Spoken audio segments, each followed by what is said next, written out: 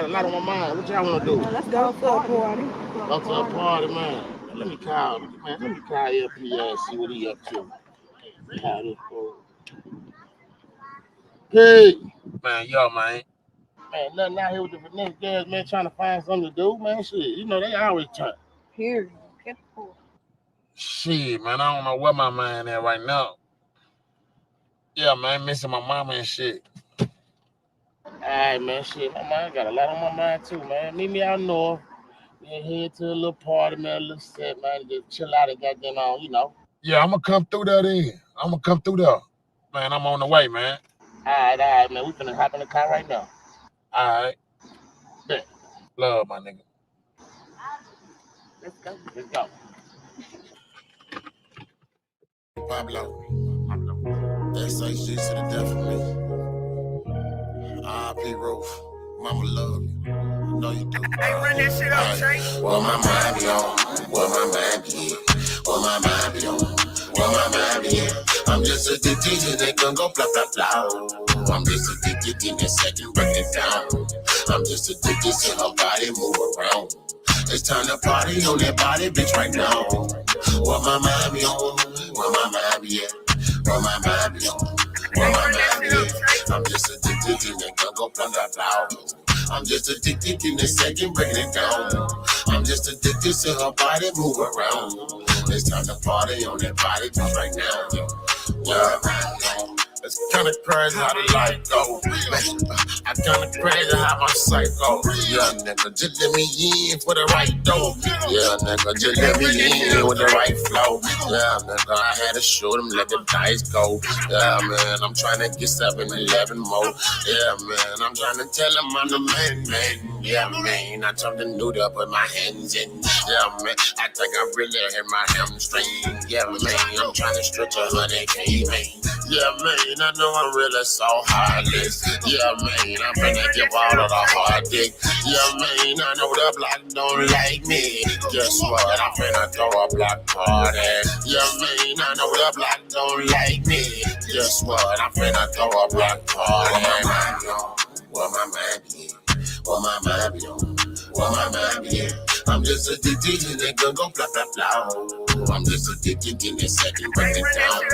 I'm just addicted to her body move around. It's time to party on that body, bitch, right now.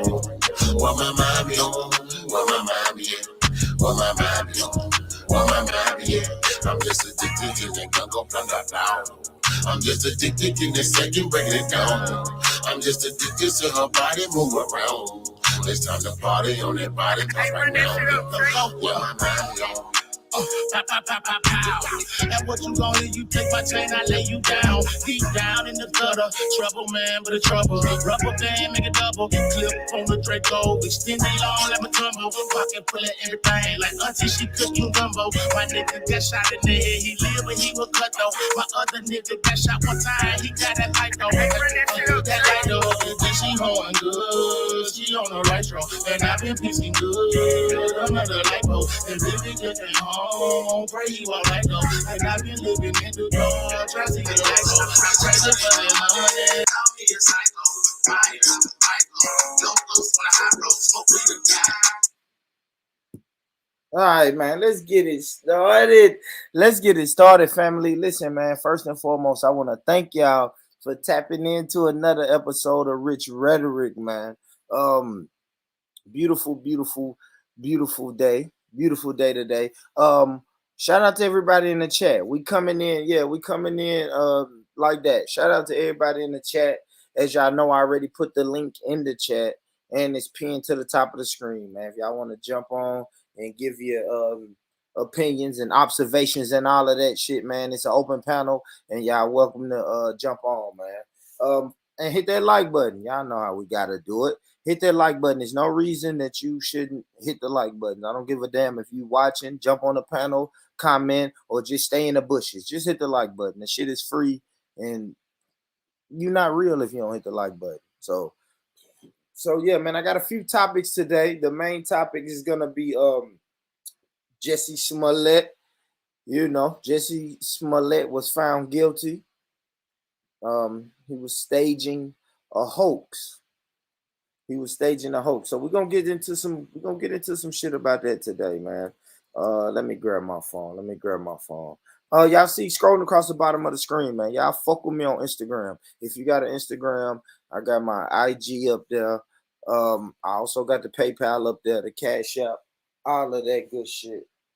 My bad, guys. I'm fumbling looking for my phone so I can find my topics.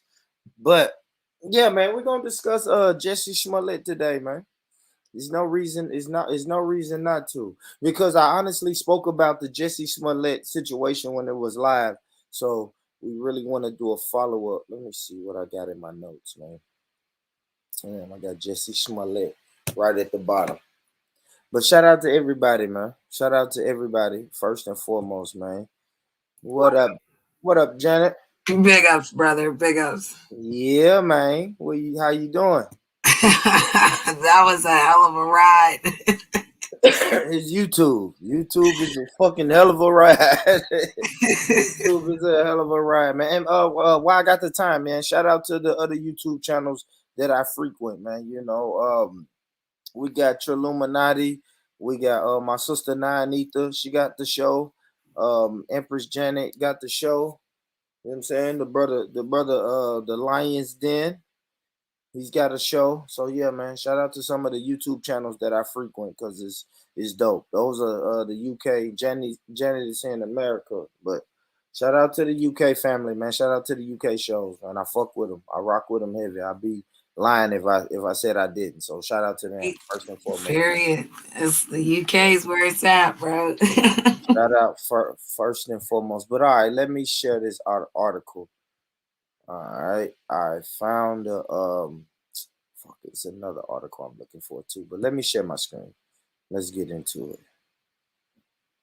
That's a good question, General. I don't know what Ashley is though, man. I don't really know what he frequents. You know what I'm saying? I shared it in a couple little Discord things I got going on, but that's it. I don't know if Ashley can see it. I used to find Ashley with fucking hangouts, but I don't do the hangout shit no more. All right, well let's get it. Let's get it, man. Let's get into it, man. Y'all's brother Jussie Smollett. Hey, before I even read this, Janet, not trying to hold on. I don't really want these videos and shit. Let's pause it. Before we get too deep into it, like Janet, so we know that we know Jussie Smollett. He's a openly gay man, right, Janet? And I've heard you say that you're not trying to get too personal, but like a pansexual. Yes. And what can you? I mean, just if you could, just get the people like a quick definition of what a pansexual is. I can basically be with a person who's transgender, straight, or bisexual. I would not be with a lesbian or a gay person because they want a commitment that I may not be able to give them. But pansexual means all in Greek. And so basically I could be with a man that actually still has a penis, but he's changing over to a woman. Or I can be with a man that likes to explore his sexuality and wear dresses. I like bisexual women. I used to be bisexual, but pansexual just allows you to open the door to be a lot freer to explain your sexuality. And so you can have an emotional connection with people. And again, if a man dresses up as a woman, to me, I like women, so that's totally fine with me. Okay. And I actually like that about a man, to be that open. So that's kind of what all means. I'm into all things, but not bad things. I don't want to hurt anybody. Love, peace, and happiness. But I don't have a problem with gay or lesbian. It's just that I'm not their cup of tea. So I got you. Yeah, nothing wrong with that. Nothing wrong. I did want to know. Shout out to everybody in the chat, man. Aurora yeah, shout out to Lady T. Yeah, I thought she was going to come up here. Sosa, Trill Time. I'm chasing you, girl. Empress General in the building. Shout out to everybody in the building, man. Shout out to y'all. Okay, yeah, I just wanted to get to that. So yeah, so we go back to Jussie Smollett, right? So Jussie Smollett, right? He was actor. Hold on, let's get it. A jury found Empire actor Jussie Smollett guilty of staging a hate crime against himself. Crazy charge, but okay. Boom, boom, boom. Jussie Smollett arrived with his family at the Layton Criminal Courthouse in Chicago on Wednesday, December the 8th. That's from the Chicago Tribune. A jury has found Empire actor Jussie Smollett guilty of staging a hate crime in which he was the victim of a racist and homophobic attack nearly 3 years ago in Chicago. The jury reached its verdict on Thursday after deliberating for more than 9 hours following a trial that lasted nearly 2 weeks. Smollett was found guilty of 5 of 6 counts of disorderly conduct over accusations that he lied to the police in Chicago about the alleged hate crime. All right, so yeah, we went through that. He said some guys in MAGA hats threw bleach on them and tied them up and all type of shit, man. So Jussie, he was facing a maximum of 18 years in prison ahead of his verdict. However, there's a better chance he gets sentenced to probation since he doesn't have a criminal history. So yeah, they found him guilty of all of these charges. He's not going to go to jail. He's probably just going to get probation. He hasn't been sentenced yet from what I've been reading. But let's read this though. Prosecutors argued that Smollett paid brothers. Well, and can you read this in Virginia? Shit, I need some help with these names. Oh, Aloe. I don't know the names. You're doing well. She said you're doing well. I got you. Prosecutors argued that Smollett paid brothers Alabinjo and Abib Abimbola or Sandario. I don't know why I put the Spanish thing on it, but they're African. These are African names, Nigerian brothers.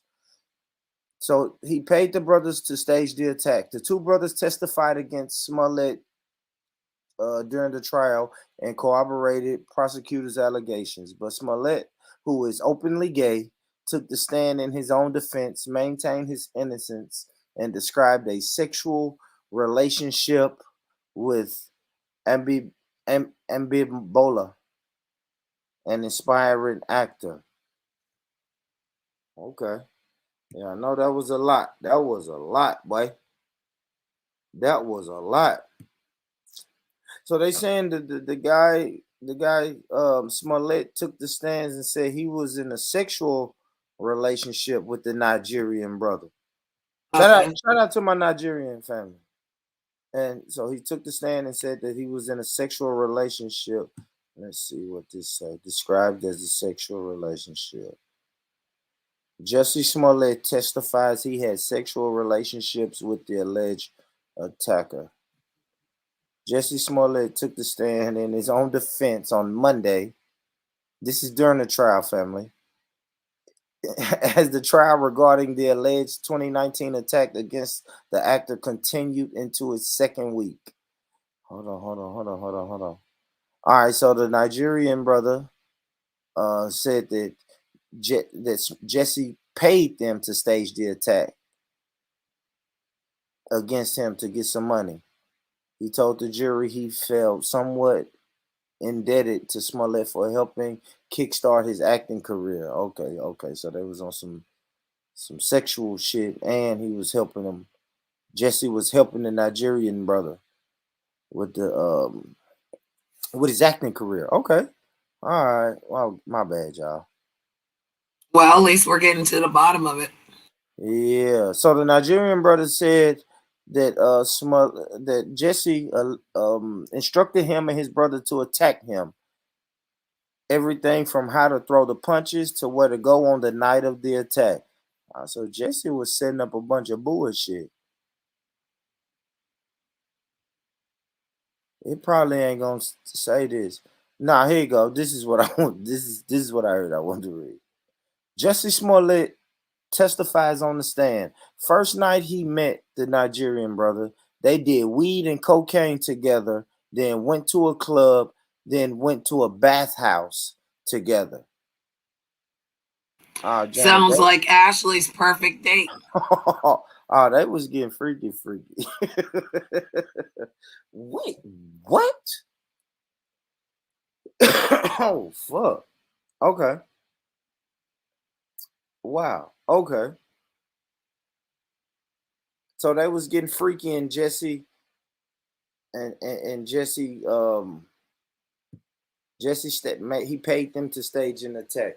I don't know, Jenny, man. What do you think? What do you think when you hear all of this? I guess the first question is, did you expect him to go to jail or even be charged with a crime? Wow. Being honest. Can I be totally honest? Mm-hmm. He didn't follow one of his rituals, so they took back the deal. And this was to allow him to play victim perpetrator.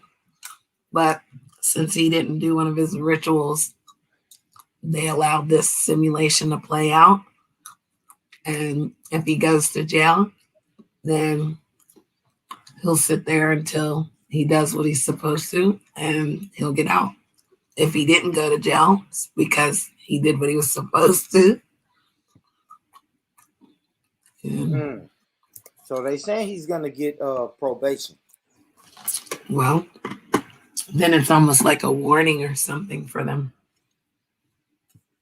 Because they're all bad people worshiping the bad side of the darkness. So can't really tell you too much. I No, don't I know. got you. I think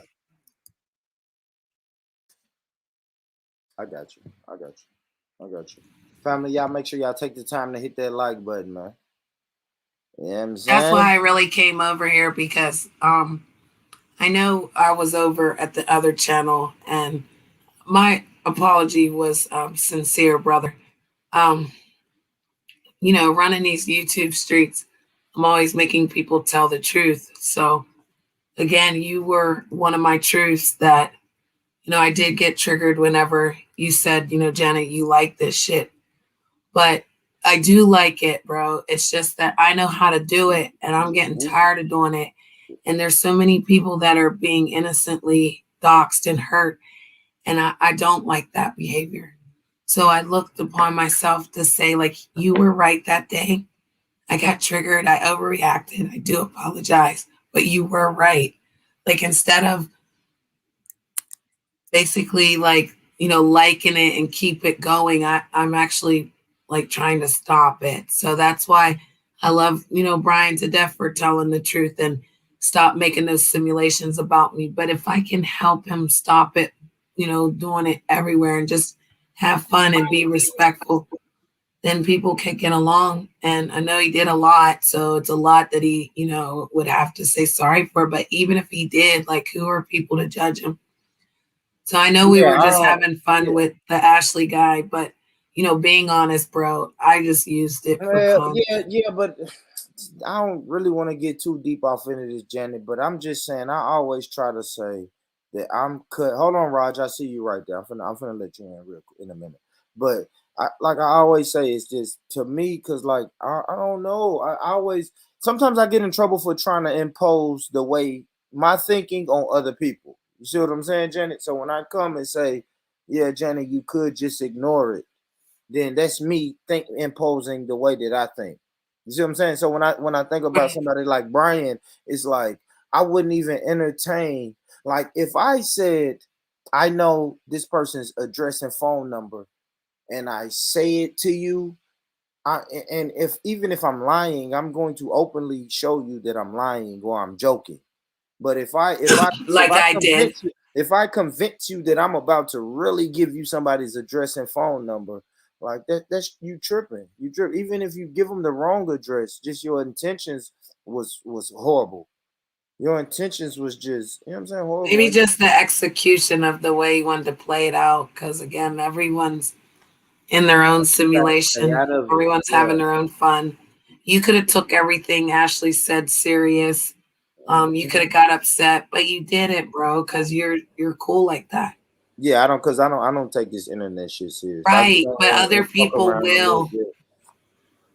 Is that you, Big, Raj? big Yeah, up. yeah, of course it's me, man. Of course it's me. I don't know, Raj. It's fucking late. Yeah, I know. The thing is, I saw Empress Janet on there, and I thought, all right, let's talk to royalty in it for a bit, man. She's batshit crazy, and I like it. She's batshit crazy, and I like it. I like crazy people. Like people tell me, I'm just like, yeah. I hate boring people because boring people just like are boring in it, man. The only way life is to be exciting with people that like speak their mind, and like even if I don't agree with you, at least you got the guts to say it in it, man. So.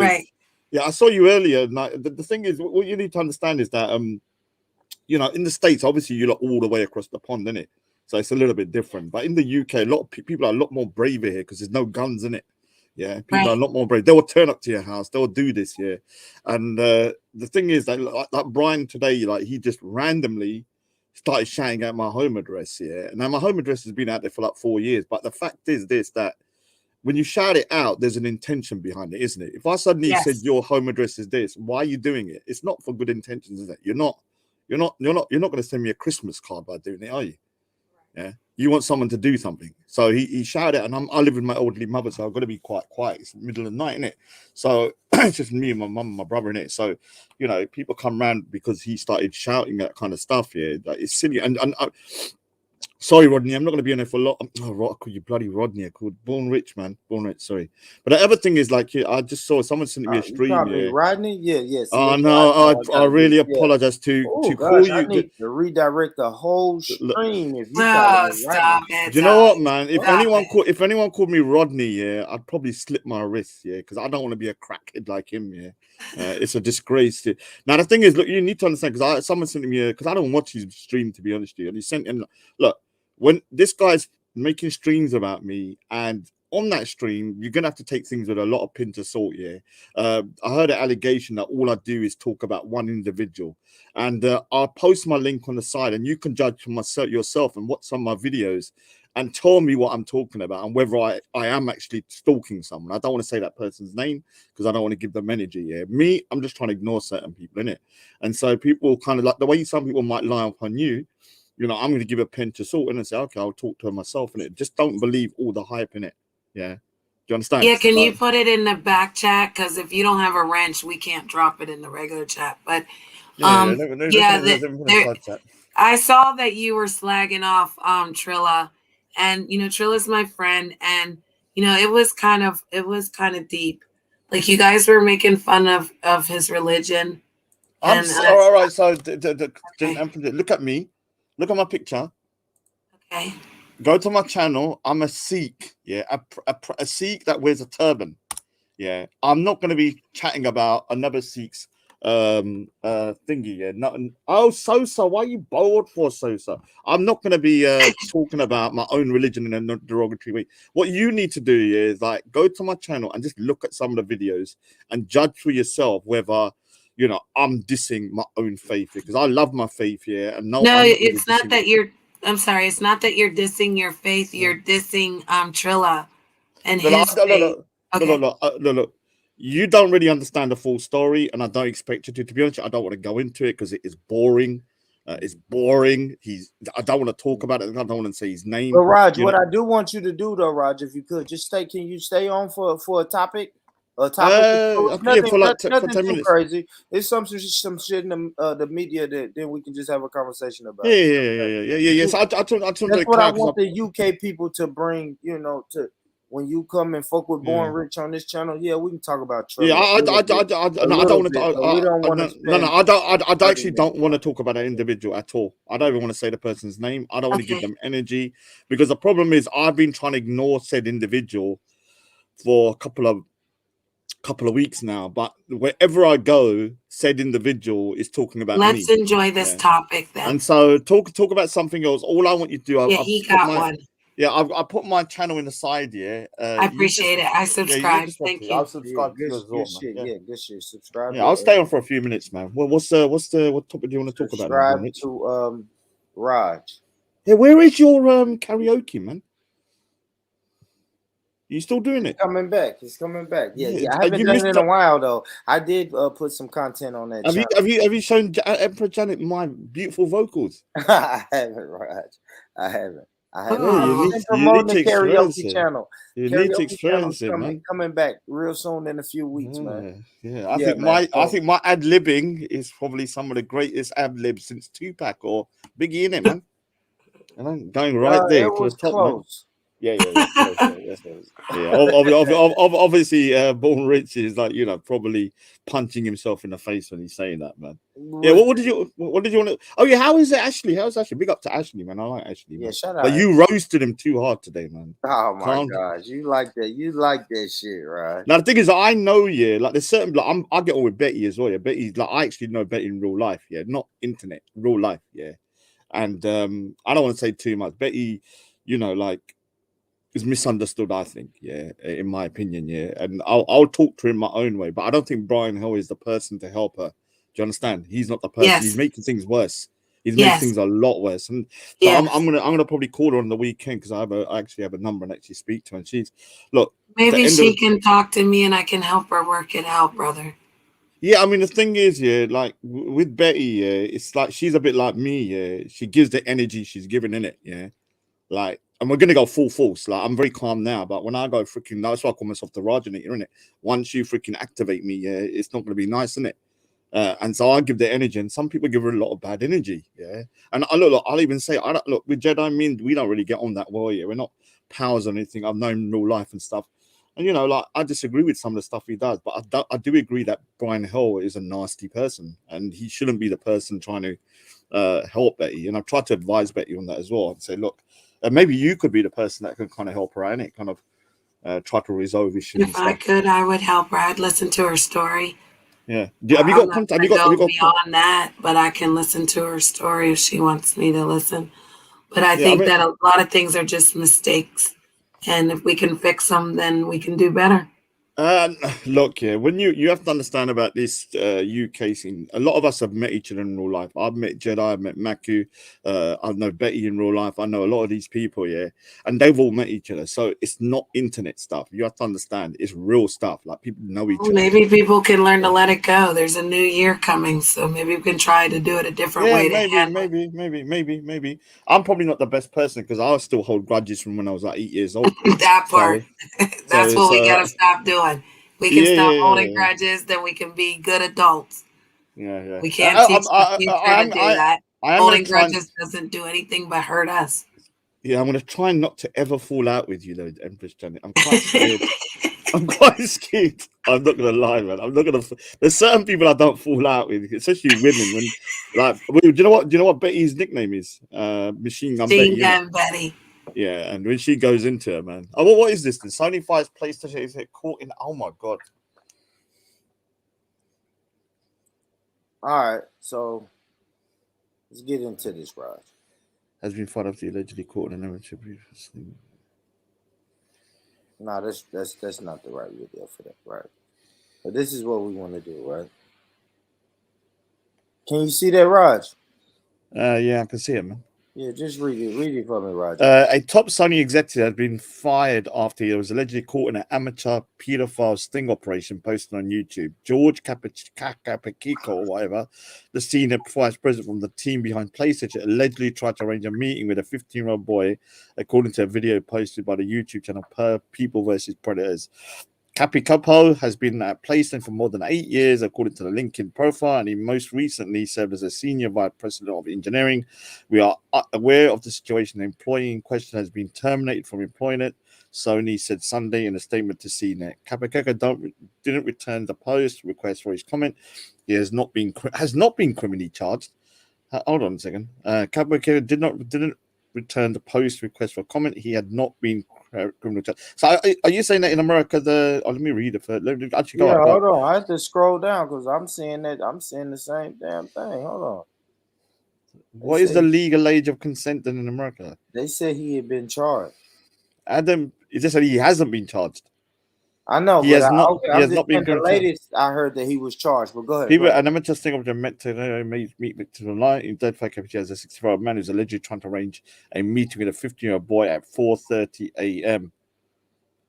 In the video, the camera walks down the street towards a house that could be wearing a black PlayStation 5. Oh no, is standing in front of PlayStation 5 is getting ruined. The cameraman referred to Kevin as Jeff, asking me he's planning to meet. We can have a conversation, or can I call the cops? The cameraman says the captain turns around and begins to walk back into the house. Kevin closes the door to the house, and the cameraman then begins shouting threats they will call the police. The video has racked up more than 112,000 views since it was streamed on Friday. The post could not access the alleged chat logs between Kepakira and the people, but contacted the decoy minor on Grindr. On Grindr, a dating app for gay, bisexual, and queer people. The two exchanged pictures, and Kepakira told the boy that he was deaf, according to CNET. He then allegedly gave his address in order to have sex with a perpetual 15-year-old boy during the logs. Yeah.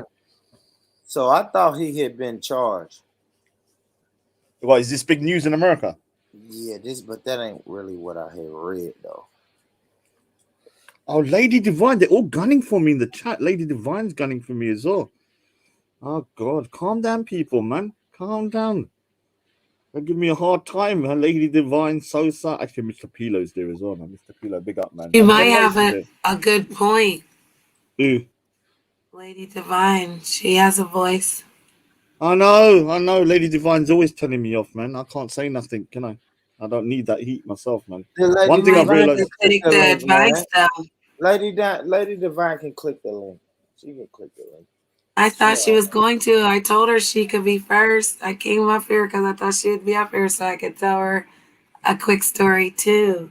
So what was the situation about that particular article that you wanted to point out? Yeah, so that was just saying that if this guy is so influential, right? This is what everybody's saying, watching, right?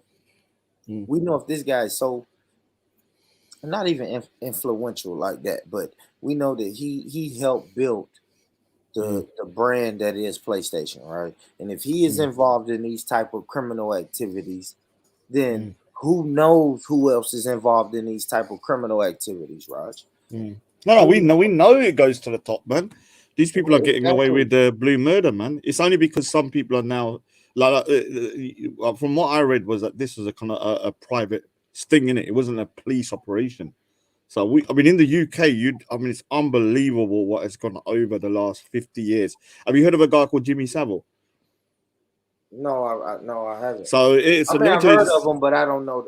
So let me just tell you. So this guy Jimmy Savile, was a children's presenter. He used to be called Jim will Fix It. So children as young as like 5 years old up to like 14 would ask, "Can we get X, Y, Z?" Then it'll make their dreams come true.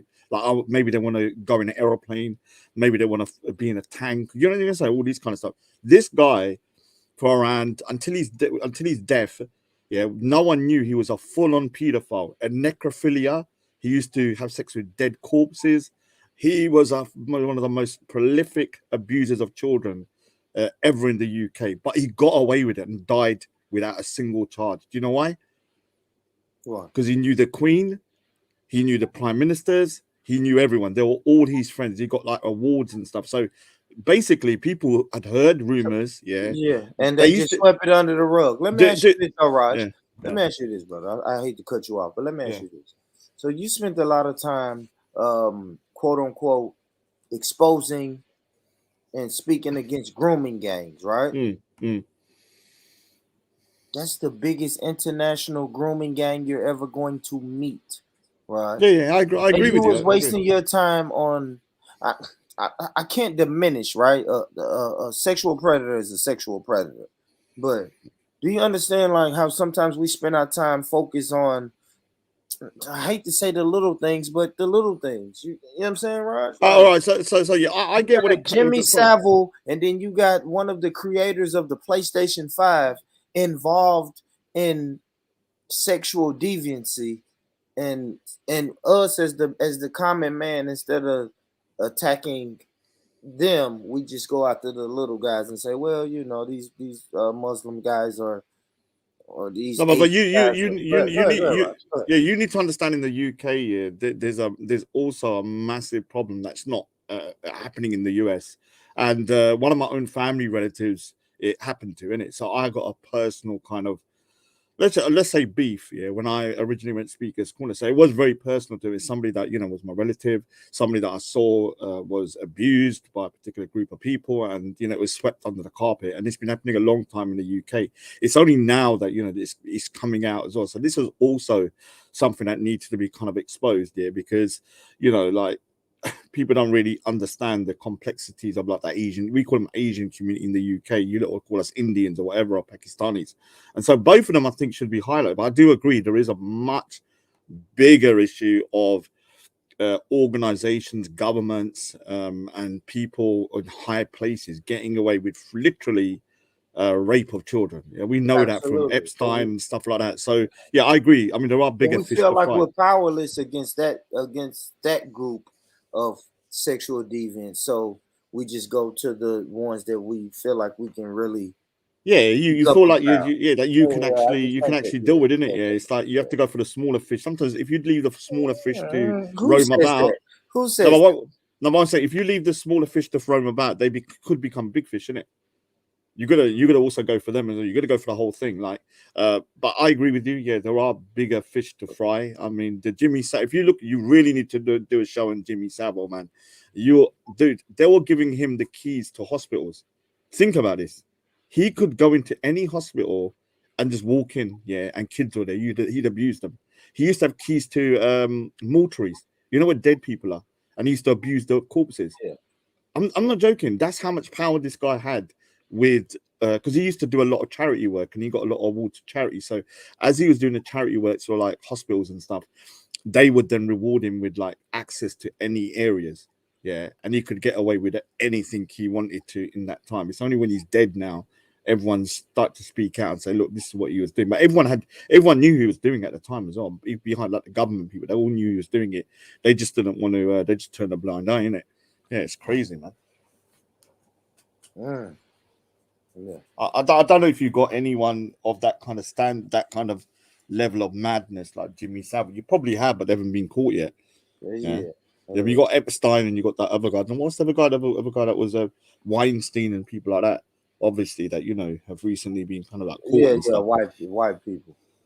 White people. No, I'm not even saying it like that. No, you're right. You're right because I actually I was have to actually really look at it. And, no, but there is this look. Yeah, I don't want to make this into a race, but when you look at certain crimes, yeah, especially when it comes to pedophilia and rape, especially pedophilia, I mean, it's not really, you don't really hear about black people in high proportions when it comes to pedophilia, but you understand?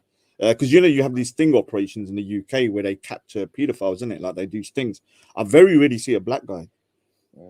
Yeah, I don't know why. I'm not Let saying me this to ask do you with race. about that, Raj. That's crazy you said that, right? Because I heard this. This is not my argument, but I heard this earlier when this was discussed as a topic. Entrapment. Now, when you read that, Raj, it was saying that someone approached him, right? Someone approached him pretending to be 15 years old. What do you think about that as far as entrapment, right? So, Raj, if I don't know. It's like, Raj, I look at it like this, yeah. All right, if a real 15-year-old boy had contacted, he would have went for it. So this is the problem, innit? Like with the pedophiles, it's like even though you got decoys, they are real kids they're talking to. So sometimes they'll get caught for this one, but I guarantee you there was 10 others that were real kids. So it's a really real kind of tricky situation. I get it. This is why a lot of these cases actually don't get prosecuted because they can get out of it and say they were entrapped and stuff. But it is a let's just say a necessary evil. I get that. Okay, if you're doing an entrapment, I guarantee you this guy had met another 10, 15-year-old boys or even younger prior to him being caught with this one. Yeah, it's not like it's just a one-off. Yeah. No, I hear you. I hear you. So if someone walks up to me, Raj, and say, "Hey, Born Rich, I can get you drugs for really, really cheap, and and then I take them up on that offer. Like you don't, and then they turn out to be the cops. You don't think I you don't think when that's a little weird though, right? all right, Like so I have to separate. You presented crime to me, and then when I indulged in crime, you lock me up. Like all right, so no, that's different though. That's right? that's different. Because when you're giving someone an opportunity to get something on the cheap and they're vulnerable into, like a drug addict might be like, I don't care, I'm out of my mind on drugs, and then you're saying I can get you this for cheap and it's a sting, that's different. Yeah, I'm not saying I agree or disagree with it. It's a very gray area with that. I think that is a gray area, yeah, because sometimes you hear stories of people being locked up and like, wow, if that person didn't give them that offer, they never would have ever have done what they did in it. There's been loads of cases where people are giving this crazy offer that's a sting. And even the judges have said, well, if you never gave it, you probably never, ever would have done that. That's different from what I say with the pedophilia stuff. Yeah, I think I'll put them in two different categories. The pedophilia stuff, I think it's a necessary thing to do. When it comes to like stings, when it comes to what you're talking about, I think that's much more complicated. And sometimes people, I think the police might even be kind of maybe even inciting people to kind of do something they wouldn't have done originally. Do you understand? Yeah, you get up. You get what I'm saying. I understand what you're saying. I understand. I understand. It's like somebody putting a car, yeah, and they left the door open with a key in it. Now, a kid, yeah, might be walking past it, like 18 years old, and he's like, "Oh, I want a bit of a joyride." Yeah, now, if that car was never there without the key in it, he never would have done it. But do I think he should still have a slap on the wrist? Damn right. He still committed a crime, but do I think it's entrapment? Yeah, it could be as well. Do you understand? Yeah, that's entrapment. But that's what I'm saying. You need to like separate. Now, when it comes to the kids and stuff, like people pretend to be children, I'm telling you, if they're talking to this one kid who's a decoy, they're 100% talking to other kids that are real kids, and you don't want that to be your kid, man. They're really the real ones. I feel you, Raj, because they did have some information. That's why they set up a sting. Yeah. I mean, it's not like there's no smoke without fire in it. They must have realized. And at the end of the day, yeah, if someone emails me or something and they're like an underage child, what am I going to do? I'm going to not respond in it because I have no inclination to do anything, or you delete it. If you click on it and start to try and want to kind of have a communication with them, then your intent is to want to do something, isn't it? So it's more to do with intent, I think, when it comes to stuff like that. Yeah, it is complicated because I've seen some of these cases, and a lot of them actually, if you'd be surprised how few actually get prosecuted because of this particular claim that they've been entrapped. You understand? Yeah. I don't know how many in America. No, I was just wondering about entrapment. You know what I mean? I want to take the conversation into entrapment. You know? Yeah. I think if you want to talk about entrapment, but you've got to separate it from the stuff about stings, about trying to get pedophiles. I think you need to put that into one category and then put everything else into another category. Now, you know, I've seen some crazy stuff that the FBI and people have done to people where they've literally given them an option to be millionaires, which never would have happened. And then because they're so desperate for the money, yeah, they will do something that they probably never would have done. I think I just saw a documentary on the guy that done. I can't. You know the car. The DeLorean. You know the DeLorean in Back to the Future. Yeah.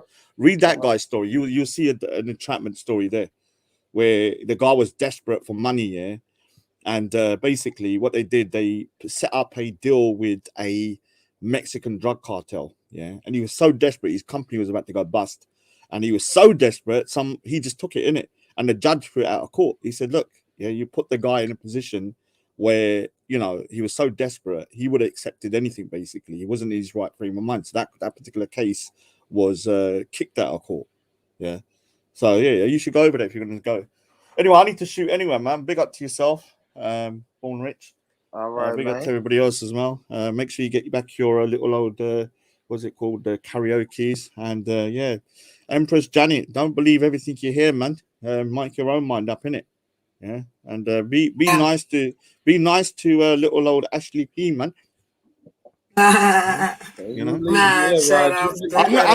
I'm gonna say something. Yeah, you leave Trilla alone, Raj. You gotta leave Trilla alone. No, let me. I know that's right.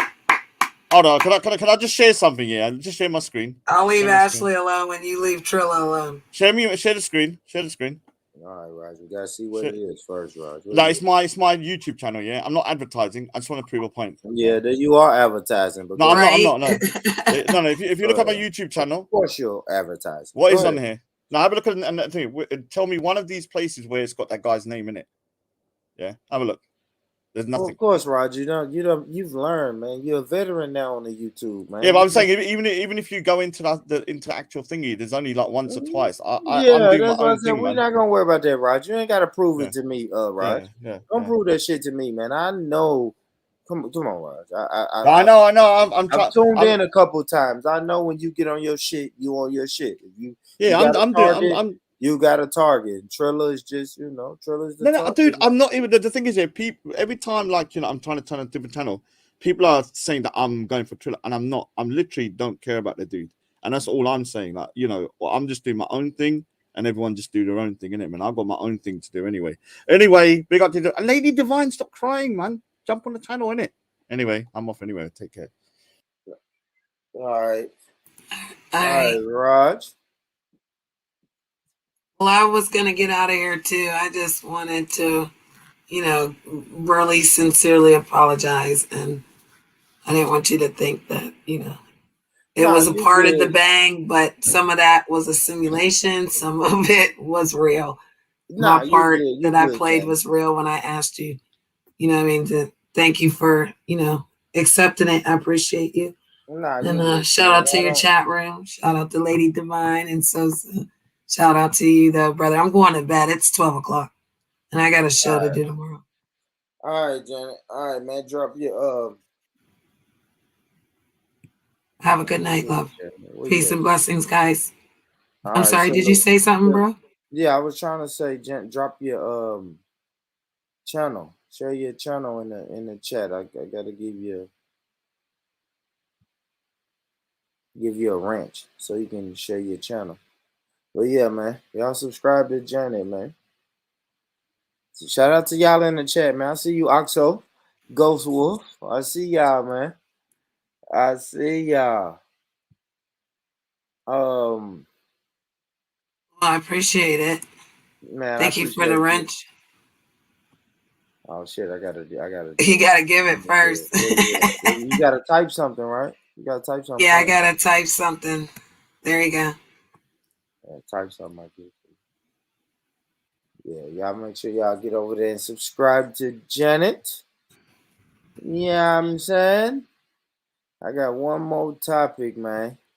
Lady D, pull up, Lady D.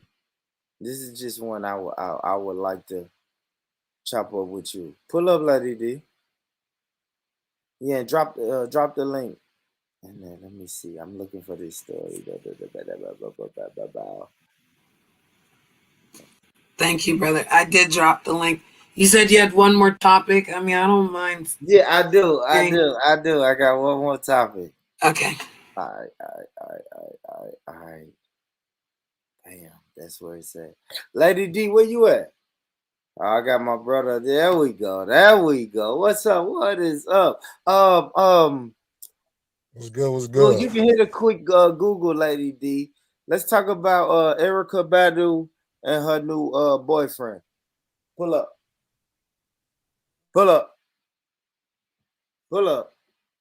Blessings, whoever came up. Sorry. I'm sorry, real quick, Janet. But y'all know I use good night. I think I never met you before.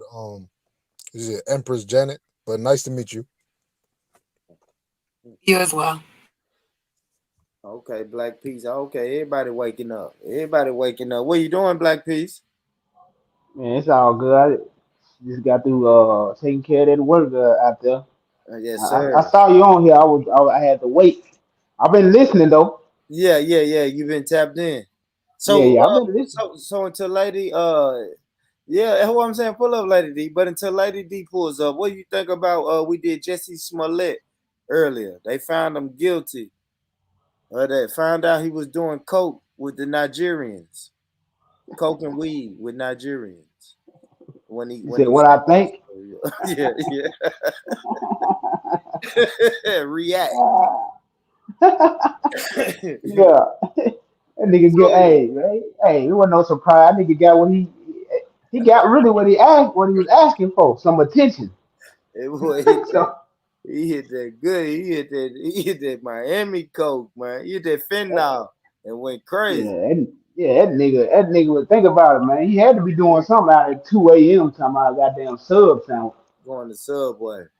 Yeah, come on, cuz. Nobody eat that nasty You ass know, shit, man. No, come on, I'm man. just glad they charged him though, and he found him guilty. I'm really happy about that because now he a criminal. So anything else he do, any fuck shit he do in the future, his ass going to jail after this.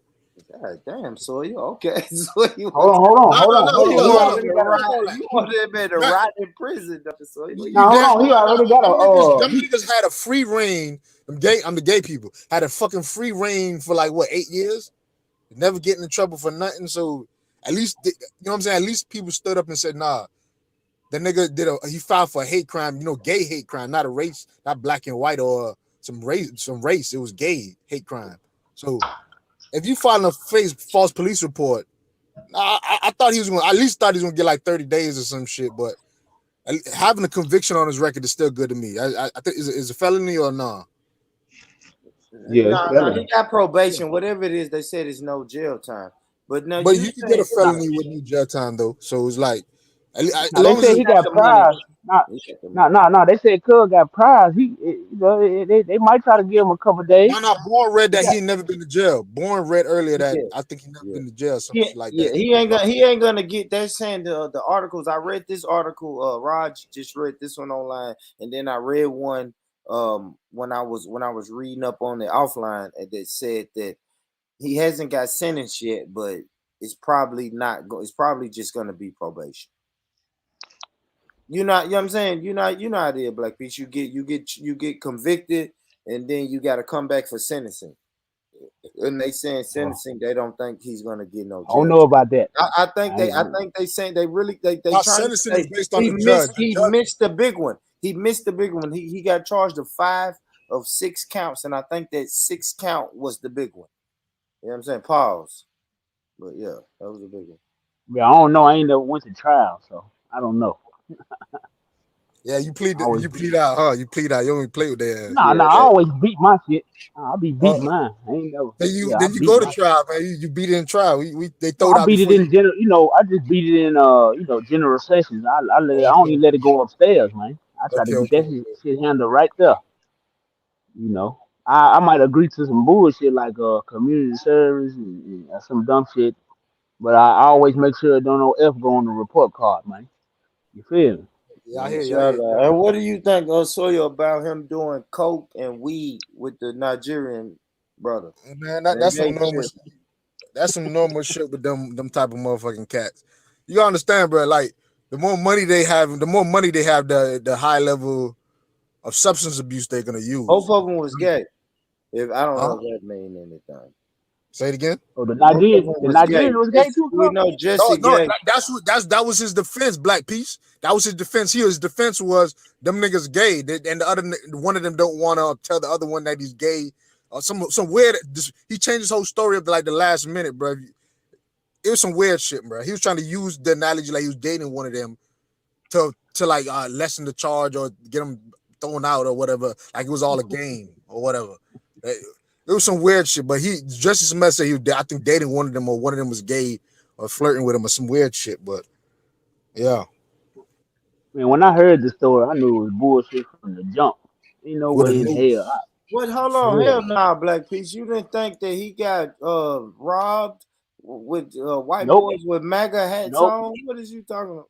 He nope, said, nope. I ain't think that whatsoever. he Nope. said that on MAGA hats. Bro, remember That's he had the he, noose on at that fucking press interview or some shit? He look, had a Remember press that look, dumbass conference. nigga still had He the had a noose press on? conference, so we played it.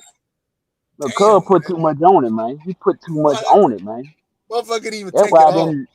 bro. It didn't sound right because he put too much on. You know how the Wild boy. motherfucker. You know how a motherfucker lying about a crazy story they done been participating in, and they just keep adding crazy parts and make themselves look. You know what I'm saying? That's what he was doing. He just kept on adding shit to the story and make himself look a little bit different than what really happened. That's what made him sound like a goddamn fool, man. He kept on, 1 minute it was just this, next minute that. Man, come on, man. Like, get the fuck out of here. White boy walking around in Chicago with with no orange man hats on, with no man, fuck out of here.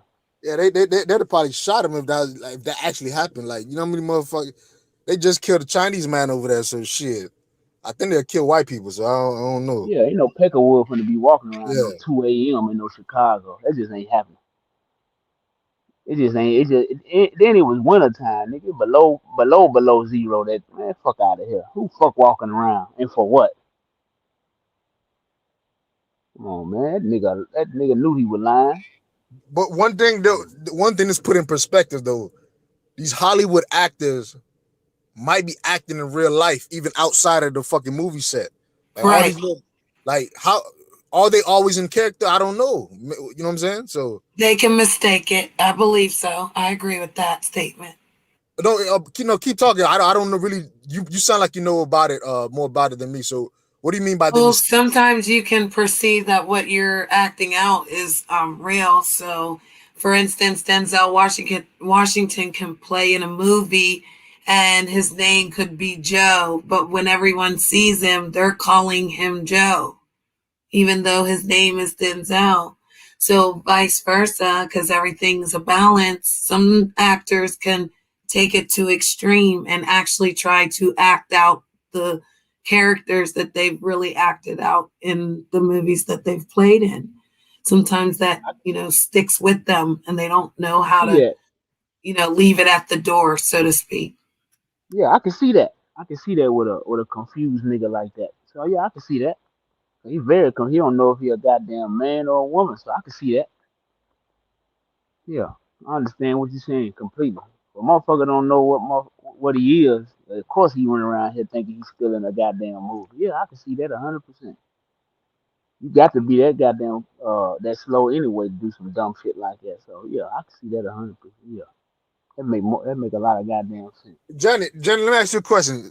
Since you're a member of the LGBTQ community, what is your opinion on, like, do you think the punishment should be more severe, or you agree with the what, no jail time, probation, sentencing?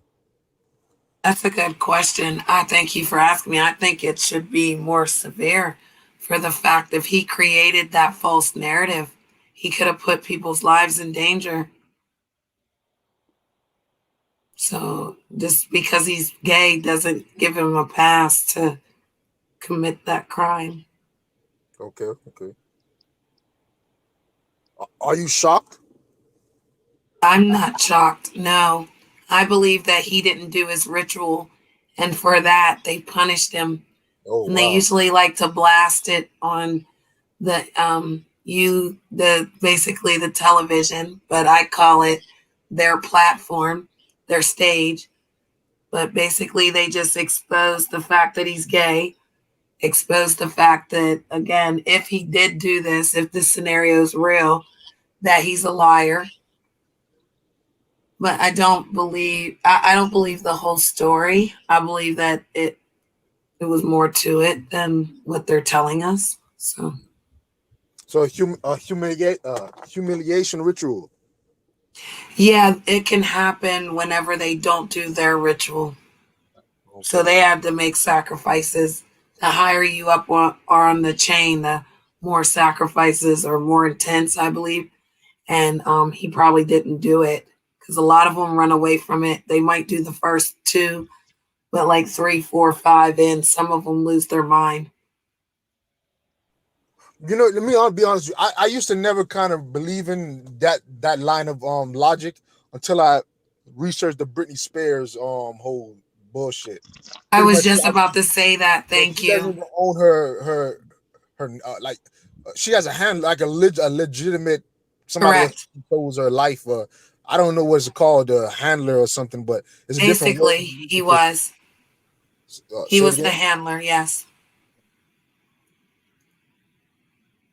But I was going to use that as an example of someone who snapped because they couldn't take it.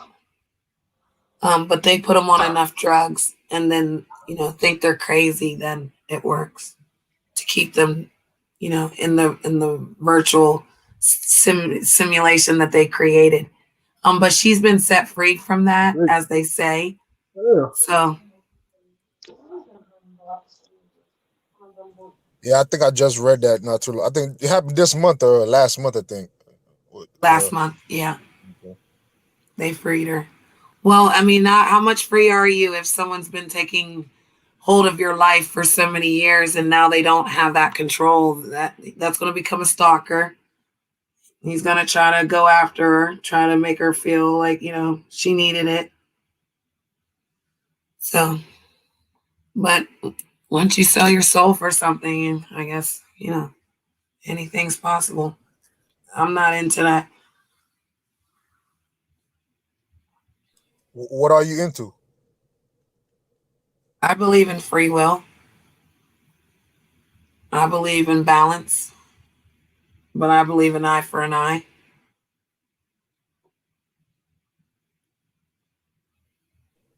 Okay, okay.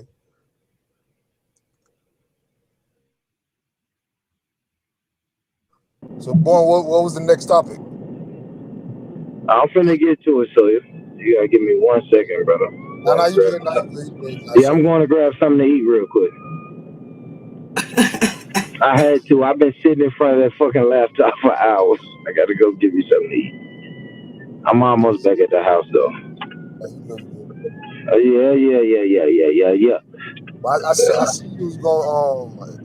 I seen you was I ain't you at some other channel shit. Yeah. So damn. What other Say it thinking? again.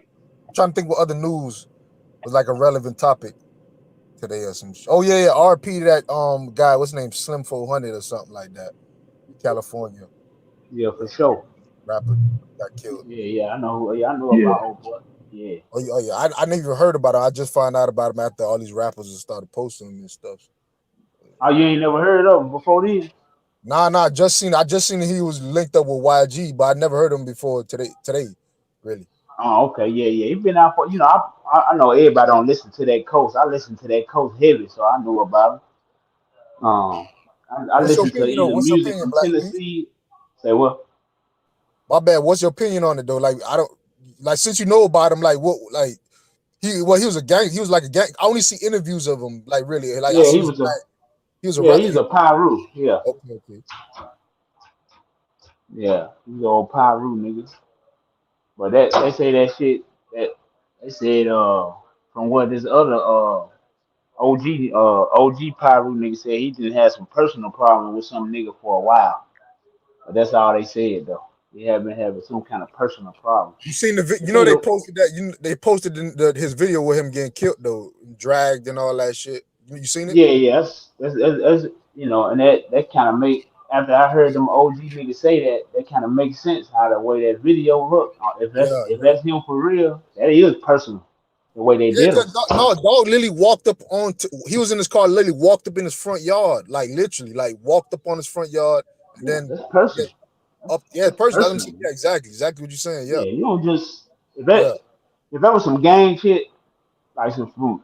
That other nigga who's supposed to did it supposed to be a pyro too. So if it was some inamigo gang shit, they just would have rolled by and shot at him or something. It wouldn't have. Gang members typically don't. It ain't too many gang members that'll walk up on a nigga. Most gang members is so they can't do shit without a group. So it's like niggas Or don't do somebody that too that often. or you're so relaxed that you allow somebody to walk on your yard. You know what I'm saying? Yeah, and he just got hit up 9 times last. Well, you don't Yeah, know, but he got shot 9 times last year. yeah. I seen that Vlad interview. Got shot in the head, the stomach, the Yeah, back, man, all nigga, type. that nigga back was so fucked up. I said, damn. I thought the nigga shit. He looked like he was supposed to been dead that time, but it didn't. But that shit always come back around. Shit, you know how shit go, man. It's just a roll of the dice. That's the same shit that Nipsey shit. Them niggas try to turn that shit into a conspiracy, nigga. Nah, man. Nipsey just was out. That nigga was out of bounds. He wasn't supposed to be right there. Give a fuck if it was his store or not, nigga. You don't stand right there. So, niggas had to find out the hard way, man. Niggas still ain't learning though. These rap niggas, they keep thinking this shit a game, and then he was on the borderline. He wasn't even in his own hood. You was on the borderline of two hoods that's going at it right, or three hoods that's going at it right now. Come on, man, you live in the wrong spot to be sitting outside. Cause he's Yeah, literally living on the borderline. I'm talking they about the call it border. they call it the gun line. That's the gun Yeah, line. Yeah. that nigga was on the border of the '60s in the Inglewood families, the A-Trade gangsters and the A-Trade Hoovers. All them niggas don't like the rolling '60s. They killing the shit out of each other. Nigga, 10 niggas done died in a week on one side of the fence. What you think they doing? Niggas coming, man. Niggas playing tennis right now, going back and forth. It's gonna keep happening too. They don't give a fuck who you supposed to Whack-a-mole, be. yeah. Whack-a-mole and ping pong and shit for real. Yeah, it's like nigga, they don't give a fuck who somebody supposed to be. They catch you on that opposite side. That's your ass. That's just that's what they do. That shit, that's they culture out there, nigga. That neighborhood shit is something serious out there. They don't care about that. So, but whoever did that to dude though, that had to be personal, man. I just should have been sitting out there like that. He a damn fool. I wouldn't have been sitting out there. It was bullshit. He should have been ducked off. You don't be sitting in no car like that. That's stupid. Yeah, I hear you, but it's like the guy literally got to be able to walk. Like literally walked. He didn't run. He walked up on him, walked literally. So it's like I don't. I don't even know if it's the car. It's like nobody was there to see a man walking up on you to your in front of, on your grass, your side, like on your on your pavement where you park your cars. There's even a car behind you. It's like, so I don't know, man. You kind of right. It sounds personal, so I don't even know if it mattered if he was in the car. Might have been somebody like he was cool with. You know what I'm saying? Yeah, it's Something on your head is on your head or some shit. Like right. shit. And it was Yes, sad though, Kadar really fought for his life. He literally tried to fight for the gun and shit. I'm like, damn, motherfucker. But yeah. But RPM though, man.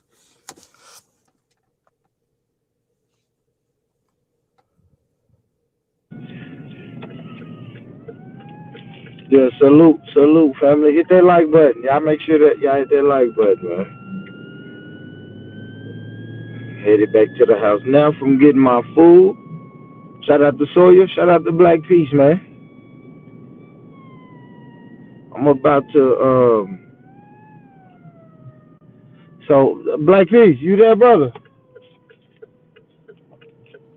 yeah. What up, man? Damn, I didn't know. Okay, you can hear me. Yeah, I can So hear. what do you think about Master P son leaving What about him? leaving Tennessee State University? Shit, ain't got Besides nothing to do with me, dick. they You got nothing to do. I don't give a fuck about no TSU. Why you say that? Why you say that? Well, what I can give a fuck about? I ain't got no investment over there. I don't give a fuck about that.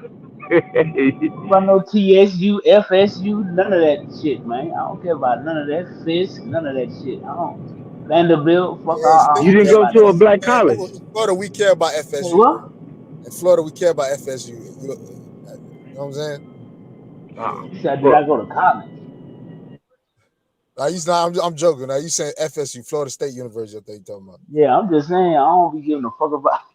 I don't care. I don't even watch that shit, man. That basketball shit or whatever he play. I Yeah, don't me watch neither. I that. ain't gonna lie. I don't even watch that shit no more. I don't watch that, man. I When got I respect catch on sports, I something. catch highlights only. I don't watch and sit down and watch no damn game.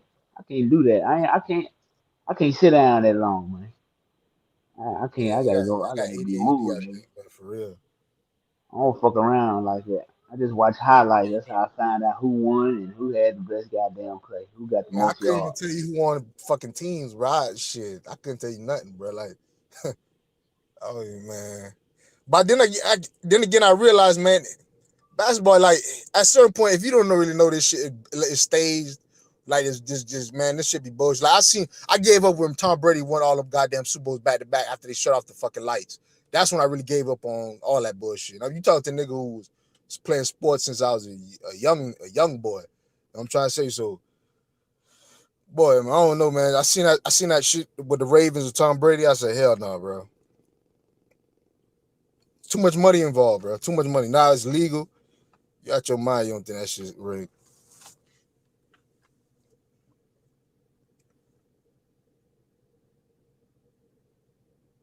But I salute to Lady Divine, though.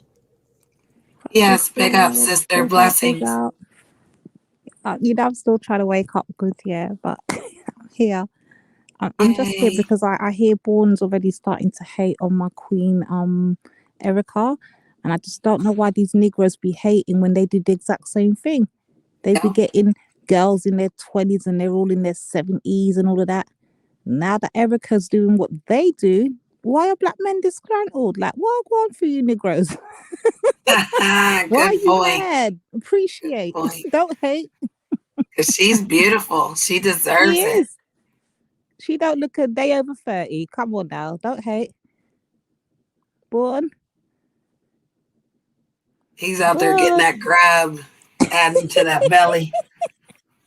Erica's out here slewing these Negroes, yeah, and they're just hating, man. What's going on?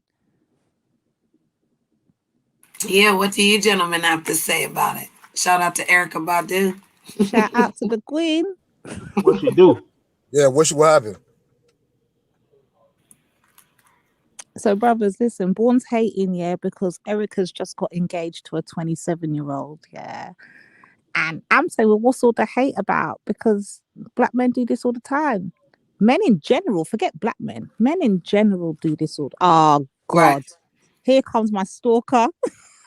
Oh, I like a I'm going into stalker. You hiding. got stalkers, bro. Is that Trilla? I'm out. Yo, hold on. No, don't go. I'll protect you, sister. Yo, what Is that happened? really Trilla? Yo, Hold on, guys. Is that Trilla? Yeah, can you hear me now? Yeah, that's him. I know his sexy voice. I got you, Trilla. Yeah, I'm not gonna hang around, Divine. If you think, yeah, man. Why? We can what work happened, it Divine? out. I don't even know what happened. It's just I said that. Let's work it out. I like when we do kumbaya. Yeah, this is what Trilla does. Like, let me put you brothers on game. Trilla follows behind me, yeah, and he'll be like, all trying to have conversations, like these conversations, and then he'll be running around telling people, Divine loves me, Divine loves me. Man like woman. Hey, Divine, come on. How come you ain't tell me, Trilla? Harmless banter. If I've ever said anything to offend you, man. Oh, you trying to go for Lady Divine, Trilla? No. I think Divine no, said you the are other a day. ladies' man. No. I think Divine said the other day she was considering on marrying me or something like that the other day. So, I don't know. She changed her mind on the stream. I don't know. I was until I heard you started talking about how misogynistic you was, how women are just bitches and hoes. No, you didn't. I did not say that. Yeah, I did not say that. No, he didn't, girl. He was telling me how he'll romance I them. did not say that. You refer to women as bitches and hoes, and I hear you talking about women buy you £500, 50-something inch TVs, and I was like, yeah, I can't marry this. This has got to go. All right. Well, where's H? Bring back H. We don't want Trilla. Bring back. Maybe he was referring to them other scallywags. He wasn't talking about you, girl. Yeah, I don't know where Divine mixed messages, man. Honestly, like really, you know you're a player. You know you're a player. No, but I don't know, man. I don't. I just keep my options open. You sitting next to a real woman, honey. You gotta treat her with respect, honey. You can't be saying the B word around her, okay? I always try to be respectful around Divine. I'll help you get some coochie right in your hometown. Where y'all located? I'm okay, I'm okay, man. I'm good. Big up yourself, Trilla. What are you saying about this though? Differently, like what are you saying about women in their 50s getting men in their 20s? How do you feel about that? Good for them, man. Cheers, done that. Why not, man? Shit. I think I recommend it. If anything, women can do it too. Then, right? Yeah, I think the women the guys in their 20s would treat those women probably better, just generally speaking. You know what I mean? Like that are older. You know what I mean? That I sort of see one stream one time, and they were like, you know what I mean? Like where one woman was like, right, I get with a man, you get me around my age, he ain't treating me right.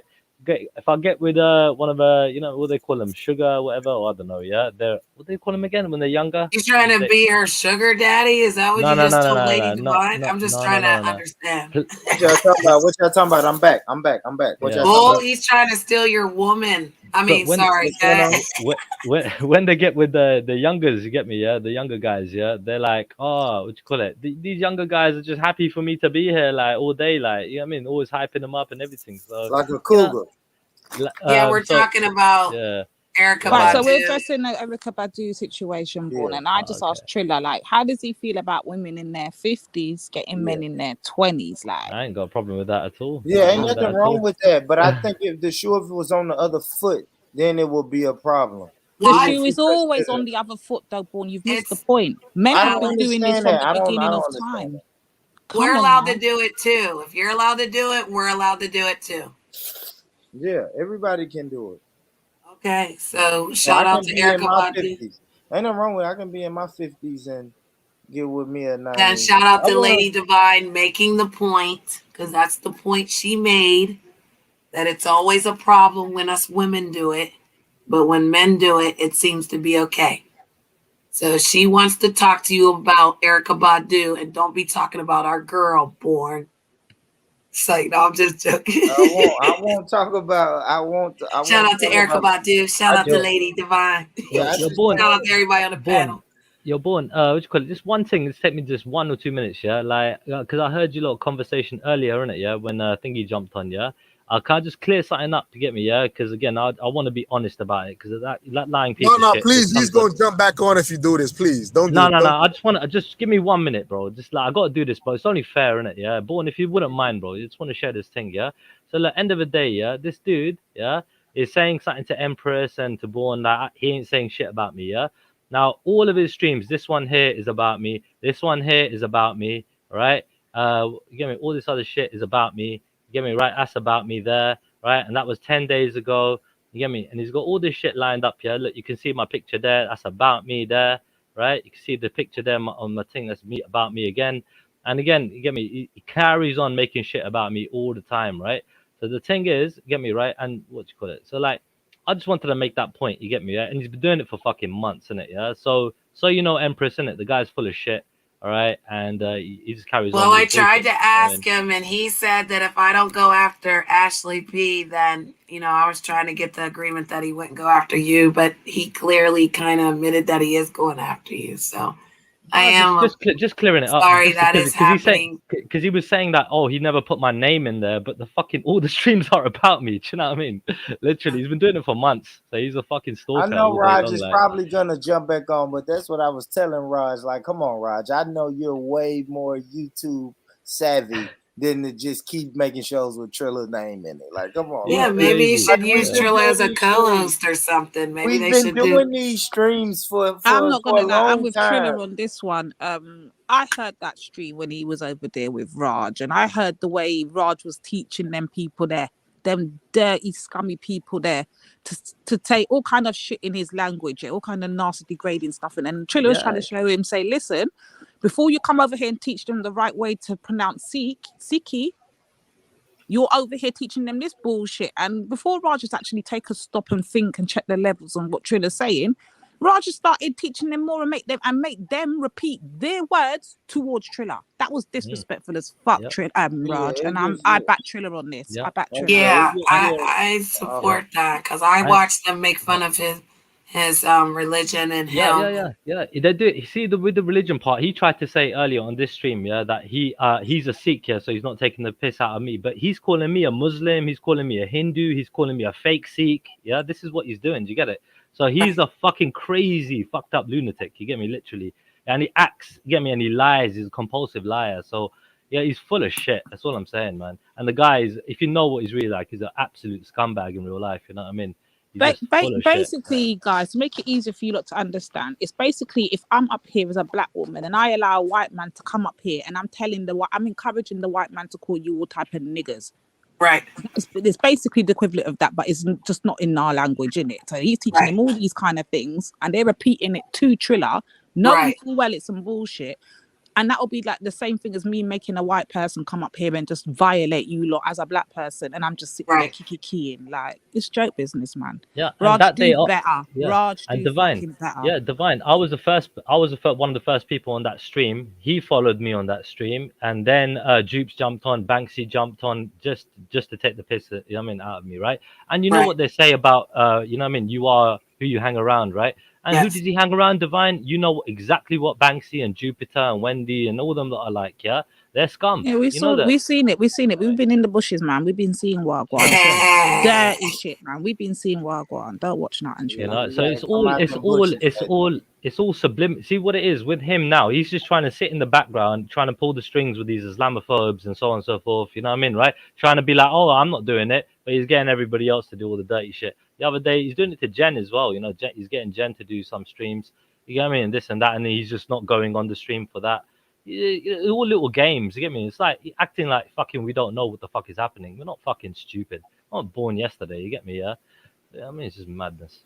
But yeah, I just wanted to clear that up, man. Anyway, man. I mean, you're being attacked and no one's hearing your story. So I'm glad you got your story out, because this is what Born Rich had brought to my attention. And I don't like this behavior. So I do apologize that's happening. And maybe if he can let go of the grudge, he said he has a hard time letting go of grudges. So if he could let that go and kind of apologize for his behavior, maybe you guys can move on. He's a nutcase. He just wants to get people to attack me. He's trying to get the Sikh community to attack me. He wants to get Muslims to attack me. He wants to get anybody he possibly can to physically harm me. You know what I mean? That's what he wants. You know what I mean, right? He's trying to stir the pot like that. He's actually freaking, you know what I mean? So it's all there. You know what I mean? It's all on his streams. So there's no fucking, you know what I mean? There's no bullshit. You got his channel now. You can see it for yourself. You know what I mean? Guy's full of shit. So yeah, because he can't do it himself. He could never fucking fight me. You know what I mean? So he's trying to get other people to try and fight me. You know what I mean? In a way. So well, he has a perfect opportunity to come back and explain himself. Oh, well. He has a perfect opportunity to admit his wrongs and do better.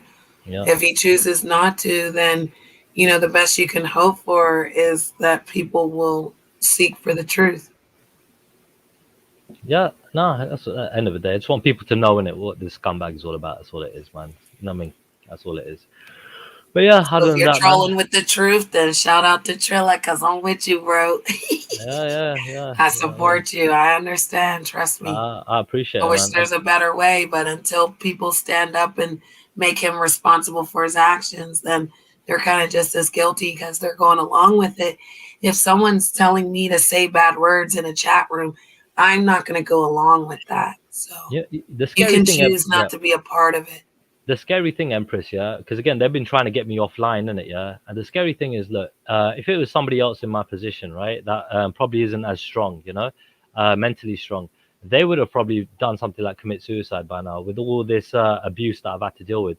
I mean, you know, for a long time now, months, and some of it got really bad. The guy was making photoshopping images of me and portraying me to be something that I'm not, you know what I mean? And yeah, it's really bad. And this is one of the things that I was completely against when I first came on. And then when people endorse him, when people want to be chummy with him, bigging him up and everything else, I can't stand it. I just think I can't either. Trust me, it took a lot. But I applaud you for being strong, Trilla.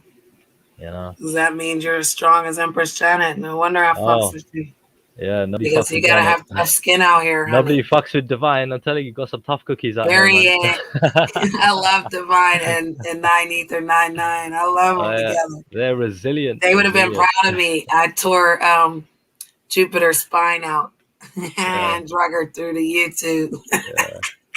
Yeah, I can't think of me saying a bad thing about Divine, but you know, it is what it is. You know, better not. I don't think I ever have. We're gonna have to ask you to apologize.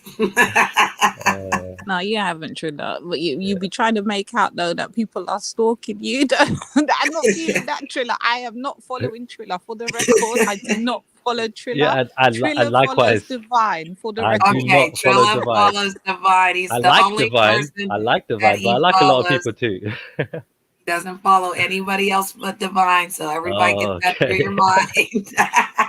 Yeah, you can go with that narrative, Divine. What is it? Damn, I thought you were following me though. Why are you chasing black women around? What you doing? Are they off limits? No, they, I mean, hey, Never, darling, never. if they going, they going. You know, I can't say nothing, man. As far as I know, Divine is single. As I far know as they I know. Hey, go Divine. She can have whatever she likes. well, she really Hey, can't. Ain't no hey, ain't no hey, ain't no hey. We're not doing hey. Oh, he's about to Not, show his true yeah, love for the you, king's darling. spoken. The Grace for king's impact, spoken. Lady Divine. The king's spoken. We've got to get back into our place in our yeah, we're not Yes, gonna get back in do. our places. She cannot have whoever she likes. Like that's impossible. That's my baby. What's going on with you though, Lady Divine? You good? You good? You know I gotta ask you what happened. What happened earlier? Why you didn't come on the platform earlier? Me look like I want to get caught up in their bullshit. I don't let people lead me into bullshit, you know. And I see what go on. I've been watching from the very beginning. I've been in the bushes, and that's where I'm gonna stay. When you see something happening, you see a trap being set, and the person walks right into the trap, there's nothing you can do at that point, other than just collect intelligence. So you have to just go and collect the intelligence and just make it play out and see where this goes. That So was you a don't. red Shout out flag to right in front knowledge, of sister. all of our faces, and everybody walked right up into it. And I just find that amazing. Like, our people will never learn. Never. That's all I can say to that. Yeah, you'll have to break that down later. But I get you. I get you. I guess. Very well said, darling. Very well said. I guess. I guess.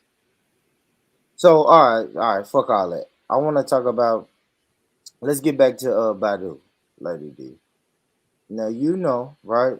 If I want to get me a 21, 22-year-old woman, women are gonna look at me like I'm out of line. I'm out of bounds. It's just it's too big of an age gap. You know, Wait, hold on. Say that yeah. again. Did I hear correctly? Say Yeah. that again. So if me, right? So if I'm a man, right, at my age now, if I want to get me a 22-year-old wife, people are gonna look at me like I'm crazy. They're gonna say that I'm violating. But when you let somebody like Erica Badu do it, then it's all good. It's no backlash. It doesn't even look weird. It's It like big doesn't up look to no her. nothing They're bigger like up. They'll big up yeah, you're something big like up. She's yeah, a Well, proud definitely. cougar. but Like he's not we giving even the have story names straight, for it. Trilla. He's skipping parts of it because what Born means to actually say, let me correct him. He means to say men have been doing this from the beginning of time, marrying down, marrying younger, marrying, Yeah. because remember, women Yeah. let's be real, we have our sell-by date, right? There's times when the reproductive system and all of that stops and, menopause will kick in and all these things. So we expect that. Scrambled eggs. Hey, I Right. did. Hey, I'm married You young, see, there we go. younger. There we go. Right. But I just find it a Yeah. bit funny now that Erica, a well-established, well-powerful, self-efficient, a lot to offer. She's not coming to the table with nothing. Has now married down an age group, as in not in mindset, not in anything other than age group. Yeah, she's 50. He's 27. I'm not understanding why the man them are just getting mad out here. I don't see. I I don't see don't why get they're it. getting mad. Yeah, I don't get it either. Madonna's been doing this for how long? No Yeah, one questions when she does it. We saw the other day with the Kardashians. What's the drunken one? The one of their ex-baby fathers. He went and picked up that Lionel Richie's little daughter. No one says anything. Like, come on. But when a Divine. woman does it, Yeah.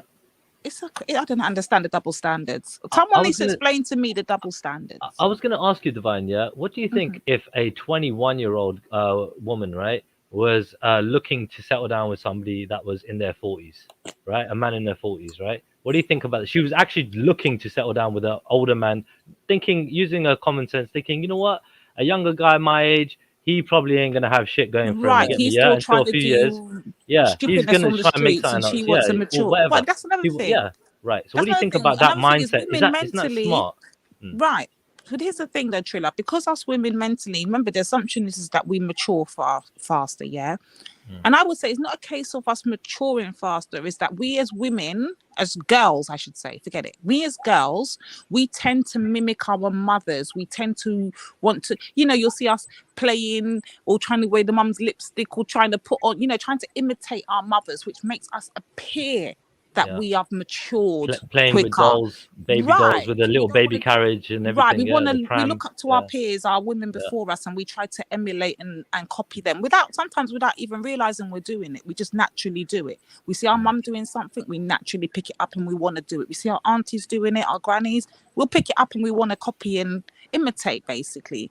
So the appearance is that we are we mature faster, whereas the boys, they want to play around, you know, they want to fight, they want to play cowboys, Indians, whatever the hell, they want to do whatever they're doing on the streets, you know what I mean, when they're playing with amongst their peers.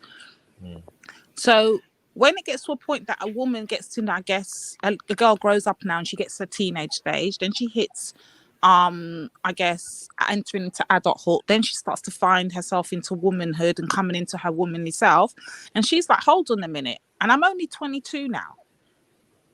The guys that I'm looking at in my age group around me are still trying to do shit that we were doing in high school, and I'm not trying to do that. I'm trying to, you know, get money, make myself, find a man, settle down. And 22, she's already thinking on that because she's seen her mother, her aunt, he's her grandmother, and all of that do it. So she's already thinking in that mindset. Whereas the boys are still trying to be free, have fun, hang with the boys, go clubbing, do whatever they do, you know. So she goes and gets a guy older that can more fit into the lifestyle she's looking for. It's not a problem then. Nobody questions it. Nobody thinks, okay, well, they just think, okay, well, she's more mature for her age. What would you tell your daughter? Woman does it, now she's cradle snatching. What would you tell your daughter if your daughter came home and said, Mom, I met a great guy? Your daughter's 21. She said, I met a great guy. He's 46 years old. What would you tell your daughter? She's 21, yeah? I don't know. Honestly, my answer is born. I don't know. I'll have to meet this guy. I'll have to find out who he is. When you meet him, he looks like me. But at 45. No, I'm saying, like, you know, generally, let's put that in context here. So, like, what would your first impression be if she brought home a 21-year-old compared to a 41-year-old, for example, whatever, right? Like, wouldn't it be in your mind with the 21-year-old, okay, 41-year-old, it'd be alarm bells for some reason? For real, if I'm being honest, if I'm going to be honest with Trilla now, I'll be saying, you know, if she brought a 21-year-old, I'll be like, okay, because it's fun age, but I'll still want to know a lot about him. I want to know what he's doing in life. Is he on the streets? Is he a gangbanger? I want to know all these questions. Like, who is he related to? Who's his people? I want to know everything. Now, she brought home a 40-year-old. I'm not going to lie to you. It will be a question that first pop. Why are you with my daughter at your big old age? Yep. But then I'm going to start why is that the case, you reckon? Because I'm going to start looking into who is his previous partners and why they're no longer around, and what is the interest within my daughter. I want to know, is it her you want, or what is your intentions, basically, is what I'm getting to. I want to know what's his intentions. It is the first I'm trying to figure about Erykah Badu. But see, that's what I'm saying. I'm going to get to this, Born, yeah? Do you think one of the first things that might come to mind is pervert, for example, or something like that? And if that was the case, right, like I'm just saying, for example, one of the first initial thoughts, right, because that is kind of gets what thrown out there, yeah, the shaming, you know what I mean, between when an older man gets with a younger woman, right, and, you know what I mean, that shaming business. So I see that Erykah Badu thing in the similar kind of context as shaming, you know what I mean, Erykah for basically, you know what I mean, getting with a younger guy, looking at it in a more, I don't know, like, you know what I mean, do you hear what I'm saying? That whole shaming business. Yeah, in a more perverted way. Yeah. No, I understand that, but if we look at recent TV, for instance, if we look at, come on now, you guys are Americans, so come on board. Let's look at all the housewives, the white ones and the black ones. If you've noticed, in every single housewife, you've got women that are in their 40s married to 78-year-olds. You've got women, that means they met them when they were, I think you've got Portia's doing it now with the African guy, yeah. Then you've got, what's it called? That other one there, I forgot her name, that new one that just come in. She's doing it with her husband. He's a black man. I think he's in his 60s something. She said she met him when she was 21 or something like that. Then you've got the other one. Oh, I forgot her name. All of them, if you look at majority of those women, and they're rich white women, rich. Nobody bats an eyelid. Nobody bats an eyelid. Nobody says anything about, you married him for the money, or you married this, or you had that with Hugh Hefner. Like, you lot got plenty of example of men that are old, that pick up big young girls like in their 20s or whatever. But as soon as a woman does it, i.e. Erica Badu, that's been through life, that's already had her children, that's been very successful in her career, that's making her money, and she now marries a 27, not even 21, 27, soon approaching 30 round the corner. It's a massive issue. Madonna's been doing it for years and no one calls her out. Nobody. Come on now. Yeah. I mean, the oldest I think I've got with would be probably 10 years older than me. That's the oldest that I've got with, like, and it was just like a one-time thing, or maybe twice, I don't know. But like, you know what I mean? It was like it's minor. Like they've settled down, they got their kids and everything. You know what I mean, right? And they're single, and yeah, man, just hit them up on a dating app, and bam, she liked me. I thought, yeah, I like her too. Bam, link up, do our thing, and go home. Do you know what I mean? So and her making a relationship out of it. I mean, that's probably more better, right?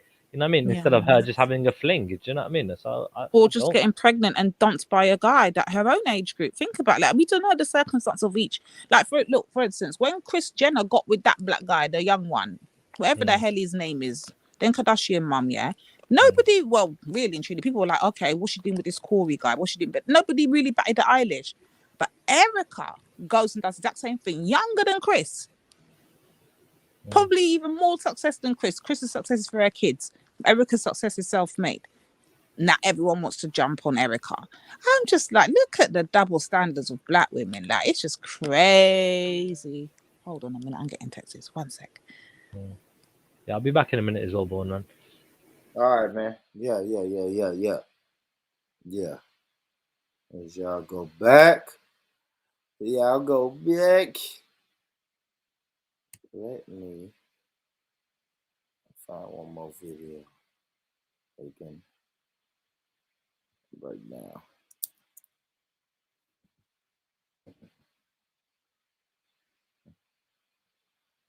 Let me see. That's a good one.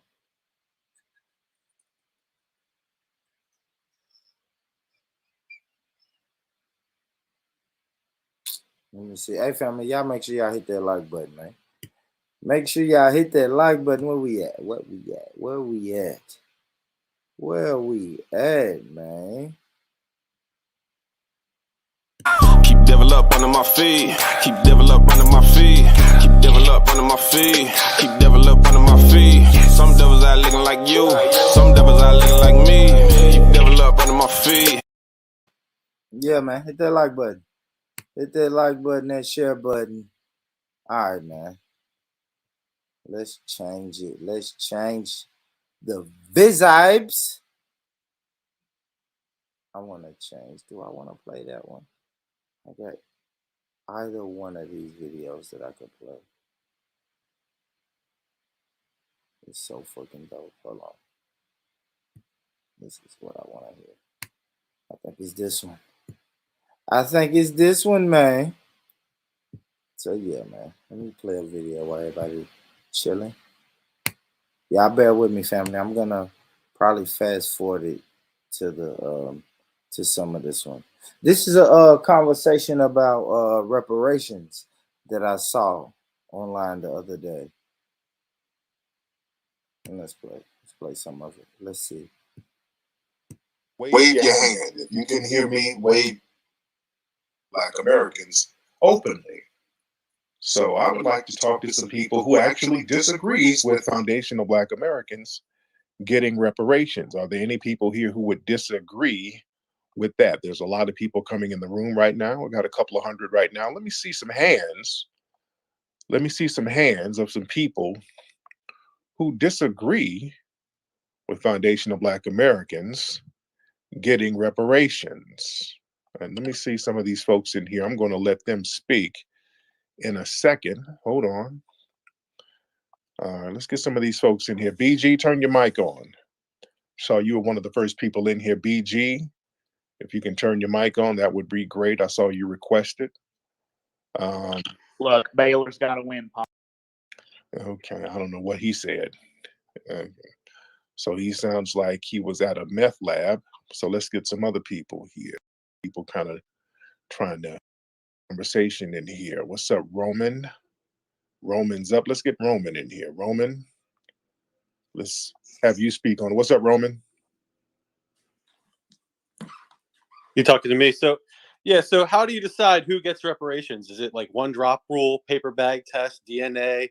Like, is it like is it a sliding scale of how much reparations you get? No, it's the same way you give them to Native Americans, the people who claim Native American ancestry. Same way. It's not Well, rocket. What happens if you don't know your ancestry? Like, what if you're like a bastard or something, or like, you're a foster kid? How do you know? Well, if you're a foster kid, you would kind of know who your birth parents were to a certain degree. You might know to a certain degree, but those are outliers. Generally, people know if they were descended from American slaves, and that's who the reparations would be for, people who descended from American slaves. Well, so how do you prove it? What's the proof? The proof is if you're on the 1870 census, you are most likely a foundational Black American who descended from slaves. It's that But simple. not everybody's going to be able to prove that. So, like, is it like is it like a 1/8 rule or a quarter? Maybe I should have set the table better, right? So, as y'all can see, this is Tariq Nasheed. He opened up his Twitter, I don't know, Twitter Clubhouse app, Twitter Spaces, whatever it's called, and he's discussing reparations. And what he's doing, he's taking in non-Black callers to get their opinion on Black people, specifically foundational Black Americans getting reparations. So Yeah, but Born, instantly he asked a dumb question. He asked, I don't know if any of you others picked up on this, but he asked, well, if they're a foster kid in that, how would they know? Has he not known that we're in the 21st century? Like, come on now, and there's DNA tests available. It's easy to find out your lineage. And I like these conversations though, Lady D, because these are questions that naturally non-Black people are going to ask. You know what I mean? Right. They're going to ask us these questions, and you got to be able to deal with them, right? And it's going to be trolling, right? It's going to be a lot of trolling and a lot of, but it's some good gems in these conversations. You know what I'm saying? And if you follow my channel, y'all know we had the 3-4 months of ADOS and reparations conversation. So when I heard this, I was like, damn. I'll still probably do another show, a deep dive on this show, but this is what crossed my mind, and I still got a few minutes to be up on here for a minute, so we can break it down. And I got my sister Lady Divine in the building, Black Peace in the building. Don't know. Say reparations for the Americans, but let's hear this bullshit. Come on. In Reparations the building, for what? Trilla in the building. We still going, man. Y'all hit that like button, man. Get those algorithms popping, man. Let's hear though. And I'm gonna come to you, Empress Janet, in a minute, because I don't really know your stance on reparations. We don't have to get too deep into it tonight, but this could be a future conversation. But here we go, family.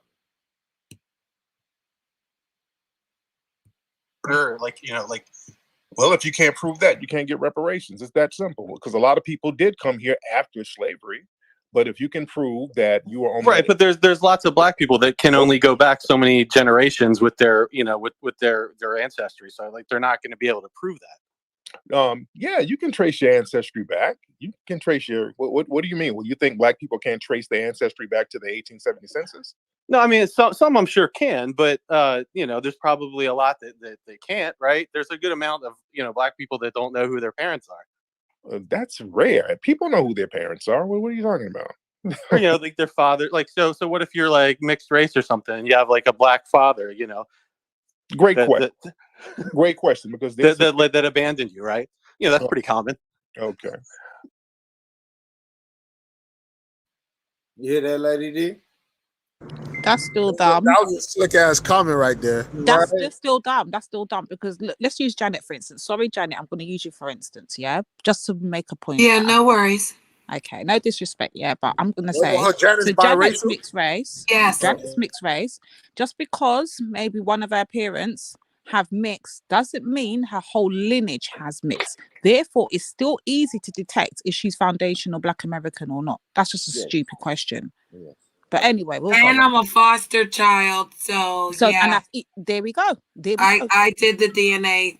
There we go. That's easily a problem solved. That's two stupid dumb questions he's asked already. But we'll see what else he says. And he said, "What if you have a black father and he abandoned you? You know what I'm saying? You see him slow. He threw that in. Oh yeah. Of course, the demeaning mother, the Black fathers. Of course. I did. You know how it is, Lady D. Well, I had a black father that abandoned me, and my mother had to give me up because she went to a mental institution because her family didn't want her to have a black baby. So yeah, I'm all the things he said, and I'm still amazing, yay! And I'm Nigerian, yay! Well, Like, 1 second, 1 second. A DNA test doesn't tell you that you came from Jamaica or America. It just says West African, right? Or No. I just done a new one. I've done the new updated one. That's what I was talking to brother Palu about. I've literally got 2 more weeks for my test to come back in, my results to come back in. But literally, this one can tell you directly your region, your tribe of people, your actual area. It goes that deep. Oh, cool. I'm telling you. So when that comes through, I'll need to talk to Palu, because when I looked up, when I've done research, I've been doing research now.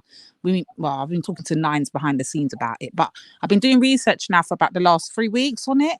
And I've noticed majority of my people with my mix have a strong, heavy percentage with Sierra Leone, Cameroon, and Kenya. Yeah, no. I said, hold on. Yeah. I said Jamaican. No, that Jamaican's not you can't. That wouldn't show up. No, that's no. So back to reparations now. 1865, people born in America. So even if you're black or whatever, it doesn't tell you that you were in America during 1865 or before that. You could have been your father could have been a Jamaican or a Haitian. You know what I'm saying? Right, because they were always shipping between. Right, that's the argument about the. I think the guy the pretty much asked him, reparations. how can a DNA test tell you that you were here 1865 and yeah, experienced the slavery? Because it will 1870 follow your census. lineage. Because it He because said it the will follow your lineage. 1870 See the census test I've is a took. great milestone. Great What milestone. it is, brother, is to see the when I took it literally shows you how your lineage, how your people have traveled and how you've come to who you are today. So it literally goes through your timeline of history. So where you started from, all the way through, you can see how they were traveling through, and how, I guess, when I'm seeing a lot of them come with South American, oh mate, it's crazy. I'm gonna have to give you some links in the back to review, Born. Yeah, But I don't want to. Yeah, mad. it's that's vague. But I'm trying to see if it actually. No, based on I understand what you're saying. I agree with you 100%. That's cool. But for reparations purposes, I'm Jamaican, so I'm not qualifying for it. But I'm just saying, how can for Janet's situation, how can like her father could be Haitian, Jamaican, you know what I'm saying, Dominican, who knows? He's Nigerian. He's Nigerian. He's Congo, Tongo, and West Coast, the Ivory Coast, and he's British. So he's actually biracial. So his father was black, full African or full Nigerian man. Full Nigerian. So that's not foundational. So no, I'm saying, what if a Jamaican American. takes his DNA? If a That's Jamaican not a takes foundational Black American. it's gonna say Nigerian also in the Nigerian tribes, like West African, Ghanaian. It's gonna say that, right? Well, they were saying that it goes back to the registry. So you would have to, I guess, be on this registry. Somebody, your family member or somebody. You have to be on that census. So if her census, people were okay.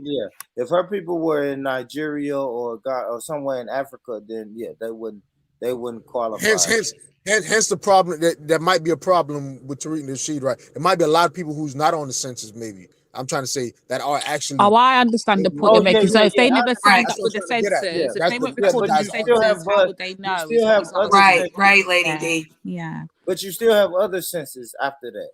I know he's saying 1870, but then they do census. No, but the older the better, though, right? Absolutely, absolutely. It's good. Is it? Listen, if we take out like and war, right? And war. You have to think about war, right? It's still army documents that you can find, because most Black people, especially in the South, you know what I'm saying, fought in the army. So it's different ways you can do it. I don't know about a DNA test. I don't, because it's not going to be able to be specific. Any DNA test I take is going to link me back to Africa. That has nothing to do with the lawsuit that foundational Black Americans are filing against the American government. Exactly. So that's what I'm saying. DNA kind of would be. So you see the native. Could I ask quick? Because I don't understand how it works for America. But you see the people. Because what I noticed as well when I was doing my research, a lot of the Black Americans came up with a lot of obviously Nigerian was in there a lot, but they came up with a lot of What's them people they call again? Ghanaians? The Indians. What's them people they call again? The original Indians of the place. Like indigenous or Native Indigenous, American? yeah. So if Indigenous, in that as indigenous. well, wouldn't that not count even stronger for you guys Absolutely. if you have that? Just Right. because we know America, when they were bum rushing America, they were taking the black indigenous people and just reclassifying them as Negroes. That's it. And That's the taking point I was them into making. So if slavery. they've You got see what I'm Indigenous saying? in there, Yeah. that's even more of a ceiling point, right, as to why reparations is old. Yeah. There we go. Yeah, but they don't want to speak about the quote unquote black indigenous people. They just want you to think of the red skin, copper colored skin people, and but that's the line they're gonna push. But yeah, they were here. I mean, They were here. everybody's pushing a narrative, though. So. Absolutely. So, but let's play some more of this video, family. Trilla, you there? Where you at, Trilla? Yeah, I'm here, bro. I'm just listening. My brother. Literally, you can be a part of this conversation for a little bit. I know. I say that for real. I ain't gonna lie. I'm a hypocrite. I get mad at Trilla for jumping in black conversation sometimes. I just invited him to the black conversation. But Trilla, welcome, darling. I do want you to be on here though, Trilla. You know what I'm saying? You on the panel, brother. You gotta say Speaking of Trilla, I don't know if you've seen. He's a brown person. He counts. He's a brown person. Yeah, Yeah, but I grew up around black people. I don't know about that, Janet, but we'll go. Why? I'm a brown person. Hey, I think all of my best friends are black, but yeah. Exactly. All my friends are black too, because my family's white. Wait, you hey the hell, you not get carried away now. Hold on, stop, pause. Shout out to the black people. Yeah, you do that, Janet. You keep doing that. But hear what I'm saying, Trilla, just for the record, I don't know if you're subscribed to my channel, but I did put up our video. And I had you in mind when and I had Raj in mind when I put it up, and I wanted to teach you lot, you Asians, about how you originally came to Jamaica. Go and have a little look at that. Ooh, shit, she went in. But I did have you in mind, Trilla. I'm not going to front. I did. All right. Shout out to the Asians. Oh gosh, Lady D. Lady D, can I get your channel though? I want to see it. No, Lady D, you know you got a wrench, man. Drop it. I'm trying to get that link. Shout out to the Asians though. It's okay, bro. No, we want your input though, Trilla. That's all. Yeah, you got it. Let me play some more of this though, y'all. Okay. So yeah, you're trolling Loki, but that's fine because that means you don't really have a real mixed race or something. You have like a black father, Great question. Great question because that abandoned you, right? Yeah, that's pretty common. Okay. So yeah, you're trolling Loki, but that's fine because that means you don't really have a real constructive input to this. Because now the reality is that there's going to be plenty of. Sir, are you trolling? If you're trolling, I'll stop with that. Okay, yeah. If you're trolling, just say that because if you're not going to be constructive, what's the? I'll be constructive and stop with that. Okay. My point is that all of you are not going to be able to prove. So there's going to be a percentage that. I know y'all tired of me stopping it, right? But I do want to ask that though, right?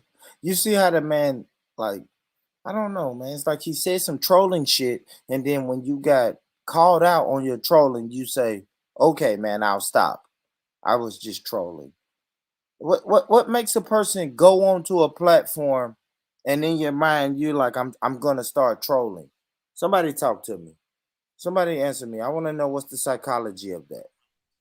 Entertainment, man. Is it funny? Like, you think it's funny? No, they're trying to entertain themselves. For example, like have you ever trolled on somebody's channel before? Like in the chats, I have in the chats, but was it entertaining for you? I try not to when I have to speak, right?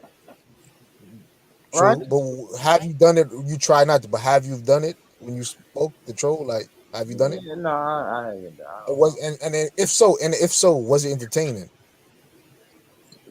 Yeah, it wasn't entertaining for me, but definitely for some of the haters to get me out there, and definitely for the people creating that content, it's entertaining for them. You know what I mean? So it's like narcissistic kind of behavior, these kind of trolls. You know what I mean? They get a kick out of putting other people down. You know, like bullies and whatnot. You know what I mean? It's messed up. Yeah, I don't know, man. To me, But I that's put like this. kind of weird. Like if you don't have anything intelligent to say to a conversation like that, don't jump on. Now, if it's Yeah. that type of if it's that type of conversation where everybody just shooting the shit and we talking about this person eat this and this person sucks this and then yeah, you know what I mean? Jump on and troll or jump on and say something funny that you think is funny. But if we're talking something Boy, serious, I'll like, just stop, boy. bro. I'll just stop, boy. It's Tariq Nasheed. First off, it's Tariq Nasheed. He's talking about reparation. He said, and I get you said that he's allowing non-black people on to discuss the issue. So you don't think? I think the first person was a troll. He was saying he sounded like a meth head or some out of meth lab. The first guy he tried to get on. Yeah. So like you, come on, bro. Like you know what it is. It's America, bro. Like let's be real. I know. Okay. No, you got lawyers. But I still want to. But I still like to. But so you, I still like to try to get into the psychology of what would make. That's what I said. Entertainment. Right? I said they're using it for entertainment. I already said my psychology. I was trying to show you that you use the same psychology. Everybody uses it when they troll. It's for entertainment. And Trilla said went into even more depth saying narcissism. But at the end of the day, it's for your own self gratification. You might want to make someone feel inferior. But at the end of the day, is something in you doing it for your own enjoyment, satisfaction, entertainment. Yeah. That's the psychology for me. I agree. Good shit, brother. I can't argue with you. Good shit. Let's get back to it. Aren't going to be able to prove their ancestry. So what is it like? You do the paper bag test or the one drop rule? I mean, there's what if you like? What about like the people that are maybe like 10% foundational Black American? Do they get reparations? How do you know if they're 10% or not? I don't know. That's what I'm asking you. I mean, what makes a person 10% foundational? Well, most African Americans today are about like 10 to 20% white on average by DNA tests. So what if it's like the opposite? What if you're just 10% Black? You're mixed, right? You're 10% Black. Do you get reparations? Well, the thing is, if you're classified as Black, see, you have to be classified as Black now. If you're what classifies you as Black? The white supremacists classify that. So Sir, your community made the classifications. You guys know who a Black person is. You know exactly. Like you know who a white person is, but right. You guys. But what if they're just 10% Black? Hold on. When it comes to us getting tangibles, all of a sudden there's this feigned confusion. You know who's a Black person and who's not a Black person. That your community created those standards and rules. So if a Black person who's classified as Black now can trace their ancestry back to foundational Black Americans who descended from slaves, they are qualified for reparations. Does that make sense? Sure. So basically your bottom line is if you can't trace it back, you don't get the money. Right. You cannot. Okay. Good enough. That's what answers my question. I think there's probably, going to be some people that might be considered Black that disagree with that. Well, no, if they can't trace it back, they just can't get it. It's just that simple. We have to make parameters like that. Just like with Native Americans, there's a lot of people who are Native American, but they don't have the right paperwork. So they can't get some of the earmarked funds for the tribes that they are associated with. Well, with Native Americans, they can actually probably take a DNA test, and that's going to be, factual. But with, Black Americans or foundational Black Americans, whatever you're calling it, like, the DNA test might not prove that your ancestors came over as slaves, that, they came over later. But if a person who's a Native American, if they take a DNA test, they have to have certain markers associated with certain tribes. And with DNA, a lot of the markers for certain tribes aren't there. There were hundreds of tribes over here. Right. I mean, that's getting better as sample sizes increase, though. Right, because basically when you do a DNA test, they trace everybody either to Africa, Europe, and Asia.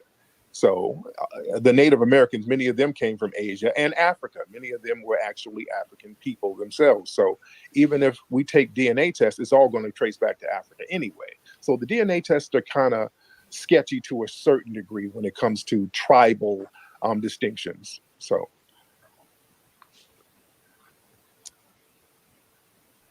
And that was my point right there. And I like to read the sheet, man. He kept it simple, man. If you can't trace it, you don't get the money. Simple. Right. And he said, now all of our, we take a DNA test. What we say, so we take a DNA test. It's gonna tell us we came from More than likely West Africa, but some part of Africa for sure, and mainly West Africa. We know that. Like, we already know that. And even Lady D said, yeah, I can take a DNA test. It's going to tell me my tribe and all of that. Yeah, all of that shit is cool, but DNA tests won't work for this, what we are doing. It's not. It's not going to work. It's not going to work for this, what we are doing. Because we know all quote unquote foundational Black Americans, even if we think the indigenous people of America came from Africa, if this DNA test, if this DNA process is as powerful as it's supposed to be, then it's gonna all say we come from Africa. Shit, even white people say Yeah, but the good thing though, father. Born, Nigerians who thinking they're Nigerians are not actually Nigerians. They're finding out they're Ghanaians. Ghanaians are finding out they're Nigerian. It's mad. Like, this new thing is mad. Nah, that's I'm dope. going to give you the links to it. I'm going to have to That's give dope. you the That's links. irrelevant to yeah, I'm Black saying that's people. dope. Yeah, I'm just saying Ain't got nothing to do with us. That has. It's not even saying. Don't say it like that, Soyu. Don't say it. No, It but bro, listen, bro. No, I want to say it like you- this. Let me say it like this, Soyu. It has nothing to do with this lawsuit. So because I want the Caribbean family and the African family to know that it's just, we just have a gripe with our government. That's it. We have a gripe with our government that you guys are not involved in. It's not y'all's gripe. My bad. That's all we're saying, bro. So I don't want you to say, you know what I'm saying? I don't want you to make it seem like, yeah, we different than y'all. That's y'all's problem over there. No. But no. Listen, I'm saying us because I'm Caribbean. Jamaicans did the same shit. They didn't care about a Nigerian and a guy named it might be the, you know what I'm saying? They didn't care. They still went for CARICOM. You know what I'm saying? And then that's what I'm saying. Like, the Western Americas is the Caribbean islands and America. That's what I'm saying. Us. Yes. Yeah. No, like, they ain't got nothing to do with us in Americas.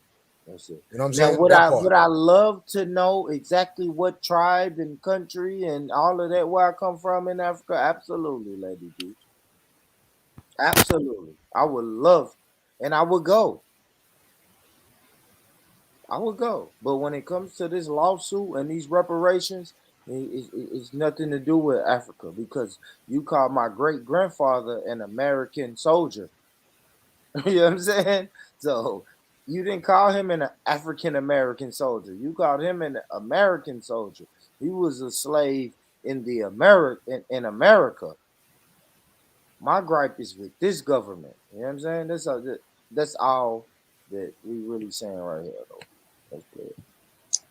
All right, but I mean, fair enough. Like, so you don't believe that if somebody's like, a certain percent Black and can't prove it, that they don't get the money. All right, I understand. Well, I don't know what a certain percent is, because your community. There's going to be a certain, like, a good percentage of foundational, what you call foundational Black Americans that aren't going to be able to prove it, like with their paperwork, right? They're just not going to have it. But most of them will. Right. Maybe so. But like, how's that fair to these people that just can't, that don't have the paperwork? Yeah. If you have a mother or you know who your parents are. You do know, right, know somebody raised you, and you can trace their lineage back. Not necessarily. There's going to be a good percentage of people that aren't going to be able to do that. They just won't. Maybe not the majority, but still a good percentage of people aren't going to be able to do that. Yeah. So I don't think, how's that fair to them? Well, most Black people can. Most Black people can. I understand that the majority probably can, but there's going to be that significant. It's going to be it's going to be thousands of people, right? Like, if you look at the whole United States. So how's that fair to them? Well, is it fair to Native Americans who can't do it? Because there's some Native Americans who don't get any money because they can't trace their so-called lineage back, or they're not associated with a certain tribe because they don't have the federal paperwork. So is it fair to them? There's a lot of unfederally recognized tribes that. Well, it's not usually with Native Americans. It's not necessarily like federal reparations per se. It's like if you get casino money, and that's kind of like if the tribe themselves decides that you're a member of the tribe to give you that casino money. Then they get checks. Some of these tribes get monthly checks, so that's a form of reparations. And there are some tribes that are not federally recognized, and there are some tribes that just became federally recognized. The Shantikok out there in New York, they recently got federally recognized. So there are a lot of tribes out here who are still fighting for federal recognition. Right, so, they get the Indian healthcare service, right? You know, like they get that free healthcare, which is kind of shitty, but they still get it. But I mean, the majority of their reparations are coming from casino payouts, and the tribes themselves decide if you get that. No, they get federal funds. If you go look up federal money that's allocated, Sure. I'm not saying that doesn't exist. I'm not saying I'm not saying it doesn't exist. I'm saying the majority of like what they did for Native Americans is casino payouts, and the tribes themselves decide who gets them. So that's where the majority of them their quote unquote reparations is coming from, is the casinos. That's not true. That's not true. A lot of their money comes from the federal government, and that exists, right? I'm not saying it doesn't. It exists, but like a lot of their money comes from the casinos, and the tribes decide if those people who is part of their tribe that gets that. And another thing, if we're going to talk about fairness, most of the people now in America who claims Native American ancestry aren't even Native American. They're really I agree with you. They're really white people. They're I agree with you. It's like this whole noble savage thing that they want to be a part of. Yeah, I agree. Right. They paid money under the table to be labeled Native American. So that took away money that was supposed to be given to real Native Americans. So we're going to talk about fairness. We're going to have to knock out all of that first.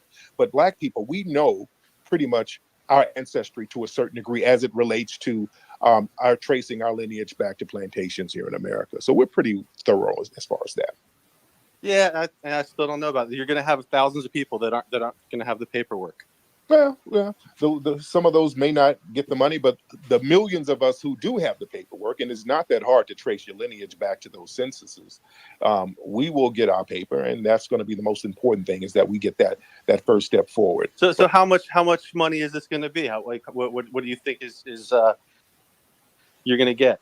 A little bit more than what the Native American tribes got. I'm looking at around 20 trillion for starters. It should.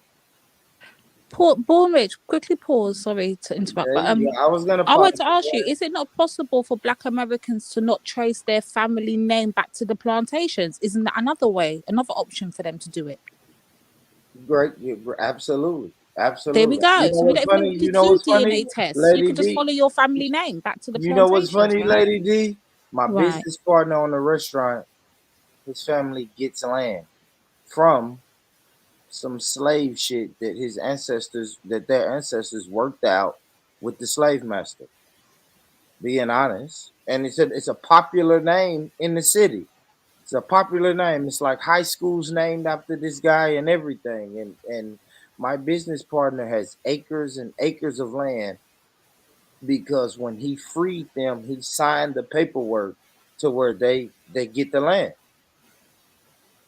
You know what I'm saying? So it's not hard at all. Like, it's not hard at all, Lady D. It's not hard at all, man.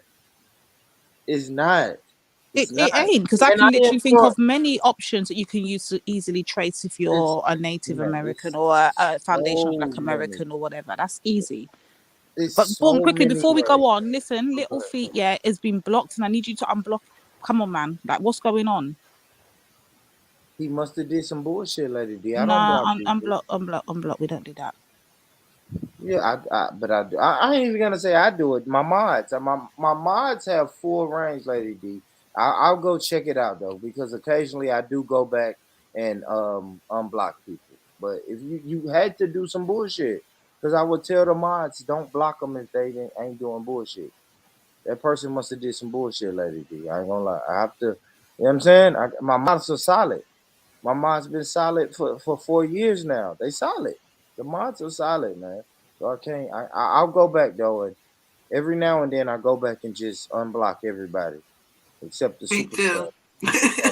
But I ask that people don't get blocked. People have a right don't do nothing to get blocked.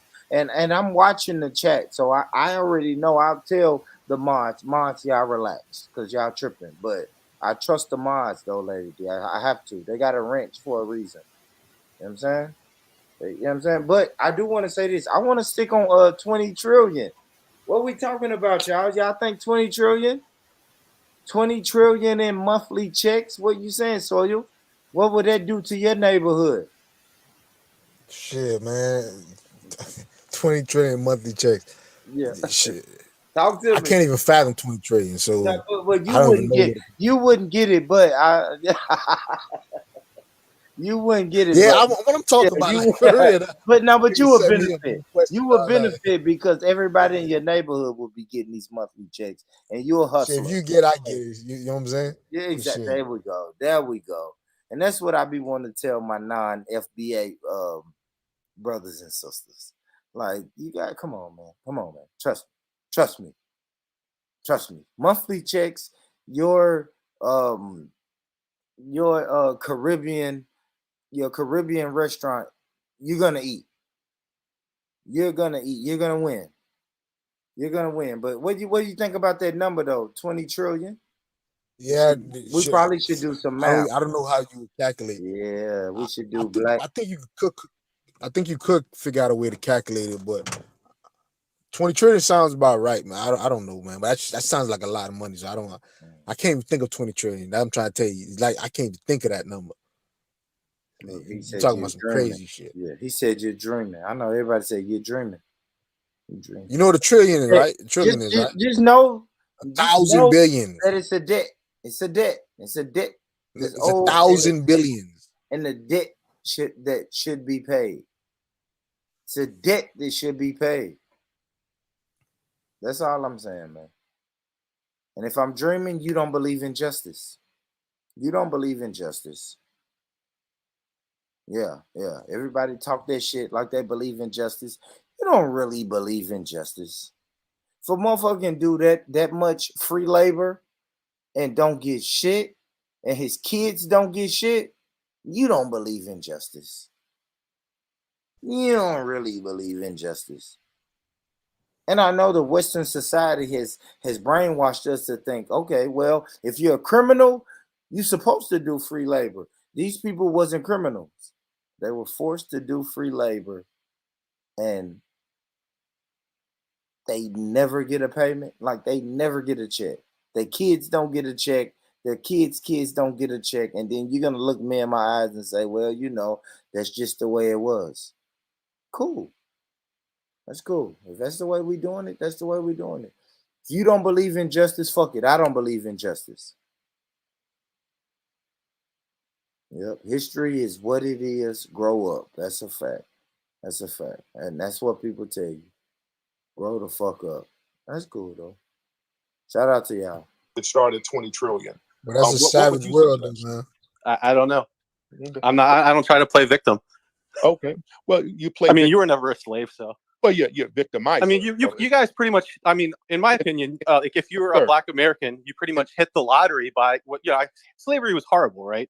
But the average income on the west coast of Africa is about like $2,000. That's where most of your ancestors came from. Prove it. Like you can look it up. Look at. Prove it. Look at the. I mean, you're throwing numbers out. Nobody in my family has lived in Africa for 500 years. No. I'm not saying that. I'm not saying that. So, well, like if you take the majority. Why are you talking, sir? Why are you talking about Africa? I'm a foundational Black American. I understand that, but basically, I'll explain. So basically, because of slavery was horrible. I don't think that slavery should have happened. It was a horrible thing, but like Black people in America are the richest Black people in the world, not compared to like white people, but compared to other Black people the world over. So basically, but by what happened to your ancestors, you all basically hit the lottery, and now you are the richest Black people in the world. No, hitting the lottery is when you sit up and money just falls in your lap. My family built this nation from the ground up. That's not. Oh, my bad, y'all. I'll go back to it. But... No, my bad. You paused at the right good time. What the hell does he mean? Okay. So Black people in America are some of the richest Black people in the world, okay? Or even probably the most. Let's not talk about the struggles Black people had to get to where they are right now in America today. Let's not talk about all the blockages and all the lynchings and the beatings and the suffering and the depression and all of that. No. They just magically hit the lottery. Imagine that. So Black people didn't fight to get to where they were right now, currently in America. No. It was handed to you guys on a plate. I hope you got the subliminal messages there. Yeah. I know, Lady D. You know what he's really saying? You guys, we brought you over here to be civilized, right? Because they said it was what's it called, cannibals, and everybody was selling each other over there in Africa. So we brought you guys here and civilized y'all. Y'all were wild Africans. We brought y'all over here and civilized y'all. And that is what people think. That's really what people think.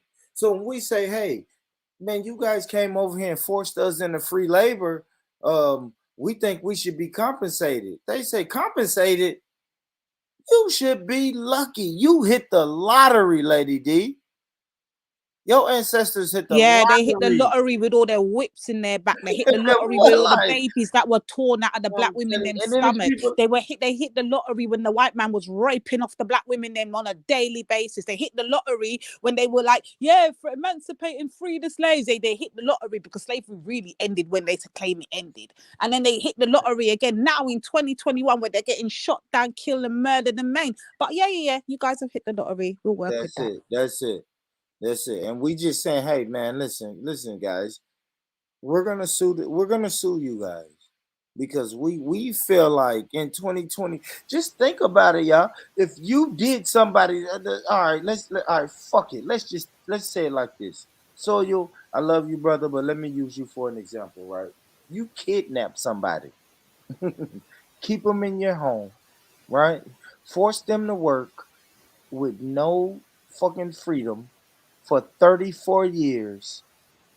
And then when we catch you and say you held this Hey, person, drop the link for Leo. You held this person for 35 years against their will. You owe them some compensation. Anybody who says so you don't owe them anything sounds crazy. That shit sounds crazy. Yo, can I add you something like Go ahead. kind of like around this, yeah? Like you gotta understand, bro, yeah, when it comes to the powers that be, right? You know what I mean? That when they create the environments that we live in, right? And they push people out to certain communities based upon their, background, race, and so on and so forth, right? And basically as well their income and everything else, yeah. You gotta understand that even in the UK, and I'm sure this is in America, the poorer places, right, or the poorer places, you could say, right, or areas, certain areas, they got a lot of like alcohol shops everywhere and things like that, gun shops everywhere in America, right? Whereas in the richer areas, very, very, probably got to drive a few miles to go to find a shop. You know what I mean, right? Do you know what I'm saying? To get your alcohol, this and that. So these lot are trying to focus, like get people, like I said, about the jail system. More people go to jail. More people are getting paid that own the jails. You get me, right? So they try and create an environment where they're trying to get people to fail. You know what I mean? So when it comes down to this reparation stuff as well, dude, it's not going to come easy. Definitely not. You know what I mean? Because again, the way the system is working. Do you know what I'm saying? I hear you. I agree. I hear you, Trevor. I hear you. And then it makes you culpable. You just rolling with the system and you're saying, you know what, this is the system it is. Let's just roll with it. And that's why I respect the people that's speaking up for foundational Black Americans. They're saying, you know what, fuck that. We're gonna ask these politicians, we're gonna ask these people, what's up with reparations? Yeah, you guys are passing all these fucking laws and passing out checks to everybody who comes across these borders to say, hey, we need some help. What about your own backyard? You always want to say Black people are forced into poverty-stricken areas. What the fuck are you doing to fight poverty? Okay, you don't want to fight poverty? Okay, Black people are stuck in poverty? All right, cool. Well, what about these Black people's ancestors that fought and died to get out of poverty? What you gonna play them? What you gonna say? That's a long time ago? I mean, dude, I always love that quote from you remember like Get Leo, or is it the second one? That Get Shorty, Get Leo, yeah, movie with John Travolta, yeah. When do you remember when that the black guy pulled out the gun and he gave that speech before he shot the guy? You get me, yeah? Do you remember that scene? When he talked about oh, you don't know? Oh man, that scene, bro. If you pull that one up, that was a mad one, bro. That the lyrics he said in that, yeah. So basically the guy called him the M word, yeah, and he said, what? And he was like, all right, bro. And he said all these things about, like, you know, how black people have contributed to the, you know what I mean, community, society in general in America and all around the world. You know what I mean? With music and arts and everything, like in so many ways, yeah. And you know what I mean? He's saying, like, dude, it was such an educated thing to say, dude. You get me? But I love that quote. Check it out one time, bro. It's Get Leo, and yeah, you know what I mean, when you use the N word, it's a wicked quote, bro. Wicked quote. And speaking, great segue, Trilla. Shout out to Leo. Speaking of Leo, what's going on, my brother? Leo, you in the building? Yeah, what's up, bro? What we talking about, bro? What's the Let's up, brother Leo. How you doing, sister? How you doing? What y'all doing, man? I see y'all talking about what y'all talking about. Jussie Smollett. Oh, okay, that's the name of the title. Yeah, we talked about it, bro. For you, Leo, talk about it. Talk about it. Talk about what, man? Jussie, talk about it. What you think about Jussie? What I think about Jussie Smollett? Yeah, they say, yeah, that's a funny. Man, shit, man. He just, you know how gay people like to exaggerate everything. They lie like a motherfucker. Just like they lie about their gender. Nah, but I'm trying to understand what y'all talking about it, man. What's going on with it? Well, they found him guilty of he can do time.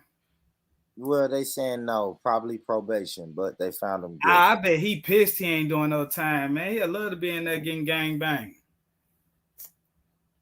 All right, that was too much. All right. I mean, I wouldn't say it was too much. Man, nigga, think about a faggot in jail. Nigga, he ain't missing nothing. He happy. Homophobic, maybe. Too much, I don't know. He getting all the dick he ever wanted. What are we talking about? Y'all tripping. All right, man. All right, man. Maybe I'm in the wrong crowd. No, you were funny. You tried to laugh. You don't say you're. I did. I was back here eating peanut butter cookies. My apology, but you're right. He would get everything he wanted in jail. I got the joke. I'm sorry. I'm just saying, man. Put me in a women's penitentiary, and I'm happy. I'm just saying. Me too, darling. Me too. I don't know. I just think faggots should be happy in jail. Like, you got dick for days. Like, I'm gonna stop, man. Okay. I see. I'm in the wrong. Let me ask you this though. All right. What's up, bro? Since you're on that, let me ask you this: what do you think about him doing weed and coke with the Nigerian brother? They said he lied on them niggas, man. He ain't do that shit, man. He said one of them was fucking them and everything, man. Yeah, he was having sex with one of them. Yeah, man. He had to bury them on his way down. Why wouldn't you? I'm gonna lie on any nigga who snitched on me. You snitched on me, nigga. We was popping pills, smoking dope, and everything together. Don't lie on me, nigga. You got me fucked up. Hey, bro, he was just, hey, I'm gonna lie on everybody. Like, what Nino Brown do? Nigga, y'all want to tell the truth? We gonna tell the truth. This shit bigger than Nino Brown. Like, nah, for real. That nigga was doing. I had that clip. I'm mad because I had that clip, but I think they struck me for that clip. They struck you for the. It's bigger than Nino Brown. This shit bigger than Jussie Smollett. That nigga, he gay. That nigga been fucking on me since I was 17. Nah, Jussie Smollett, bro. You know what's up, man. He was guilty, bro. But man, what was we talking about? What was I talking about just now, though, man? I was really talking about reparations. Play the video for him, Bourne. Yeah, I had a reparations video. I ain't gonna lie. I don't know how Janet's so quiet on this issue. Who is I'm Janet? sorry. I got high. And I'm back here munching. Yeah, Janet. I got high. Yeah, Janet. Janet ain't talking about that. Yeah, Janet sound like she smokes cigarettes for breakfast. Hey, I'll be doing too much talking because I'm in my bag now. When it comes to reparations, I'm in my bag. So you get me. Hey, Janet, these are all jokes. I'm just playing, sister. I do not know you. Shout out, brother. You're funny. Just a joke, sister. I swear. Yeah, no doubt. Big ups. Yes. I mean, am I supposed to have an opinion on what topic? Because I had a lot of opinions. No. That's your community, right? I thought that was your community. For the gay guy? Is that what we were talking? I'm sorry, I'm lost. Sawyer, say it with your chest. That's what you saying, Sawyer, right? You Janet, standing. I'm gonna ask you then as a woman, because they're scared, innit? I'm gonna ask you. They want to know, as a biracial woman, as an American biracial woman at that, what is your opinion on the situation with reparations and Black Americans? Oh, thank you. Okay. It wasn't Lady D. That wasn't. No. That's a great question though, Janet, but please hold that thought. So I don't want to snitch. Fuck it. Everybody wants to know. Okay, so we're saying all this shit about gay people, homosexual people, and you said you're a pansexual, Janet. So I guess we want to know, like, because am I supposed to be offended by the gay jokes? Because we kind of put you in a box. I ain't gonna lie. Not. Well, I speak for me. I've kind of put you in a box. When you say pansexual, that goes into the LGBT, right? Transsexual. Yes, correct. It's the queer one. Yeah, absolutely. So when I guess we're saying, like, when people come on and we make these, what some people would say, anti-gay statements. Okay. What do you think about it? Like, you cool with it? You don't give a fuck? I thought his jokes were pretty funny, and I was cool with it. Yeah. Okay, that was just a long way around it, man. Okay. Hold on, but Janet, I hope you don't get offended, because when I'm ready, I start telling people about their batty man and all these things there. You get me? Like, no, I'm not offended. Okay. I don't. It's not against me, and you have a right to your own opinion. So it's how you look at it. As soon as Leo was saying it, I knew he was joking. I'm really back here eating snacks, so. I would have laughed, but no, I don't think he was being harsh. I don't think he was being objective. If he doesn't like gay people, he sure didn't show me that. He was just making jokes. So I don't think. Sister, you sound good. I ain't gonna lie. That's a sexy voice, man. I was just fucking with you. I promise you. Okay, thank you, darling. But wait. I got a question for Janet, because Janet, Leo was flirting with you. That I'm gonna be messy as fuck right now, yeah. So Leo was messy, was flirting with you the other day, a couple of weeks ago, yeah. Oh shit! When you were flirting with him, did you see him as a man, a woman, or in between? That what kind of vibrations was you getting from? I thought he was a woman. Thought he was a woman that still had a penis. Oh shit! She thought you was a wussy. Rare. Any other questions? Going back to eating. I hope that wasn't just talking about me. I'm just saying. I know. I hope that joke wasn't about me. Yeah, they was talking about you. They said I was a wussy. Is that what I heard? A whole wussy. A whole wussy. Who started that joke? Is that Lady Divine? Yes, and I backed it up. Oh, you backed it up. It's cool, y'all. Look, I'll be whatever y'all. If the joke was funny, I'm glad it landed. Good job. Thank you, darling. Yours were funny as well. Yeah, but Lady Divine. Lady Divine, how you doing? She was like, I'm about to get messy. Hey. Nah, Lady Divine, speak your mind. What's up, baby? What you got to say to me? You feel some type of way? Yeah, because we're not getting retribution. I'm trying to see if I can get some of this money, though. You got up to this money. I'm trying to get me some. Where is Lady Divine at? Let's have this roasting session. Oh, shit.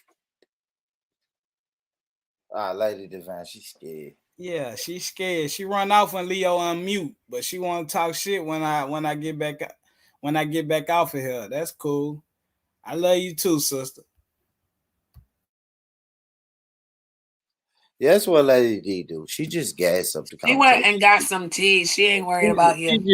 She just gassed the conversation, man. We ain't gonna trip, man. Let me get back to this video, man. Get back to this video, man. Cut the check, man. Not hitting the lottery. No, your family picked cotton. It was actually about 5% of the economy during slavery. So U.S. would have been fine without. It was literally about 5% of the U.S. economy. No, it wasn't just cotton. We developed this land. We tilled the soil. We cleared the brush. We cleared the wooded areas. So being when somebody's like being a laborer isn't being the architect, right? Okay. Yes, so it is, so but hanging drywall doesn't mean you built, okay. you know, like you're Sure. the architect. Many of the black people were the architects. Okay. They weren't though. They weren't though. Okay. Like Well, a tiny small minority. Okay, sir, let me ask you this: if we weren't the architects and we were just the laborers, how come your family didn't do it by themselves? Every white European colony that tried to start over here without black Americans helping them, they all failed. Every single one. Why did they fail? That's because, you know, why do it when you have free labor? The thing is it inhibited the Industrial Revolution, and slavery was actually detrimental to the United States. No, sir. Let's go back. You're deflecting. Your family, your community, the white supremacists who tried to start colonies in the Americas, every single one of them failed when they tried to do it on their own. Okay, name one who didn't fail without black people helping them. Name them. Like Plymouth, there weren't even black people then. That was are you insane? They didn't have black people there. There was like Native Americans. They came after. There was like the Virginia colonies. Like what year did they go to Plymouth? I don't know off the top of my head. Okay, you're just throwing, sir. After 1619, that's when black people started helping them directly on these plantations. Helping them, like you were like laborers. Yeah. Okay, but before black labor, how come you couldn't do it on your own before 1619?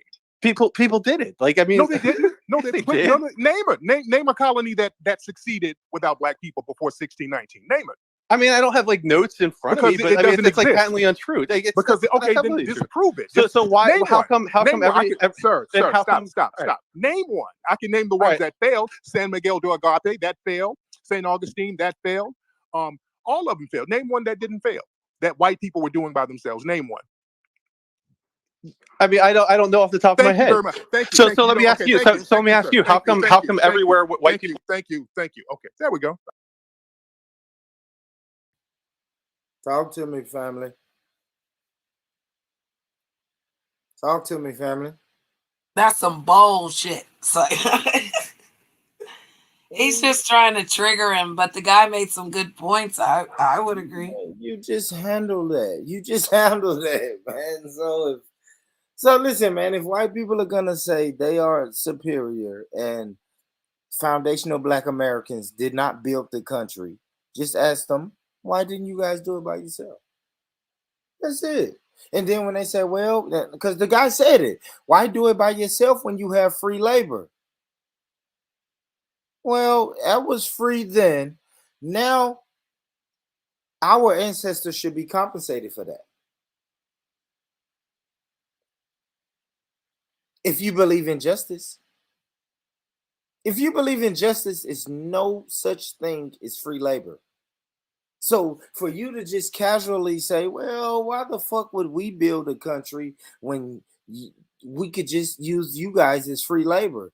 It's like, cool, that's cool. But eventually those people are going to have kids. It's going to have kids. It's going to have kids. It's going to look around and say, yo, why wasn't my people paid for that free labor?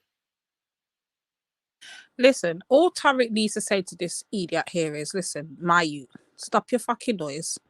There is no such place as the new Americas, the America that you know of today. There's no such place without African enslavement. Point blank, period. Argument done, case closed. We want what's ours. Next. You couldn't be here in the Americas you know of today without us, period. We built this shit. We want compensation. Point blank, period. Argument done. Period. Nothing more, nothing less. Let's go. That's a fact. All right. Got rid of him, so he's trolling now. Okay. All right. Just if you can't name one, if you're gonna sit here babbling and deflecting, that means you can't, and the conversation is over. See, that's how you handle that. And you know what? Shout out to the brother Tariq. I'm just gonna do this one time. Pay no attention to the man behind the curtain. Here's the link, brother. I just gotta be honest, man. I want to holler at that person chatting all greasy. But I let him go, right? Like I was fair. I timed him out one time in 45 minutes. You know what I'm saying? So he's cool. I only timed him out one time in 45 minutes, but I'm gonna tell him now. all right, brother, like you just keep commenting, and I ain't feeling it tonight. So either you click the link and jump on, or I'm just gonna time you out. Like yeah. It's not even swearing. It's just like jump on and say it with your chest. I respect Empress Janet. I respect Soil. I respect Trilla. I respect Lady Divine. I respect Leo. You know why? Because they jump on and say it with. I don't care about opposing views. Just jump on and say it with your chest. Put a voice behind it, bro. Yeah, you can oppose the views, or more than listen. You're more than welcome to oppose any views. I just want to hear you oppose it. I want to hear the energy that you're coming with. I want to hear. As a man. I want to hear the emotion that you're speaking with. I want to know if it's genuine. I want to know all of that. So can you jump on the link and we can oppose back and forth all night long, all morning long, whatever. That's a fact. But it's always. But I've never heard your voice. Like I see this name a lot, but I've never heard your voice, bro. That's the thing, though. That's what I'm saying. I know you're saying it's late now, but like I've never heard your voice. All right, bro. Just tell him go in his car, bro. Tell him go in your car. Yeah, I understand. Do something.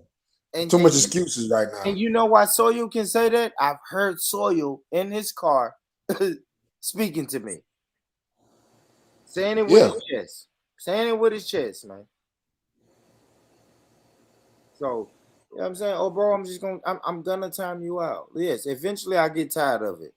I ain't gonna lie, bro. It's just, I don't know what channels you used to, but I just get tired of it. You just type it.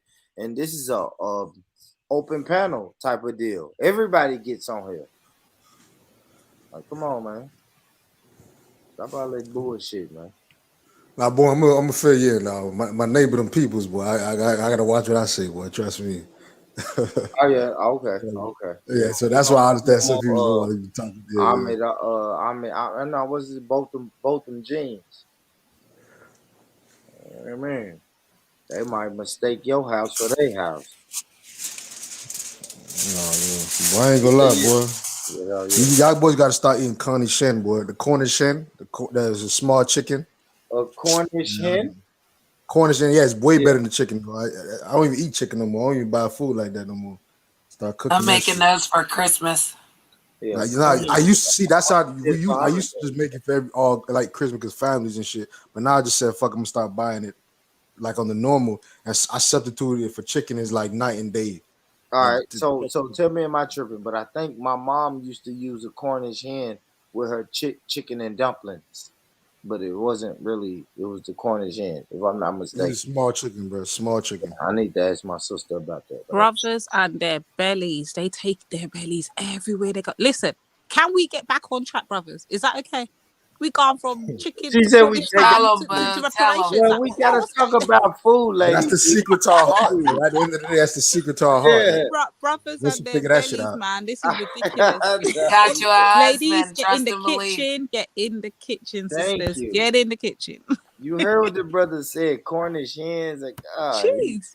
Yeah, come on. I don't know, man. I kind of got to disagree with that. Triller, you know, because I know Triller, and I know the brothers are letting you slide right now, but I'm here for it. Innit? I'm here for all the bullshit.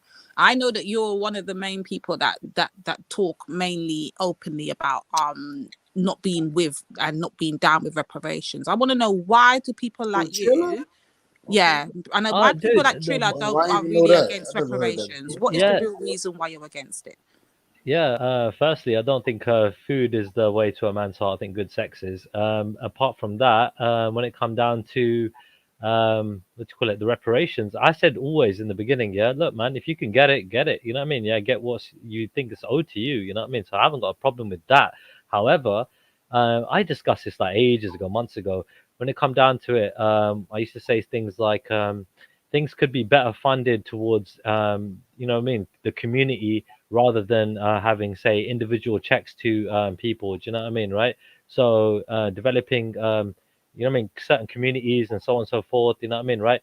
To sort of like work on the infrastructure, work on the foundations, so that, you know, schools, hospitals, things like that, you know what I mean, are going to benefit the future generations more, in my opinion, with the reparations that, you know what I mean, if you do get them, do you know what I mean, more than having individual checks because people can blow them. Do you know what I mean? Triller, I'm not gonna lie. Who have you heard honestly? And I don't. This is what I've heard you from months ago. So I'm going back months ago trying to recollect the conversations. Yeah, and I've always heard you mentioning about individual payments, but I've never heard a black person come on the panel and say they want an individual payment.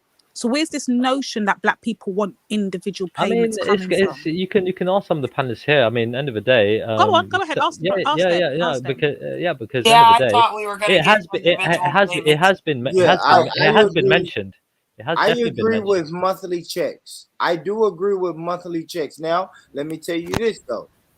Now, when we speak about infrastructure, and listen, monthly checks will allow you to do business, right? So the black people that are already in infrastructure, or the black people that are trying to get into infrastructure, they will spend their money on increasing their knowledge and their position in the infrastructure system.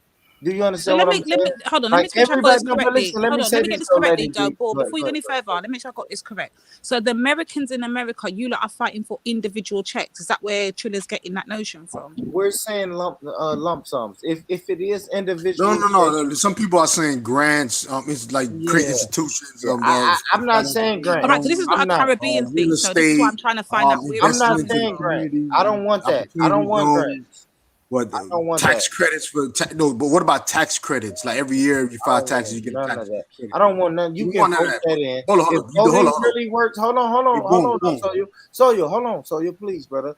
Because when you say like stuff like tax credits and stuff like that, you can vote that, right? The same people who is telling me to vote is telling me to vote because of tax credit. So I don't want some shit that I can already get. So maybe individual checks. But reparations is a vote, born. Because listen, this is what I'm telling you. They don't do the native Indians like that, bro. But they know they voted for Native Indian rights and all that. It's a vote. Stop contradicting yourself. But it's not even that. It's not even that. How are they getting their payments? Is what I'm trying to get They at. get How are they getting their payments? individual checks, Right. and then some of them get a tribal check that they give to one person, and that person divvies the check. All right, Born, let me ask you a question. Hold on, let me just tell you something. Born, let me just say something. All right. For example, you in America with this whole thing, the Corona shit that they passed with the tax credits. I'm just show you a good example. Per kid, if there was under like 5 or under or 7 under, you was getting $3,500. If you had 4 kids, you're getting about $12,000 in tax credits alone in a year. That's on top of your income. That's on top of whatever other stuff you're getting. That's just alone. I'm just showing that's an example how they could give people easily tens of thousands of dollars just off of just taxes when you file it. So I'm just showing you that's just one example. Then you got investments. Then you got real estate, probably lower interest rates on loans. You could do 0% interest rates or whatever. There's so many things you could do other than giving somebody. All of that is cool. Drop that shit into monthly checks, like you. I agree with that. No, I agree. No. You said a lump sum. You said a lump sum. You just said the realest thing, bro. When them COVID checks came out, if you qualified for it, they sent you your fucking money. They didn't give a damn how you spent it. They didn't care if you blew it. They didn't care if you bought cocaine with your check. They cut you that fucking check. Just cut the fucking check. Just cut it. No, Yeah, I don't also agree equal power though. If you give black people money, you're giving them power. So I don't see them giving us power like that. Yeah, it's too much power given out. I'm bored. Don't you think it's a bit of a missed opportunity in terms of like, yeah, okay, some people might, you know what I mean, not use that money correctly in terms of, you know, in investing in their future or, you know what I mean, future generations. And, you know what I mean, that money could be. Quick question. Hold on, brothers. Lady Chill D, 1 Lady D, I second. know Just to Lady D.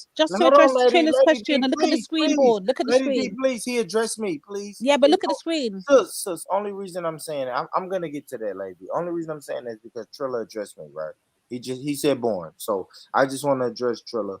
Like, Triller, are you concerned about how the Native Americans get paid their checks and what they do with it? Because we know, I'm gonna lie, you've heard this narrative before that the Native Americans drink away their quote unquote checks. Yeah, they that just they build get, right? casinos. Yeah, definitely and all that You stuff. said Yeah, it's not Yeah. even build casinos. They were paid to build those casinos, but Uh-huh. we know that everybody says it's an alcoholic or alcohol problem in the Native American community. So Yeah. nobody gives a fuck how they spend their checks. But then when black people ask for reparations, everybody say, "Well, what about the people who's gonna fuck it off?" Okay, So look, cool. But they're we're going to learning. fuck. People are going Yeah, to yeah. fuck off But money. you learn from the mistakes, right? So you've seen basically Native Americans not use that So money, the right, to the people best who want ability, to learn, right? Trilla, you can't force everybody to learn. Me, I learned from it, Trilla. So give me my Right. monthly check so I can not only build one restaurant, I can Right. build a conglomerate of Right. restaurants. And Trilla, I Yeah. am a retired drug dealer. So imagine the people who went to college who are really just say $75,000 away from making their dream come true with their own law firm or car dealership, whatever their dream is. Imagine them getting that monthly check, bro. Quit So, worrying about the people at the bottom. Don't All worry right. about the people that's What would gonna you fuck think? What would off. you? Born, are you gonna Yeah. be cool with a $500 check every month? How many months? Just for the rest of your life. Oh wow. Cool. I'm working with that. I can work with that. Yeah. On I mean, top what of would? I think about this, Leo. On top of what I'm doing now, Yeah. absolutely, I'm not gonna turn down them 5.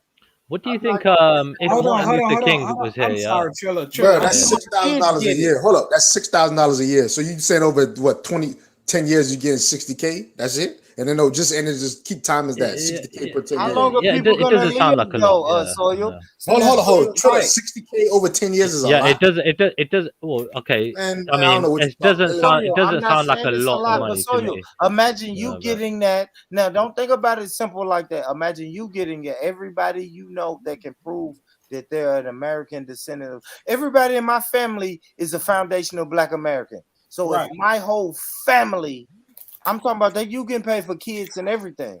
If my whole family got that much money, what we saying a month? You said a month, Leo? Yeah. Yeah, if my Oh, whole per family person. I got get what that you're saying. monthly, now start Per adding. person. Now start adding it up. Yeah. I know what you said, boy. You're right. I take Now that add back. it up. all right, cool. Right? So my question, And that's what I'm saying.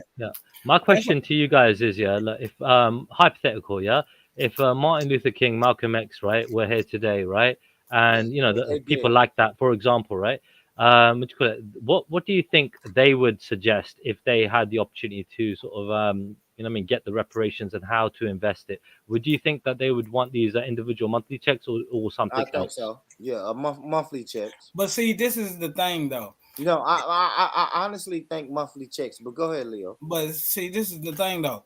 If you giving black people $500 a month, right? Well, you're gonna start seeing that so many black people are coming together.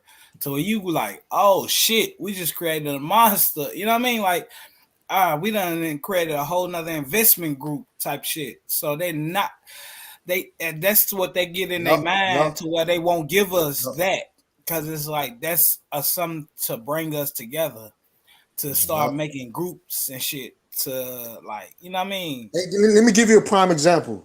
All right, there was I don't remember the exact the ticker of the company, but there was a black media company that came out during the George Floyd epidemic. And remember when everybody's donating money to like a black media companies or whatever during the George Floyd shit, everybody's giving money to black people. Bro, they stock prices went up almost 1,000% in literally a day or 2 days after everybody was saying, "Oh, we got to donate to black organizations." One black media company literally went up 1,000%. You know what I'm trying to say? And that's just what Leo's saying. If you had a bunch of people investing in at that point, all them $500 would have went up 1,000%. You know what I'm trying to say? Let me ask you this. No, in fact, that's the fact. So did y'all have the roles concept in Florida where they said 5 people invest $100 and then you put your name in the roles, and if everybody, okay, you don't know what I'm talking about. But Leo, Well, that sound like that partner. This is like it's a like Ponzi scheme. No, I said it, and Leo said it, right? Leo, when it was introduced to us, we said, bro, this is a fucking Ponzi scheme. Like, you have to keep getting people to invest into it to make this shit happen. But Yeah, right, attention. even though there's a that's the Ponzi point. scheme, That's current. Born. That's called the financial market. Everything is traded like that. Everything is traded by how much people buy the attention. Bitcoin, crypto, dollars, everything matters about. I can take that back. Some countries, some things matter by GDP and how much the country produces. But most things are like that. It's just how much people buy into it, and then it goes up. It's all about attention and all that. But then again, that's the world, boy. Bro, I still can't understand Bitcoin. Like, I don't understand why people keep. All you got to understand is this: the more people buy into it, the higher the price go. But there's also something built in Bitcoin is where it's called halving, where it's a finite amount of your mind. So pretty much, I don't want to go too far, y'all. I don't want to go too far. But just no. Bitcoin ain't going too far because it's just investment, bro. But to break it down, it's just investment. You just got to know that there's a bunch of different investment tools. I understand that, but back the stocks I'm trying to give is what Leo was saying. I've seen it literally happen where people just wanted to help black people, where they started donating to black organizations. And there's one group on stock market. I've seen it through my eyes. I literally seen it happen. I think it's more than that, 1,000% media company, just because people wanted to buy into something. This is just what he's saying. So if you give people that much money every month, leveraging and investing in, and they just keep pouring their money into something, they're just gonna keep growing. And that's it. So that's power. So what we can't do is called hedge funds and shit. Listen, but what we can't do is what Trilla is saying. Trilla is saying, what about the people who's gonna blow their money? People blow their money every day. People get welfare money. People get income taxes. People get COVID checks and stimulus packages. People blow money. I can't focus on. But here's Before you go, Trilla, can I? Yeah. Go ahead. Sorry, I was going to ask Trilla. You see, when you're posing that question to the brothers there, you're saying to them, "Listen, what about the people that are going to blow their money?" I want to know, Trilla, have you ever thought about what the slave masters did with their money, what their descendants are doing with their money straight today? Do you ever question how they're spending their money that they've only just recently, here in England, for instance, just finished paying off by us taxpayers? Do you question where that taxpayers' money is going? Okay, cool. I'll get back to your question after I just address what these guys are talking about. When it comes down to it, look, all I'm saying is, dude, look, collectively, right? You know what I mean? You're a fucking force to be reckoned with. So that money collectively, could make some massive fucking changes for your whole community forever, right? Individually, you know what I mean, right? It's another story. You know what I mean? Bringing people together to invest all of that, that's another freaking, you know what I mean? Something that you got to work on. I mean, this is a thing. So like, all I'm saying is it's a missed opportunity. You know what I mean? In my opinion, if you can basically do something where you're making your infrastructure work for the next few hundred years, you know what I mean? Right? With that kind of money, you know what I mean? That would be brilliant. Well, you know let's talk about it. Let's talk about it, Trilla. And when you say infrastructure, and what do you mean? Now, if black people did hypothetically win or get reparations, we win this lawsuit and we get reparations, and they say we're putting this money into infrastructure. Trilla, what does that look like, brother? Okay, I mean, I'm looking at a UK model, for example, right? We got free healthcare, right? We got a what do you call it? You know what I mean? You get a free allowance, right? If you're not working, for example, right? And they help you in other ways with housing, welfare, yeah, sure, and things like that. And at the same time, you know, work on education, you know, free education, things like that. So these things are going to be much more better, because you know how expensive these things are on your own. You're Americans, you understand education is expensive, healthcare is expensive, right? So on and so forth. So what I'm saying is, no, it's a ripoff. Let me tell you actually, there's a whole loophole. I opted out for a lot of that shit because I opted out for that. There's a lot of stuff you could bypass all this health and all that insurance and all that. You can actually go to these companies and then create payment plans or plans that they already have that is actually cheaper than these welfare plans, that these premiums or whatever they offering. Like I go to my dentist's office, my medical doctor's office, and have my own plans I pay up front, and it's actually cheaper yearly than having this welfare shit. So it's all about money game and hustle, bro. Yeah. There was a Trilla don't want you to do it. No. All I'm saying is, and then you can address that education. Education's easily solved as well, Trilla. They can either set up their own schools and infrastructures to school their own children, or they can homeschool. There's many options on. They can have a community schooling. So that's easily solved. I'll look at the Jewish community. So there was a Sikh man that basically met this Jewish guy once, right? You know, I mean, like, true story, right? And he said, "Look, how come you guys are so successful?" Somebody that I know personally, right? How come you guys get me all, like, you know, doing really well for yourselves in terms of the Jewish community? He said, "You know, the problem is with you guys, right? You don't have your own infrastructure. You don't have your own what you call it, hospitals and schools and things like that, right? You know what I mean? Where the Jewish community do." And the Jewish community should be looked at as a good example. They only represent a But few wait, in pause, number. pause. No, Trilla, pause. Okay, But go they on. did They have all of control that. banking, They though. did have They all of control that, Trilla. banks. And There you guess go. what They have happened, banks. Trilla? Yep. It was bombed down and destroyed deliberately. So we can't do that, Trilla. We can't say, well, why do you But lot have that and they don't? Because they ain't got it. They did have it, Trilla. no, Guess but we what, should be though? It was okay. always Go on. Yep. destroyed. Right. Alexa, So stop. right. So Sorry. obviously we got to look at what you call it. You know what I mean? Try to preserve, right, what we already have and not freaking ruin what we, you know what I mean, what we build. You know what I mean? So building it up from the ground, you know what I mean, up, yeah, is going to be very hard, but not impossible. Yeah. At the same time, all I'm saying is if you do get reparations, that is going to help you guys build that up straight away using the money, investing the money correctly. You know. Trilla, you do know that you're repeating history when you're saying this. They've already been done that, Trilla. And guess what's That's what I'm happened? saying. Again, He said that it's been welfare, destroyed, education, deliberately that destroyed. happened already, bro. It's something. No, you're Something needs to talking like change. black I people guess in they. America ain't done this. They've been around this block many times. They've done this If many, they not, can cut and it's checks to not Tulsa everybody else, only they either. can It's not cut only checks just to us. that one. They've done this. But sorry, come on, newcomer. Sorry. Big up Economics, Slave, man. That's one of the best songs right now, 2021. I ain't gonna Robbie. lie. Can that person hear us? Born, who's that? That's yeah, that's the music guy. Economic freedom. Yeah. Yeah. Bro, yeah, unmute yourself if you're there, bro, if you can hear us. Yeah, I'm here. I didn't mean to talk over the sister. My bad. Yeah. Now she's asking you what you think about all this. Well, I just think that it's real simple. It's at least speaking for us in America and anybody that is thinking of immigrating to America. We have a a symbiotic relationship. Nobody is a parasite. If America falls, we fall. And I think the people up top, they should look at it more like how somebody who owns a Dave and Buster's or a Peter Piper or one of these places, where you take your kids, as soon as you convert your money into their funny money, you can only spend your money, you know what I'm saying, at their establishment. So it's not a loss to them. So it's not like they're going to award African Americans and their descendants for a couple of generations for a set period of time that it's going to, like, people are just going to leave America and go, you know what I'm saying, set up their own separate country. People are going to be putting that money back into the economy.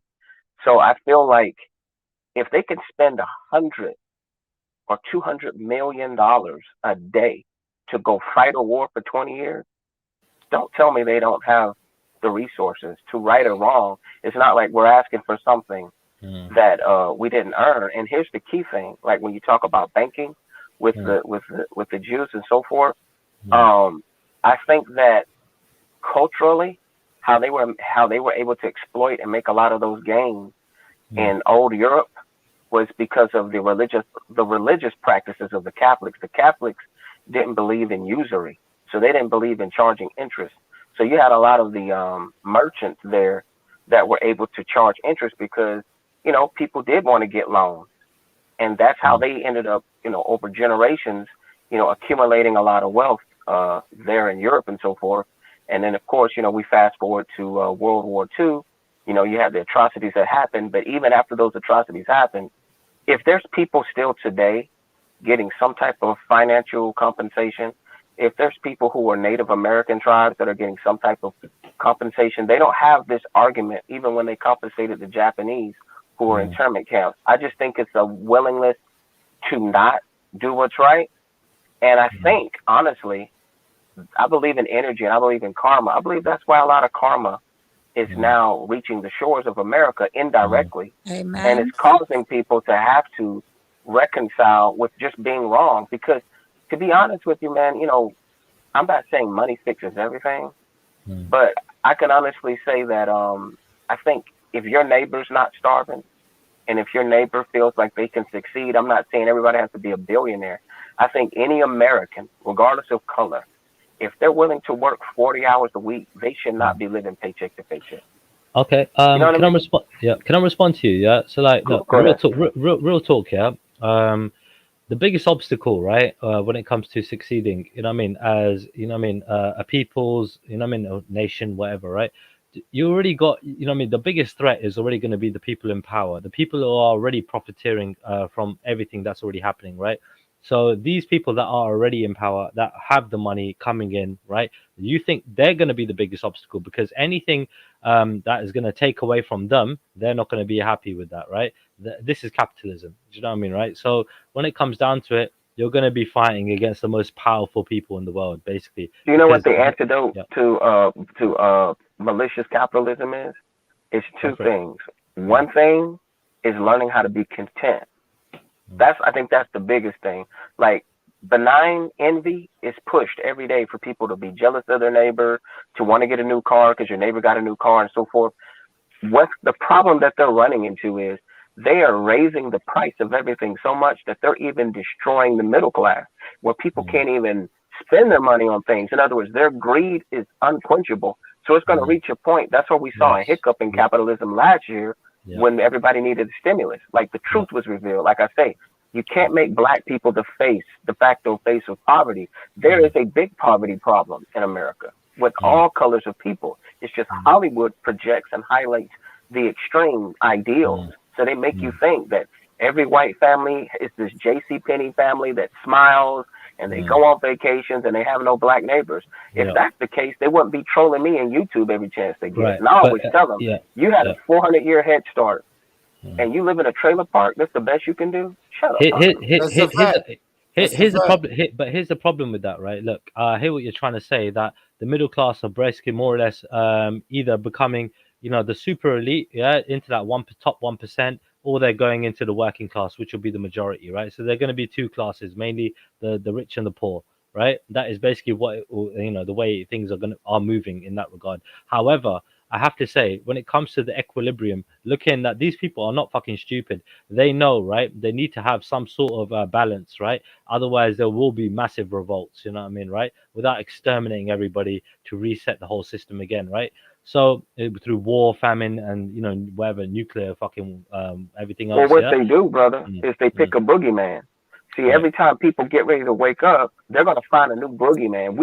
That's why they don't want to give us reparations. That's why they want to keep us at the bottom, at least in people's mind. Because whenever there's a hiccup in capitalism, what is the first thing they say? Well, what about the violence in Chicago? Or what about these people, these welfare mothers? They have all these stereotypes and racist Yep. tropes Yep. that they throw up to deflect when there's a hiccup. The problem is they are losing their lived minds. That's why you have all these Karen videos, these Darren videos. When they talk about Chicago, I'll be like, well, what happened with the white kid that shot up his schoolmate? You know what I'm saying? In Michigan. And Like, let me God tell will you show you, something. Pharaoh. Go And, ahead. and let me tell you something though, Robbie. Like, and the shit like, well, what about Chicago? And what about these single mother households? That shit spills over. It spills over. That shit goes international to the point where Trilla is even saying, you know what, man, I don't know what would happen if black people got individual checks. They will probably just run back to the streets and start killing each other and fuck off their money, because it is a nationwide propaganda for Chicago to be pumped up. Black people killing black people to be pumped up. The shit is pushed in your face so much that you begin to believe it. Right. It's propaganda, because I guarantee you, like, for instance, with me, I'm from Atlanta originally. If I just look at news stories from Atlanta, or depending on who I talk to in Atlanta from their experiences, of course, if somebody got one foot in the street and they're a drug dealer, they're going to tell me that everything's violent and crazy. But I could go there and be around middle class people, or just go to any And random you place. won't die. As long as I'm not looking for trouble, You generally won't get speaking, killed. my experience will be positive. If I speak to somebody who lives at home with their mama, they haven't accomplished much in life, they're angry and bitter, and they say black women got high standards. Their standards are too high. You know, these bitches up here are stuck up. And then I go there and be like, nigga, I went to Publix and, Women were choosing. What's wrong with you? You know what I mean? Like, it just depends on your experience. And I think the It problem is, depends on who's telling you. Who's right? telling you? See, the problem is, and that's kind of the danger of social media. You can have a lot of sick, toxic people that get a platform that can put out a bunch of stuff, and now they can create their own little tribes. And if they got enough money, or again, if the powers to be like, you know what, I'm gonna put money behind Trump because he's divisive, or I'm gonna put money behind some Uncle Tom that is just gonna, undermine any black positivity because I want to cause division and fighting. But what's gonna happen is, which is why they have all these prisons that are empty and that are privatized. Dude, we're playing musical chairs. The truth, the writing has been on the wall for decades. There are more people than there are jobs. Well, what is the biggest obstacle, dude? The biggest obstacle, right? The biggest obstacle is gonna be avoiding war, right? Because all these guys have got their fucking bunkers, right? That the elite, they're spending 5 million on bunkers, 10 million on bunkers, right? All these guys have got them, right? So these guys are all working on that for a reason. They're not fucking. And when shit is kicking off, you know what I mean, like with the media, right? These guys are fucking on their jets flying back to their bunkers. You get me, right? In their country, right? Literally, right? It's all this shit has been recorded. All I'm saying is, dude, the first thing we need to do as a people, right? Because generally speaking, we're just normal kind of working class people, right? Middle class people, so on and so forth, right? We need to make sure that we avoid fucking warfare. Number one. Now, Trilla, let me ease your mind a little bit. You sound like you're a pretty intelligent brother. Now I want you to just think about something. Now you got to understand, we're talking about these government elites, and you got to understand the biggest thing they understand is psychology. And I even had to step back to dial back some of my fear and understand something. Now, follow my logic. You can have a white correctional officer on a cell block tier. There can be 100, 200 people there, and nobody will put their hands on them. Mm-hmm. You can have white police officers patrol our neighborhood, including Chicago, and brothers will know better to really actively bang on them. Lastly, you'll have mass shooting events. Even here in Texas, and people be talking, oh man, we open carry, we're this and that and the third, but they're not with the shits.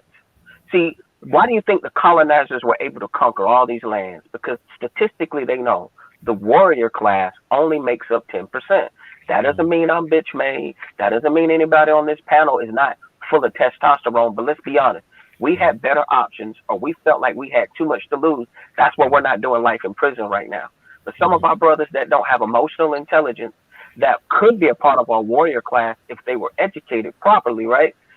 They're locked up. We make up about 30 million people. They always keep about 3 to 4 million of us locked up, preferably our young people. Now, what I'm trying to tell you is they've done the math.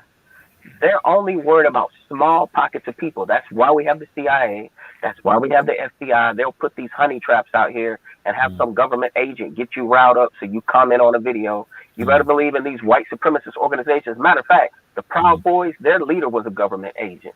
Some of the black organizations that we have, man, they're always collecting intelligence. So I'm telling you, they know that they only have to worry about 10%. I hate to say it, the rest are sheep, bro. If I was to go right now and start shooting in a mall, the vast majority of people will run. Even the people who claim they're with the shits. Why? Because we all got something to lose. We got family. We got something. So nobody think it's weird that every time it's a police involved shooting of a black person, that it's always a black police chief in whatever fucking town it is. Like, ever you see a police kill a black person, the police chief is 90% of the time black. Yeah, it's a smart move hiring a black police chief. It's a smart move. They do that shit. But it's for publicity. It's for publicity. Sometimes I don't even think that person is the police chief yet. Sometimes I think that man get killed and they like, hey, you want to be the police chief? Come get on the news and talk and tell what we say, tell you to say. But these institutions need to have diversity more than ever. You know what I mean? Definitely. So, especially with the police in America. But they try to prove their point. Every time there's somebody that dies in the black community from the police, they prove their point like, hey, we got diversity. It's a very good point. It's a very good point. Don't worry about that. We got diversity. You can't tell me that there's black police chiefs all across this country.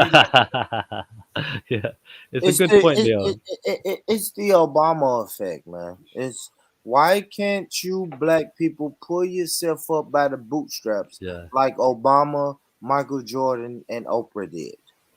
How can you say it's white supremacy when you have Obama, Oprah Winfrey, and Michael Jordan? Exactly. This That's is why the they thing. put Yeah, that black person on the news to talk for us. Well, this That's is the why they thing. got man. Hey man, I ain't gonna lie. You know how we had our Martin Luther Kings and shit. They want to put Ben Crump on TV like he is our fucking leader and our fucking attorney. If somebody die in my family from police brutality, you got me fucked up if I'm gonna hire Ben Crump, that same black lawyer who done did this shit for everybody else, and all these motherfuckers get off. What the fuck do we keep on going? Why the fuck do they keep on letting Ben Crump come into the play? Because hold on, Leo. I think it's more of like he's there for the civil lawsuit. Like he's gonna lose the case, but it's more civil lawsuits because you can get off like not guilty, but then somebody sue you. I understand what you're saying, bro. But look, they always get a bag. They always get a bag. Yeah, and that's the problem. We always worried about the. We always worried about. He looked like a Malteser. Bag. No, Bag. no racism, but yeah. like a proper round head, bro. It's so round, like it's just mad.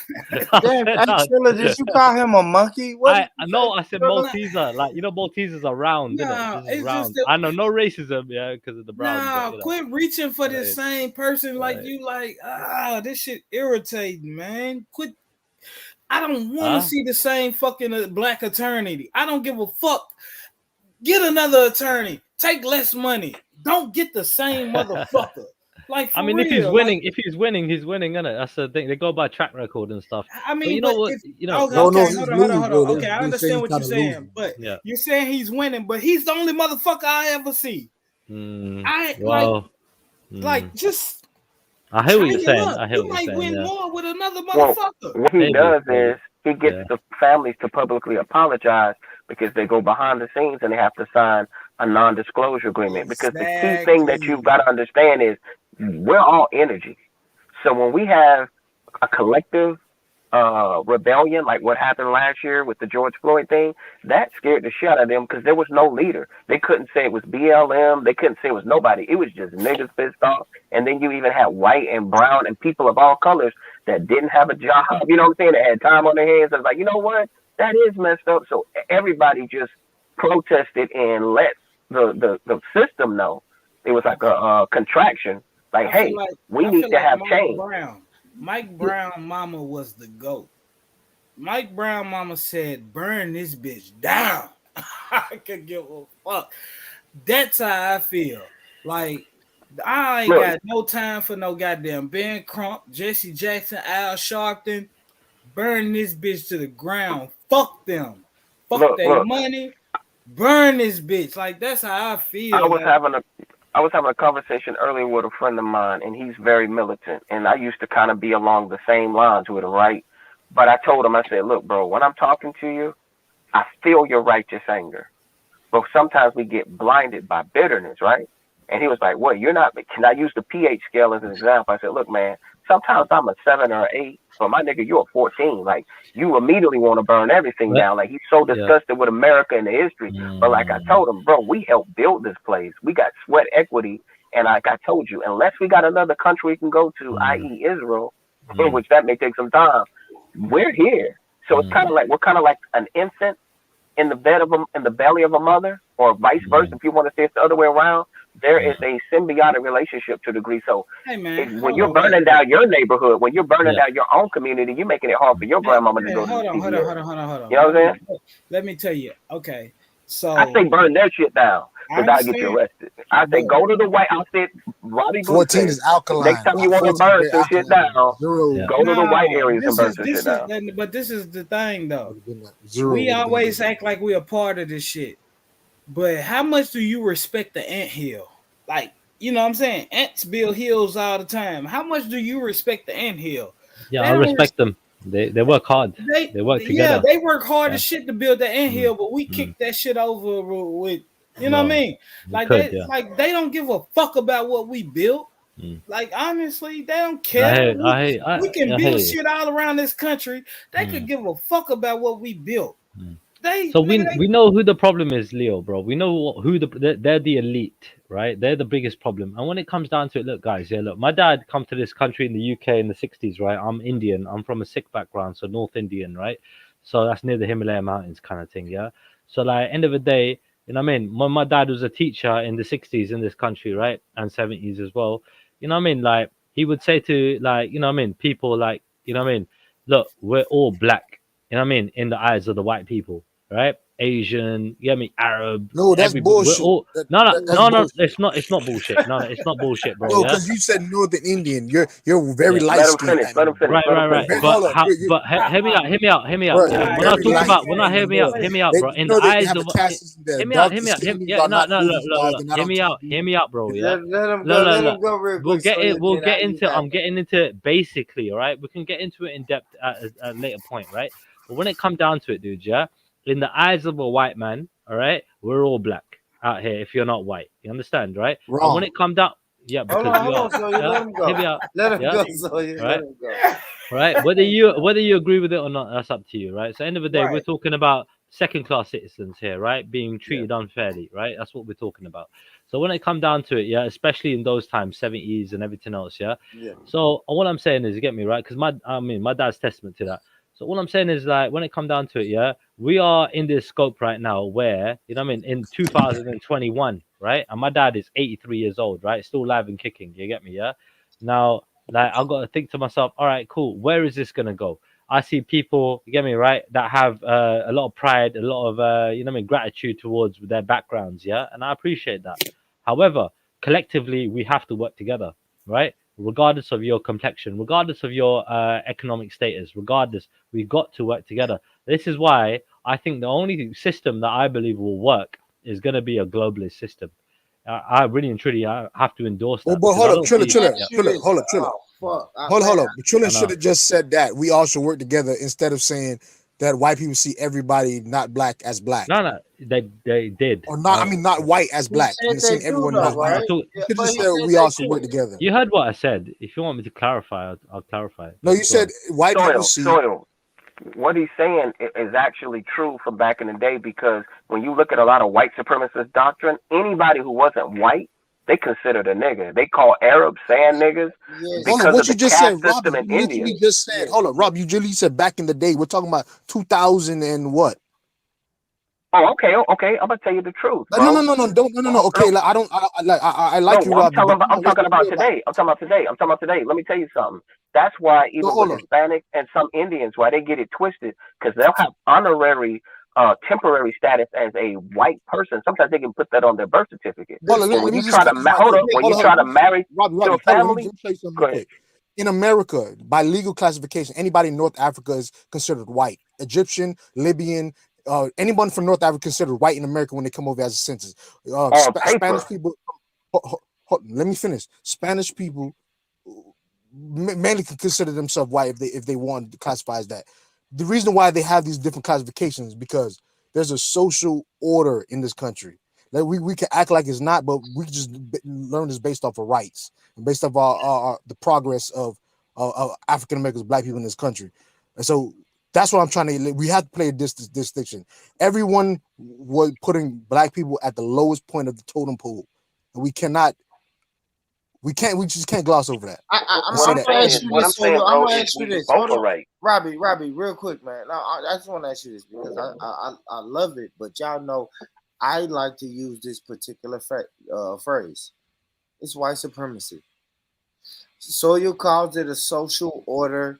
Triller said it's a system that was put in place a long time ago where any non-white person is considered black. All of that shit is white supremacy. It's the system of fucking white supremacy. So yeah, but now it's not. Now it's not white. It's not no but, and that no, shit but did it's not not. Now it's a wealth from the thing. 70s. Yeah, but now it's a wealth thing. It's It's not not the about wealthy. And Asian people always say it's a caste system. It's not a fucking. It's not. Born. You're missing the point. No. It's not, bro. It's not because Asian Indians are more racist than white. You're missing the fucking point. We're talking about the elite. The elite are every color. What's wrong with you? That's a white supremacist system. Only thing I'm saying is listen. You guys call them the elite, the social order. We have all of these cute names that make other people feel good. But they are brown, they are black, they are white. The Hold elite on, are from no. different backgrounds. Hold on, you gotta let me. Born. Is religion part of the white You have supremacy? to let me land. You don't have to be white to be a to subscribe to the concept. No, I'm saying of white it's religion. supremacy. It's religion. Thank you. Is You don't religion have to- part of white supremacy? White supremacy is a religion. Thank you. It's all religion. Right. It is a religion. What, you follow what's it going on faithfully. right now in the chat is evidence of white supremacy. You see how they have us all confused? When we know it's real simple. Look, I agree with everybody. White supremacy is a world religion. I don't believe that the vast majority of the elites are black or brown people. We know what tokenism is. It's the same thing that they would when they talk about the Diary of an Economic Hitman. He talked about in all these brown countries where basically the United States and the UK would give the leaders an ultimatum like, look, you can enrich yourself and be a puppet and not help your people. But if you actually try to bring about change, they just will pull out a little book and they show you all the regime change they did. People who got poisoned, people who got assassinated. Hold on, Agreed Robbie. that they're the majority, but at the end of the day, there's still other colors as well, or Robbie, people. hold on, like, please, other guys, backgrounds. That book, Robbie, hold on, Leo, please, brother. Like Robbie said something so important. He just called it. He put it so simple as regime change. But if you guys think about all these wars and these drone strikes, that's what comes along with regime change. So like you said, is get down or lay down. Like, yes, either you're going to get on our team. So yes, Asian. So when I say white supremacy and people say, man, Asians can't be Asians don't follow white supremacy. Yes, they do. Because let me give you an example. The white people will blow your shit up. In a minute, they'll just come invade your shit if you don't get down to white supremacy. We're just being honest, man. We have to be honest. Like Robbie Blue called it a regime change. Okay, Trilla, the president. Let me put Trilla the on spot. Hold president on. of India don't want to get down with. Born. Let me give you a better example. Hold up, Born. Let me trust me. Trilla, I know you heard of Ugandan Indians. There's Indian, pretty much when the British was running shit, they sent some Indians to Uganda, and those people pretty much are the business owners and the elite class in Uganda, Indians. And we can't act like it's not a caste system. Gandhi actually exposed this whole shit when in South Africa and all this other shit. So we know Indians are used as a buffer class in Africa before the Chinese. They learned their racism from the British. Hold on. Raj actually came out and said this himself. That's why I kind of respect Raj. He came out and said this. How my family was in Uganda, blah blah blah, and we were like that. Just pretty much, it was buffer class for the white people in Africa. So we can't say that we're all the same, blah blah blah. They see us the same when they use you guys as the buffer class in Africa before the Chinese. My brother, what you're missing the point. The point is, right, looking at the infrastructure today, right? Let's just take your country, for example. What point did I miss? Anywhere around the world. The point is, what point did I miss? Black people, Asian people, all sorts of different people, yeah, are completely, get me, yeah, involved in all of the madness that is going on. What point did I miss? You're agreeing. To support the elitists, right? Because I think you're neglecting the fact that the elitists, yeah, are the biggest problem. It's nothing else. Anything below that, you're missing. You're missing people of color. If you see those other people of color that you think are part of the elite, I'm telling you, they're puppets on the pecking order. They are puppets, of course they are. The majority are white. Yes, the majority are white. So I get what you're saying about all boats rising globally. This is what I think you're saying. You're like, look, if we have a global system, then you'll have enlightenment and infrastructure, and you can spread the resources evenly. So I get what you're saying. I'm glad we're allies in that part. But what we're trying to tell you, the fentanyl, the virus that is really still running everything and keeping it clicking is white supremacy. Now, we are starting to put a retrovirus in to fight it because a lot of people are starting to wake up to globalism. But how they can be slick, though, is by rewarding. See, this is what you got to understand. America is still the template. America is still the what's it called? Is like the muscle for the New World Order. When anybody gets out of line, they sick America on them. That's why when we Which is talk about military. when we talk about there was a fight for communism. I was asking my dad the other day. I said, Dad, what was the real reason why we went to Vietnam? Because he's a Vietnam veteran. He's an educated guy. And you know what he told me? He said, well, the unofficial reason they'll tell you we were fighting the spread of communism. But the truth of the matter is we were backing imperialism for the French, and we did not want to see a united Vietnam. So all that bloodshed in the military-industrial complex just made a lot of money for a few elites, like Trill is saying, but in the end, the damage was done. Now, the funny thing is, Vietnam right now is friendly with the West. So we could have saved a lot of bloodshed, right? Because they ended up playing ball. But if Trilla is really honest, let's be honest, Trump would consider India a shithole, just like he would consider some parts of Africa, because there is a big, what's it called? There's probably no middle class there. You got a lot of people hold on. We got a middle class. Please, I know what you mean. There's a rich and poor divide. Yeah. I know what you mean. But there is a middle class. I'm middle class. I'm middle class Indian. Yeah. I'm not saying India's a shithole. See, this is what I'm trying to say. Let me leave you brothers to this, and I'll shut up. Yeah. Why is Stevie Wonder always smiling? Because he doesn't know he's black. See, that's a joke by white supremacists. You can apply that to everybody else. You can apply that to everybody else who don't think they are niggas. I ain't gonna lie, you lost it, bro. You lost it. No. This is for real though. The problem is that we don't see that America is the same as every other country.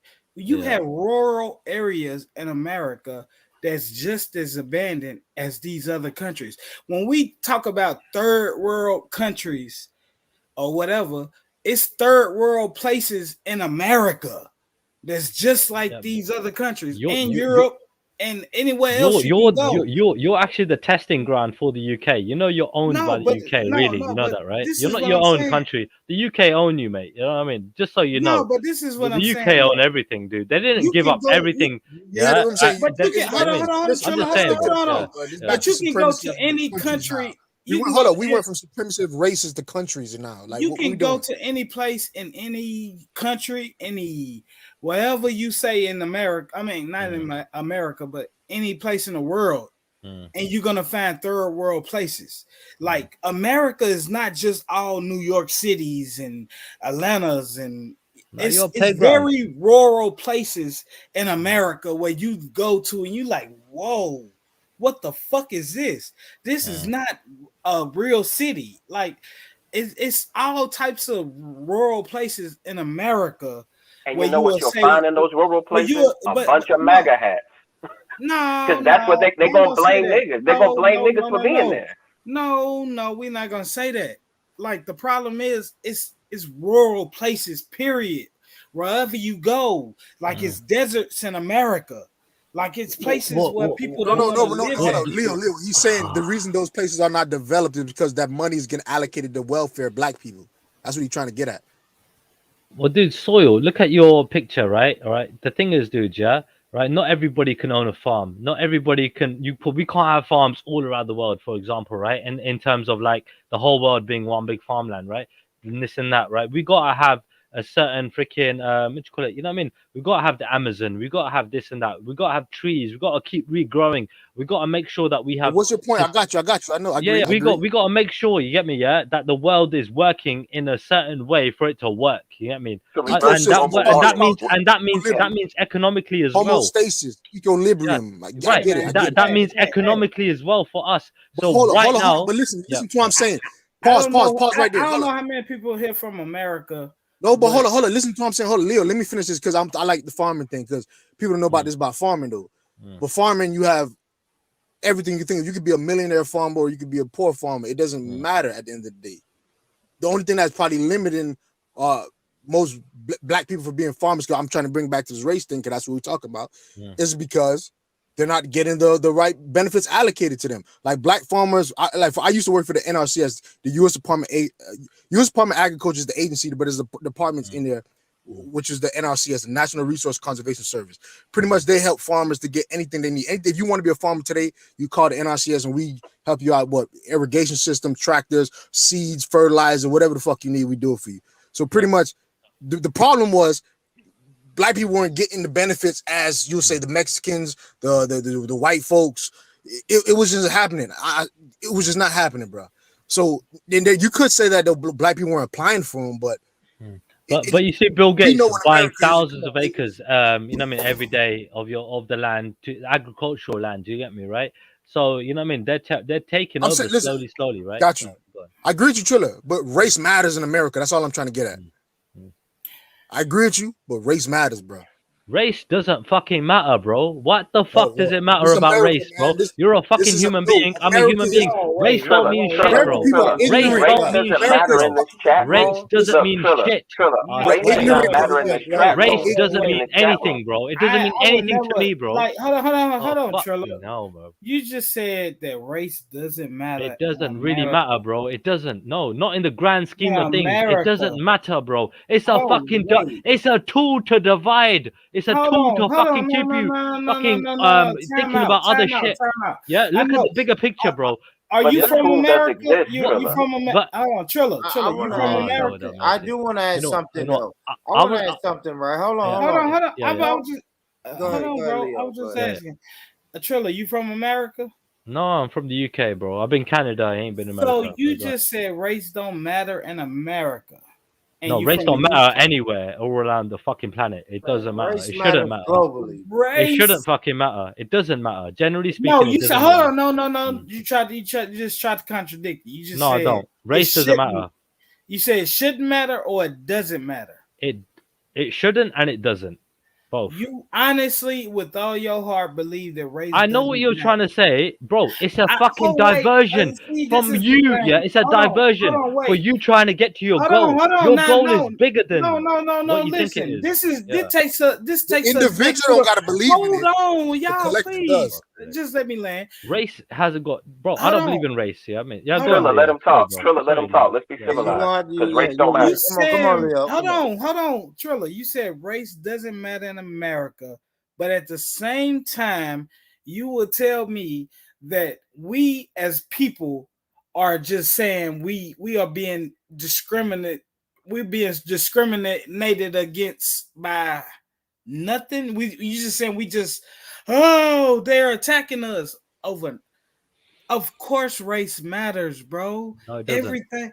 No, it doesn't. You got to take away the label, bro. Take away the label. God doesn't recognize labels. I'm a God-fearing individual, right?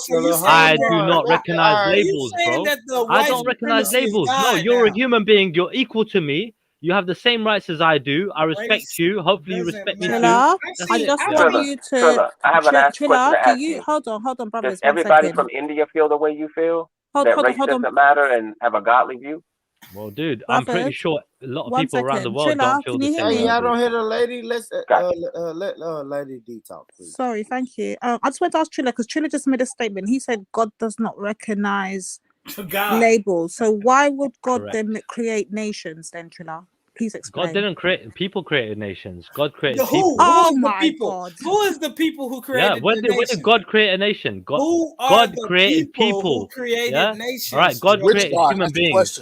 No, God? There's only one God. There's only one God. He created Adam and Eve. There's only one God. Adam and Eve. No. Whatever kind of biblical text you want to go by, right? Regardless, is completely fruitless to me because again, I know what I know, right? And there is no fucking no flaw in my belief. There's only flaw in me, right? In terms of how I portray it, yeah. So forgive me for making any mistakes, right? But all I got to say to you guys is, look, right?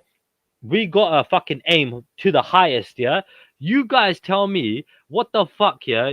Where you want to see us in 100 years, 200 years, meaning the planet? Where do you think, yeah, we should be? I don't know. Compared to wait, hold on. I want to work towards the highest goal. I don't want to work to a mediocre goal. I don't want to work to a low goal. I want to work to the highest goal, yeah? When it comes down to humanity, that will serve the whole humanity. That's what I care about, bro. Trilla, what's your religious persuasion? Do you have like a specific religious persuasion? Yeah, it's Sikhi. Okay, so you're a Sikh. What is the difference between, say, the Sikh belief and Christianity? A lot, and there are similarities and differences because the truth, you know what I mean, is what it is. Yeah. Because I'll say like this, from a Christian standpoint, right? All this stuff that you're talking about, the elite, the Antichrist, and so forth. It'll be like me saying I'm going to go against the cartel in Mexico. I'm one person. Even if I had a group of people, we're talking about like a secret society, right? So when we talk about principalities and spirits and all of that, we can only do so much. At the end of the day, that's literally God's job. See, I don't have to wait for the world to be perfect. I don't have to wait for the earth to be heaven. I get what you're saying. You're saying, look, people of the like mind try to make the world a better place. That's what we're all in this chat. That's why I even logged in, because I said we got like mind. But that also means don't discredit our unique experience as African Americans and African people. And when you understand the caste system, so it has to be a balance. That's what I'm saying. It's like a coin. Right. The only way the coin has value is if you have heads and tails. If I have a two-headed quarter, I look like a dumbass. This is what I'm saying, yeah. All I'm saying is, yeah, guys, yeah, I want to work towards a common goal, right? Our future generations, yeah, every single one of our nations, for our future generations, are gonna have a better life than we have, right? That our ancestors have laid the foundation. Hold on. Our ancestors laid the foundation, right, for us, right? And I want to basically make sure that we follow suit, right? So they have done the hard work and they've done the building, they've laid the foundations, and now we need to work on top of that, right? And we need to complete it. I mean, I'll be back. I'll be back in 5 minutes. All right, cool. All right, go. All right. So this is what I'm saying, dude. You can always, we all agree what you're saying, like Freedom said, pretty much. We all agree. However, to understand or to truly be compassionate and have empathy for the other side and that you want to build with, you have to let them speak their realities, man. You have to let them express their truth. Because what you said is a half truth. The reason why it's a half truth because you only know your word ideology. But there's another side to, like the guy said, there's another coin, there's another side of the coin to it. Nobody even cares, Soil. We start speaking words like reparations, and people want to say, well, let me tell you what I think. I think you guys just need some education. It's like, wait, what? And welfare. Y'all need some welfare. You guys need some education. And that man said infrastructure. After we built the fucking infrastructure of this country, Trilla told us we need money for infrastructure. He said he thinks foundational Black Americans reparations should be in the payment of infrastructure. And when I asked him that, he said education. Do y'all know what education is? You know what they taught me in school? They taught me about George Washington, a slave master. No, let's take it. Look, for him to talk about education, he acting like there aren't useless degrees. Every generation, like every 10 years, bro, you got a lot of people with degrees working at Domino's because the workplace is saturated and you have technology and computers taking jobs. So we got to have resources. We got to have tangible to have generational repair. We can take it deeper. Before 18, when was the Emancipation, the Proclamation or whatever? Before then, what the fuck was built in any country? Like, they didn't have cars, airplanes, or nothing until they freed us. Like, we are the generators to anything in this world.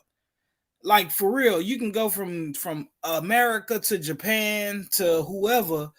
When they freed the slaves to make them be able to create whatever, that's when shit started getting built. You wouldn't be able to fly from Europe to Japan and Japan to America until you freed us to be able to discover all this shit that's able to be discovered. Cell phones, everything this shit we able to do right now is all because we was freed. I get what you're saying. Leo, we can't say everything though. Leo, let's not live in a fantasy world. Like, I'm gonna kill the buck with you. There's a book called African. Hold on. There's a book called African Americans First in Science and Technology. It starts from, like, I got this book. I did a presentation on Vay's channel. I'm gonna bring it up on Bourne's channel again. It's from 1700s all the way to the 1990 something. They lived off a horse buggy forever. Yeah, no, I agree with you. I agree with you, but not everything, though. That's all I'm saying. Don't say everything, but we did a lot of shit, though. And I got proof. I got the Nigga, patents. everything. Well, Hold look, on. The reason I'm gonna say everything is because of electricity. Electricity, they always like. No. What the fuck you talking about? We got fucking the guy in fucking Howard. His name. Hold on. Lancer. Howard Lancer. The best thing they ever had is electricity. One at a time. One at a time, y'all. We got a black man who created the first light bulb, set up electrical. Lattimore is who. Yeah, Lattimore. Set up in America it and was in not UK. Thomas Edison. It was Lattimore.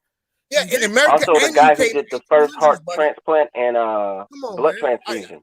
I got his patent, bro. I got the fucking patent. All his patents. Trust me. But that's what I'm saying. It's like they love to say that hey, we should be inclusive. No, we invented everything that they are using right now. Oh, chill out with this. Everything's what he's saying is we laid the foundation. We made the ground fertile for innovation. I like that. In other words, look, anytime you have a large population, that means you have a larger probability of having innovation because people are going to see more problems and fix it. So I get what he's saying. Look, the slave masters had all of that genius consolidated on their plantation. So they weren't necessarily trying to make our lives easier. So if a slave invented a broom because they got tired of getting their butt whooped, if somebody invented the cotton gin, if the brother that was the boxer made changes to the wrench, it's like there was other inventions and innovation that was already present, but people are always bettering things. And when they better things, we're not usually playing a relay or team game of claiming it for our race. See, that's the poison of white supremacy, and that's why we have to deal with it until it's eradicated, because not only do they take credit for things that we do, but they will try to silence our geniuses. Thank you. And the people who have contributed and make it seem like, you know what, man, the reason why the police are killing y'all is because y'all are savages. Well, you know what? When the slave patrol was coming after us, we had on our church and Sunday's best. When they were calling us jigaboos and saying we had jungle music, we were doing jazz music. We were doing country music. We were singing rock and roll. You still called me a nigga. We invented guns. Hip hop is the reason that we're being mistreated. They always try to justify mistreating us. Can we bring in 90 real quick? Nah. Take it back, bro. We invented guns. Rising, sis. Yeah, Grand Rising's family, man. Grand Rising's just here listening still. Big up yourself, Divine. Hey. But yeah. Is Divine the only one on here now? All right, Rich, I was coming to you, but you know what I mean? Gotta big up my sister first. Yeah, absolutely. Big up, board. And bless up everyone else on the panel, man. Come on, man. Happy Friday. Shout me out too, Nanny. Oh, is that my tongue guy? Yeah. It's so real, reborn. The jealousy is so real, man. Jeez. What was my big up as well? Hey, don't say that's your young guy, because they was talking about Erykah Badu. I need a shout out. I want to shout out myself. What you talking about? Hey, I need a moment of silence. Hey, bro, I'm asking everybody can you please be quiet? Hey, you ugly as shit. Yeah, that boy look good. You a hater. And why you judging another man? You know what I'm saying? Hey, tell the truth. Yeah, just pull that finger out your mouth. Go ahead. Take your shots. Go ahead. Take all your shots. Go ahead. I get it to you. Take all your shots, man. Yeah. What you say 9? That finger stink. That finger been in some wild places. Oh some shit! Horrible pussy. Oh, some bad pussy. Okay, I'm gonna mute you though. You put it straight to your nose. Hello, guys. But shout out 9. Shout out 9. What you saying, 9? You wanna give your 2 cents? Hello. Share that. Who was that, Robbie? Yeah. I was just going to say, on having some deep reflection on what Trilla was saying. Now, I can understand from like an educated standpoint when you listen to a lot of biologists and scientists, and they'll say that race is a biological myth. The reason why there are more and more people who are waking up to the idea of trying to work together is because they've looked at all the genetic information. They looked at all the depletion of resources because of industrialization and us destroying the planet. They realize that we need each other. We need each other gene pool wise. We need each other resources wise. In other words, it's not like how they could do back in the day and go wipe out a whole, population of native people on an island and just build what they want to build. genetically, right now, you have white people in a genetic minority for whatever reason, because of diseases, mutations. Sometimes people are victims of their own success. You know what I mean? Because of the system, the culture, everybody being materialistic, their families got smaller, right? And now people are like panicking because they're afraid of losing power. But people who look past race and understand like the planet, they're like, look, man, we can't keep going the way we're going and ignoring global warming, or we're gonna all like, it's gonna be a desert. You're gonna start having wars fought over water. You know, they're really playing a con game with China. They got China over there still using like coal and some other like antiquated sources of fuel. They still kind of got a hybrid system. They're slowly upgrading everything, but everywhere everyone goes to get industrialized, as long as the West has the attitude like, I want to keep you at a disadvantage, as opposed to everybody working together at the same rate, you're going to have, in other words, in essence, what he's saying is, at least on a surface level, it's going to have to eliminate the concept of racism, because we'll need each other on a governmental level. Absolutely. But what I'm trying to tell, hold on, listen, because I'm not cooning. I'm telling you his perspective, but I'm telling you the reality. The reality is, until we get there, you can't legislate love. See, that's the problem. Like, the system, the way it's designed to work, would work beautifully if I didn't have racist cops. Now, I'm not saying it has to be an ideal system where nobody's racist, but we have to have a way of weeding out people and not wait till after they shoot somebody or after they get caught with a bunch of emails and they do 10, 15, 20 years of damage, right? And then you have a new crop of young people that have post-traumatic stress and a hate towards America, because even though I'm born and I'm taught to salute and say that I respect the flag, historically we've been disenfranchised. And then we have these shit, like, people didn't believe Karens existed till we had cameras. I even told the people when I was at the VA a couple of years ago, I said, hey, man, there's a lady here at the vote rehab thing that is discriminating against me. It's not like I first assumed it. I basically did a test for like a whole month, right, before I came to that conclusion. I said, man, what is this bitch's problem? And then I finally, once I alleviated everything that I could have done, I said, man, this is somebody that doesn't need to be in this position, because they've already, look, bro, I had a 4.0, right? And this lady was telling me that I couldn't go to school to be a nurse. I couldn't do this and that and the other. She started bringing up all of these like stereotypical tropes, like the older, the more comfortable she got. And I just said, man, this is a total disservice that I have to have the emotional intelligence to try to get around somebody like this, because those people know how to get comfortable. They're the biggest leeches in the government. Some of these people that will sit here and tell you that you're lazy, let me tell you what they'll do. They'll join the military. They'll get a cushy job where they don't have to be involved in any conflict. Because like I told you. Okay, hold on. I got it. Hold up. Look, and bro, then they'll get a job at the post office. The black race is a cockroach. The black race is a cockroach on this planet. You can't get rid of it. Like, we are here. Like, the black race is here. All other races, they are endangered. We are here. We get our energy. What makes you say that? What makes you say that? I don't get it. And big up freedom. Because our numbers tell you this, Triller. We are the most popular humans on the world. This world tells you this, Triller. Bro, this world don't even exist without the sun, bro. So if we get our energy from the sun, we can never be abolished, bro. We can never be nowhere but from the sun. Who is that talking right now, so I can address him? Yeah, please. Who was that talking?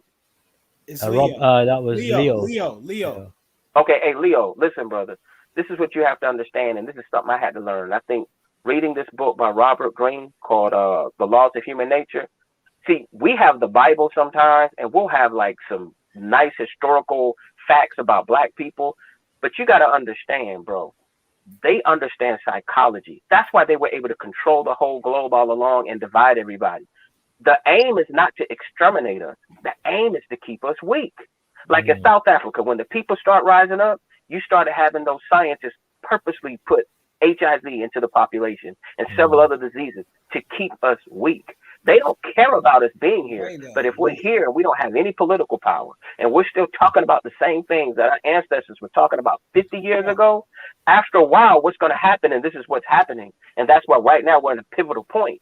You got some people trying to move forward and whitewash history and just say, hey, you know what? Them people over there, they're complaining. Why? Because it goes back to what I say about the funniness of media. They're going to project certain images on in television and in music that's harming us. That's why we have to get control of the narrative, and we got to start boycotting black people. Hold up. We have to start boycotting.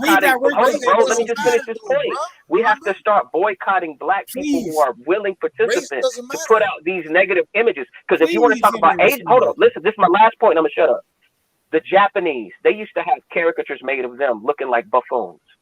That's why they own Sony. That's why they came and got enough money to buy all of the rights to all of those negative cartoons because they understood propaganda, bro. Can I That's what I'm trying to tell you. Can I respond real quick? Let me say this. Hold on, Leo. Let me say this before you go. He made a point about our ancestors. Our ancestors was kind of going on the Triller vibe, and I think you're leaning toward it or halfway or on the fence with the love. You kind of said earlier where the love, compassion. Yeah, well, no, the love thing, the compassion thing is great, but listen, the world operates on a whole different fucking code. The code is literally kill or be killed, get down and lay down. We have to really think right now as to be able to control our stuff that we pretty much have to control stuff that ensures our survivability for black people. I'm talking about. We're literally in that point right now in existence. We have to figure that shit out. Man, I don't know. I don't know about this. What is the goal? Sorry, Leo. The goal. I just told you. We have to pretty much have all of control of our survivability, autonomy. We don't have food, clothing, or shelter. We don't own farms. We don't own our own food supply. We don't clothing. We probably got something but we own banking institutions. We need a lot of different things first. I'm saying before we can get to this compassion that other races got. For example. Well, dude, if you go back, this is just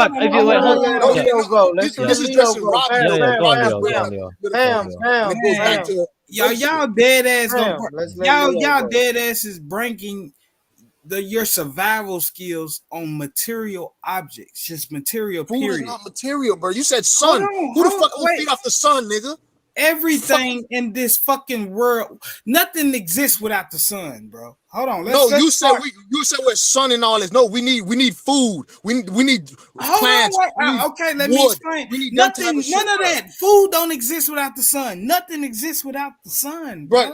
Listen, you're sticking on the fucking planet. Listen, Leo, you're sticking on the basic stuff. What do this planet revolve around? Nigga, that's like saying to walk, you have to have legs. Okay, great, but I'm trying to fucking run and jump. Come on, let him land. Let him land his point. Let him land his point. What revolves? What happens without the sun, bro?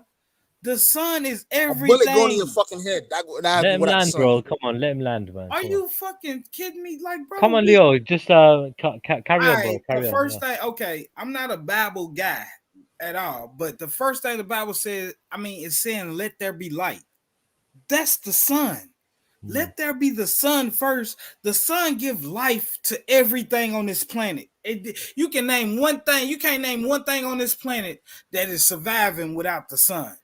Without the what we gonna do? Worship the sun, Leo? What we gonna do? Worship the sun or use the stuff that the sun? Let him land, man. Come on. Trilla, stop, shut up, Trilla. Please relax. Goddamn right. Oh, you keep interrupting the guy, bro. Absolutely right. That I'm worshiping the sun. I got it right, Trilla. See, I'm speeding up the convo. Relax, Trilla. The sun is everything to this planet, bro. The food. Exactly. But Leo, I agree with you, Leo. I'm about agriculture.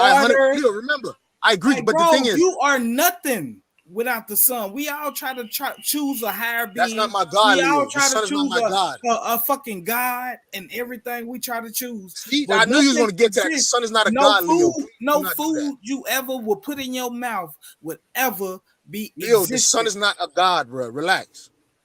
He's acting like other planets don't get sunlight. Hold on, wait. What are we talking about? Other planet? What planet have you been on? What other planet? We know this is not life on the other planets, bro. Y'all just said you acting like other planet. Like, what planet have you been on? You've been on Earth, motherfucker. Like, this is the goddamn everything. Sun creates every fucking thing that goes in our bodies to make us who we are. Like, you are nothing. But you want me to break down why that is the case, though? Man, the sun is part of it. So hold on. Let me ask you a question real quick. Anybody, if the sun fucking go away and never come back today, who the fuck are you? Like, who I was just are basically trying to explain to you why, say, the other planets that are closer to the sun and further away, why they don't have life and how unique this planet is. And a lot of that has to do with the core of our planet. Yep. The iron core that we have, and understanding electromagnetism. And now we're about to get real deep, because if we don't have the sun, you know what we are? What we all are, man. We are existing in a quantum field of energy, bro. Conscious energy. And we're fighting over this flesh. Listen, well, we all have a graduation day, bro. You said We all that gonna the Earth die. will still be here without the sun. Bro, I'm trying to tell you that in the end of the day, we are still all be here. man. We are all energy, bro. Listen to what I'm saying. Maybe I'm. Hold on. I'm just trying to get it correct. You saying I'm trying to answer This your question. is why I wanted to stay on food, clothing, and shelter, bro. I'm just trying to food, clothing, and shelter. I'm just trying to Food, clothing, answer and a simple shelter question. first. To answer your question, physical life can die without the sun. Are you happy? I'm just trying to answer a simple question. Physical life can die without the sun. Does that make you happy? Everybody gets your point, bro. We learned that in elementary school. Yeah. So but the sun's gonna be here for like billions of years. If the sun's not there, you saying we still survive on this planet? Dude, okay. The black man will die before the sun, dude. And that's why we're trying to talk about Earth, niggas. The sun gonna be around for billions of years. I'm trying to get an understanding. Hold on, I don't even know who talking. There's so many people on here. What the fuck? But the sun is, if the sun fucking fall from all the way out of our galaxy, whatever the fuck we want to call it, we'll still be here, right? That's what you're telling me. No, I didn't say that, bro. Nobody's even arguing about that. The only reason why we're not talking about the sun, because nobody said the sun's going to die in 50 years. Everybody knows that, like, the Earth took billions of years to be created, and it takes millions of years for stars to die. And guess what? When stars die, planets are created. So you saying hold on? So education is the problem. We do need infrastructure. Real quick. I'm just trying to look. No, I'm trying to educate myself. Now y'all take it like this. I'm just trying to educate myself. So you saying if the sun fucking disappeared today, we'll still be on this planet called Earth, right? I don't know how many times to say no, because you said specifically Earth, but I was trying to take you to another level. Study quantum physics, and you'll understand what I'm saying. Dude, if I say no, my nigga, how many times do I gotta say no? You went way beyond us. All plants will die. Maybe bacteria won't. You but all humans, cellular organisms will die. Hold on. You saying humans? This is why I want to talk about food, clothing, y'all ain't gonna let me land. Damn. Humans will still be on this planet if the sun go away today and never came back. We'll still be on this planet called Earth. Don't know. Controversial. Is that what you believe? Carry on. No, carry on. Controversial. I'm just asking a question to y'all. It's probably no. I said no. Yeah, I would say no as well. No, Trilla, you said you want to be life on this planet. If I mean, you got your bunkers and shit. You can, if you go down to the Earth's core, you might be able to survive. You know, with the heat and everything. It's possible we can survive without the sun. But realistically, not really. Because we need oxygen. You have to have the right mixture of carbon and oxygen and nitrogen. Right. There you go. I'm asking y'all a simple question: if the sun fucking drops from the fucking atmosphere, will we still be able to be on this planet as humans? But see, your question is flawed because you don't understand electromagnetism and you don't understand nuclear power. You're not understanding what I'm saying about I don't quantum. understand it, but what do you mean? Because if you understood it, you wouldn't ask that question, is what I'm saying, bro. Because we got an electromagnetic field protecting our atmosphere from the sun's rays. Because if it wasn't for that protective shield, bro, we would die from the sun. So just like the sun can give life, we got to filter that. But see, that's what I'm saying, bro. I'm going to be quiet. Yeah, bro. If you look, simple thing. Please tell me everything you need to tell me. No, bro. Leo, I beg you, make your point. No, Leo, please make your point. Trilla, you wanted this, bro. You wanted this. No, hold on. I just want Leo to finish his point. I want Leo to finish his point, bro. Wait, hold on. Leo, finish your point, please. The only point I'm trying to make is do anybody on this panel think that human life will exist? Not even just human life, any life period will exist on this planet if the sun just went away. You're right, Leo. Yes, right, I think it would. You think you have to define life? You have to define life. Yeah, you have to define life. Because I just finished saying that we're conscious energy. I said we're conscious energy. That's what created everything. If I gotta define life, I gotta ask y'all what life form would survive on this planet without the sun. Fucking shot. What is your definition of survival? Just life form, just any type of life form, plant, fish, anything. Just tell me. It won't be anything like that. It wouldn't be anything like that. But I can honestly tell you like this. We're not just matter, bro. There has to be conscious energy that connected everything. But when you get to the smallest form of matter in the universe, we talk about virtual particles. Dude, that's when they start talking about quantum fields and energy, and they talk about sound, and they talk about light, like you're saying. And all of those things give rise to vibrations that make molecules and particles come together for everything that we perceive to be real. But it starts with coding, with messaging, with conscious energy. So when we talk about God or some supreme being, there's evidence that kind of points to that man, some type of intelligence had to put all this together. We tripping off this little aquarium we all call the Earth, nigga, and that's like a whole galaxy. You know what I'm saying? No. There's a whole universe. There's all kind of gases and energy exchange, bro. That's all I'm saying. The gravitational pull is from the sun. Anything that's like anything on this earth, it's in a surrounding circle around what? The sun. How the fuck is Earth gonna keep going around in the same circle without the sun? Because its gravitational pull is from the sun. No, Leo, you right. Freedom is right. I mean, Robbie Blue's right, and Triller is right. You They're gotta not understand. right. You're not gonna tell me they're right. Let's go back. Wrong. I don't know. Wrong. No, I literally can tell you how they wrong.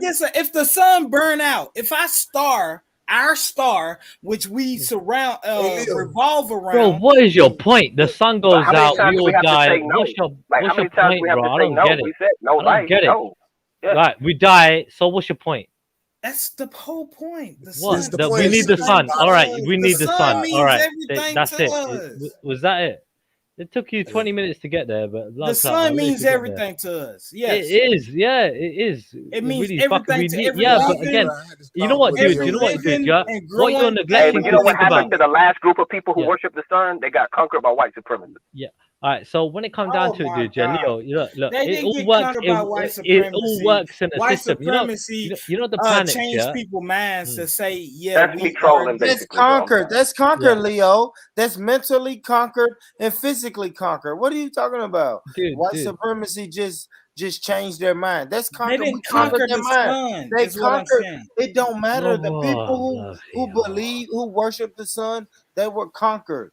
So yes, man, everybody knows that the sun creates everything, but ain't nobody finna give up their Jesus. Sometimes our problem is believing in superstition and being idealist. No, hold on. White supremacy. I just gotta say to replace the. Hold on. Let me say this. No. Let me say this. Nobody's going to place the religion of white supremacy with the sun religion. I'm just being honest, Leo. Like it's 2021, brother. It's not that. It's not that. Look. When it comes down to I freaking agree with Robbie on a lot of points. Get me? He seems like a very educated guy, right? Well, at the end of the day, look, man. This whole freaking system works in a way where it's got to work together, right? I mean, all the planets, give me the revolving and everything else. I'm not a scientist, yeah, but generally speaking, from what I understand, it's a system that works together, right? For us to be, you know what I mean, right? We're the third planet from the sun. All right, and you know what I mean. It all works in cohesion. You know what I mean, right? If we were too close, we would melt. Right? If we're too far, we will freeze. You know what I mean, right? So we're in a perfect equilibrium. You know what I mean? And when you talk about carbon emissions, if we keep polluting the atmosphere, we're literally destroying our protective shield. It's like basically destroying our skin, our immune system. That's the whole point that I was trying to tell him about electromagnetism, right? That we get certain forms of radiation from the sun that's healthy, but if we didn't have that protective shield, even black people would fry. That's what I'm trying to say. Everybody's gone, bro. Look, when it comes down to it, Soil, what you got to say, bro? You've been on hold for a bit. What are you saying, bro? This is what I'm saying. All this shit really don't fucking matter, bro. That's all I really want to say. All this shit really don't matter about the sun. You saying the sun don't matter? No, like at the end of the day, we have to address. The sun don't matter. The sun is just the sun. Of course it matters, my brother. Of course it matters. Come on. Eat the meat and spit out the bones. Listen, eat the meat, spit out the bones is ultimately all I'm saying. It don't matter because you have to just get the fucking meaning out of it. All of them, at the end of the day, we're going back to the same point. We all have to work together. They're saying it's a system. Magnetism has to work with. You think that the people on this planet makes the world go round. What happened if the bees go away? Yeah, Nah, we're fucked. listen, no. We're fucked. You won't have I'm just Yeah. saying, cross like he pollinating. just You're like right. You're right. people They don't make mean up shit. they make up one the third of our human All right, hold on. population. Y'all want to go into Yeah. science? The Hold on. human Y'all want to go into species. science? Like, literally, y'all want to go into science or we go in politics? I'm just Now, saying the I human want to species. stick with politics. Leo, I you are personally want to wrong. stick with Leo, you politics. are Yeah. wrong if we can go to Yeah. science. I want to stick If with we really politics. want to go to Yeah. science, I just want to fucking say something real quick. Because right. we have all y'all. diverted. I Yeah, love guys, all we y'all. have What you want to diverted. do? We were. I want to stick with politics, me personally, right? Because I think we have No, diverted. because Ruby Nah, 100% we can right. talk I was about playing with you. politics. Politics is You're fun. wrong about the No, sun let's shit, bro. stick with the politics. Come. You But go ain't. on, Soil. What's your point, bro? Whatever you want to say, bro. Say it, bro. My point is back to we all got to work together. The sun has to work with magnetism, has to work with all the strong and the weak force. It has to work with gravitation, has to work with electromagnetism. All this shit has It's to work all of together. that. The sun is all of that. What the fuck is No. These things make the fucking sun, buddy. But what is the sun, homie? It's a star. You act like there ain't billions of stars in the universe, Exactly. my nigga. Those laws of we nature only make the sun. revolve around one though. What one we will revolve There's a chicken around? and the egg. The chicken is Yeah, first. we Simple. work on And the one. Earth can Yeah. just skip around and go to No. another There's a star. chicken and there's an egg. Which one comes first? The chicken. Simple. God made the sun. God created the sun.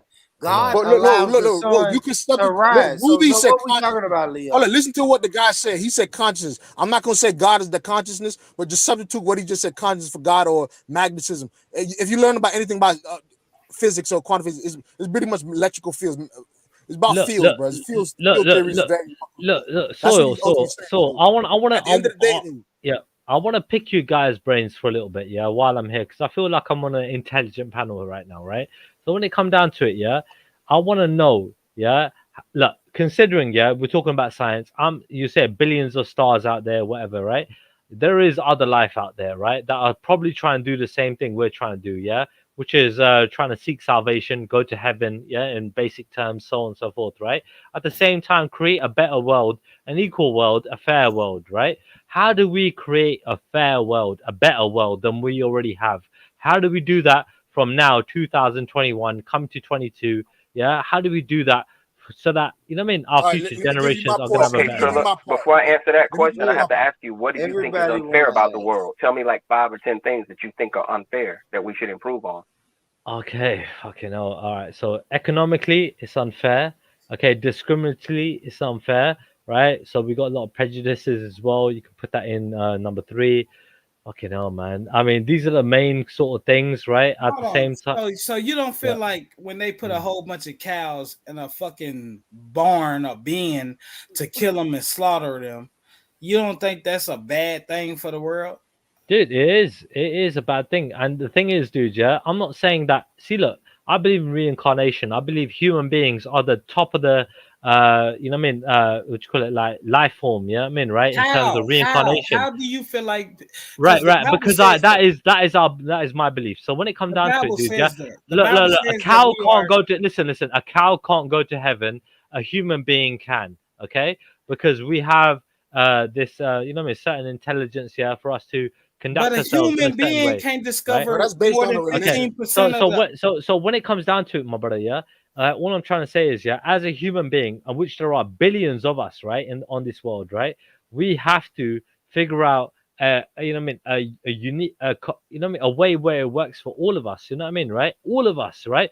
And you know what, yeah, dude, we might not all get to heaven, obviously, yeah, depending on our actions and deeds and so on and so forth, right? But we can at least ensure that we have a good life on this world while we're still here. A fair life, right? You saying heaven. Have you ever met a person that came from heaven? Dude, I've never died, so no. Yeah. No, I ain't say you. I mean, me personally, I've not died in this life. Came back and said, "Hey, heaven up there, y'all should go." Yeah, dude. I'm going with what our gurus had taught us. Yeah, our gurus, my guru, Guru Nanak Dev Ji, has been to heaven and come back. Yes, okay. And I go by his teachings. Yeah. Yeah, you can laugh about it, but this is our teaching. What he's talking about but he met God. Yeah, you he met don't God. laugh at that. That's what they believe. But what I want to know, one second, Trilla. You see, when your guru went to heaven and came back, did he give a description of what his? He went up the stairs. Yes, yeah, he did. Stairs. Can you give us a little bit? Can you just let us know? He seen the pearly gate. He seen that pearly so gate. basically, heaven is right what the six are basically currently doing in terms of the ones that are doing it properly, right? Which is singing the praises of God, right? And they are basically praising God in Him, right? Meaning music, you know what I mean, right? So with music and with praise, that is what we are doing in heaven, right? Praising God. That's what they are Everybody's doing. just up at just The all same the the same 17 the saying six million are heaven doing is people. today. Spotify. Yeah. Heaven is a All the The Spotify 10 17 things that playlist. are million people who unfair. 10 died things is that up are at this unfair than the I'm sanctuary. joking. solutions. I'm Remember? joking. So Hold yeah, on, that's basically 17 the million sticky people who description done of things. Yeah. died. Yeah, 17 it's billion a people. very similar to gospel, like gospel, how they do their things with the Did they walk Christians, up the right? stairs? You know what They I mean, walked up right? the It's stairs very too. similar to that. Very similar to that. Yeah, Guru Nanak Dev Ji Maharaj, yeah, Waheguru. You know what I mean, right? End of the day, he was the greatest. You get me, right? In terms of all that had come before him, in terms of trying to show you the right way towards God. Big He up was the the gurus, greatest. man. Big up the gurus. Thank you, Yeah, Divine. shout Big out up Yeah, to you know yourself for what? Guru. saying that. Big up Shout out to yourself, bro. Guru. Is that I him? think, Big up, man. you know what I Is think that set him? human beings back was our ability to speak. I think when we used to draw, we used to grunt and fuck and cook, you know what I mean, and toil the land, I think we were a lot more peaceful. As soon as we got Robbie. the Hey, ability Robbie wants to you start to get having shut up. language What you and say, Robbie? metaphors and Just worry religion, about eating. nigga, Robbie, we don't listen to each other. We be waiting to make our I next think point, so which too. brings I me think back so too. to like ancient times, right? Now, this is what scientists will agree with you right now. You can transmit messages. Like right now, when you're hearing my voice, you have light energy, right, and sound energy, and the conversion between the two, right? That's transmitting the vibrations coming from my vocal cords, right? And it's all a bunch of codes of zeros and ones, and that's great for technology. But we also understand that when we send sound out into space or messages through light, like you realize you could take Michael Jackson's Thriller and transmit it on a light beam, and somebody could pick that up on Mars and play it. So if we can transmit information like that, what makes you think God can't speak to us through a song or through something we see or something that we feel, bro? I feel like our brain is like an interface that helps us Amen. communicate between the Amen. celestial world and the physical world. And we're only here temporarily Amen. because we're trying to improve our experience and hopefully improve the experience of others. I think most people on the planet are decent people, but I think we're very fickle. I think the education system is designed to keep us dumb. So we don't dream to become engineers or be innovative. We're taught to be subjugated and to look at each other differently, right? That's So why how when you many fill out an people? application, they ask you your race. You know what I mean? They ask you your religion. They ask you all these things because once everybody's divided, bro, it's kind of like when the Spaniards came over to deal with the Aztecs, man. They're like, we can't defeat this tribe. But if we can get all these little tribes to work together, to turn on the big tribe, then we can just have them fighting each other. And that's why I said going into 2021, I was going to stop arguing with black folks because we ain't got no power. Unless we talk about empowerment, we really don't need to be arguing with each other. Hey, But Robbie, that's sorry, what I'm Leo. trying to say. We keep deviating from the solutions. How many people Bro, think that we men done been deviating to from the the solutions moon? of the power convos, though. I know, but how many We're people going to think religion? We're going to the sun. How many people done been to the moon? Robbie, drop your You email see in what the I'm back, saying? bro. Do you see Get what I'm me? saying? Now we Put talking it in about the private chat, innit? Let me. I really get want your Yeah, I email. know, Leo. Yeah, Leo. What we talking about the moon, bro? We talking about how people can come together. Lily, we were just talking about solutions. Trilla said, name some like solutions that you want to see in to better the world population 2022. Then Robbie said, give me 10 things that you say is like unfair because he said something about being fair or whatever. Then we went straight to the rabbit hole. All I've been trying to say is please let's get back to that so we can build on something before everybody leaves so we get some like damn. I could do that tomorrow. Let's leave the moon and the sun alone. What was that song? I give you the sun, the moon, the rain, the stars, and the I'm mountains. just saying, like, we just act like we done been to the moon before. Like, I don't feel like no country has been to the moon. I'll give you my all. I feel like if we keep going down this route, my nigga, I feel like if we keep going down this route, we're gonna start talking about Illuminati and reptilians and munchkins. I ain't with that. Leo, you know you my brother, man, but I don't want that. Fuck that. Y'all niggas act like somebody done been to the moon. Why you talking about? Yeah. We done with that. Let's talk I've about. seen a Hispanic moon past 10, between 10 and 12 at night. My homeboy used to have the half moon ecstasy pills, and that was pretty good. That was pretty good. Like, I don't know. It's all Hey, right. that's send you to the moon for real. Every time I went to the moon, like, come on, man. All right, let's get back. Let's get back to it. So, what was you saying? They asked what? It was like what 10 suggestions that we could fix. What was you saying? Triller, pretty much Triller. If you want to repeat it, or I could paraphrase it. I don't know. It's on you. Oh, say what? Do you want to paraphrase the question that you asked the audience? Yeah, I asked him. I said, if he's talking about how we can make the world better, I said, well, first give us the contrast. Highlight the things that you think need to be improved, so that way we can have a bar to determine what success looks like. Because I feel like if you get 80 to 90% of whatever you set out to do, that's success. Because nobody's gonna ever have 100%. You know what I'm saying? Yeah. I like that. Realistic standards and practicality. All right, let me just go with mine. All right, first, I would like some form of food security for our community. Meaning, I think we should have at least a community garden in each city. That's like the highest standard of goal. But I would say just have a community garden that you can go to in multiple cities in your area. For example, my city, Miami Gardens, we have that.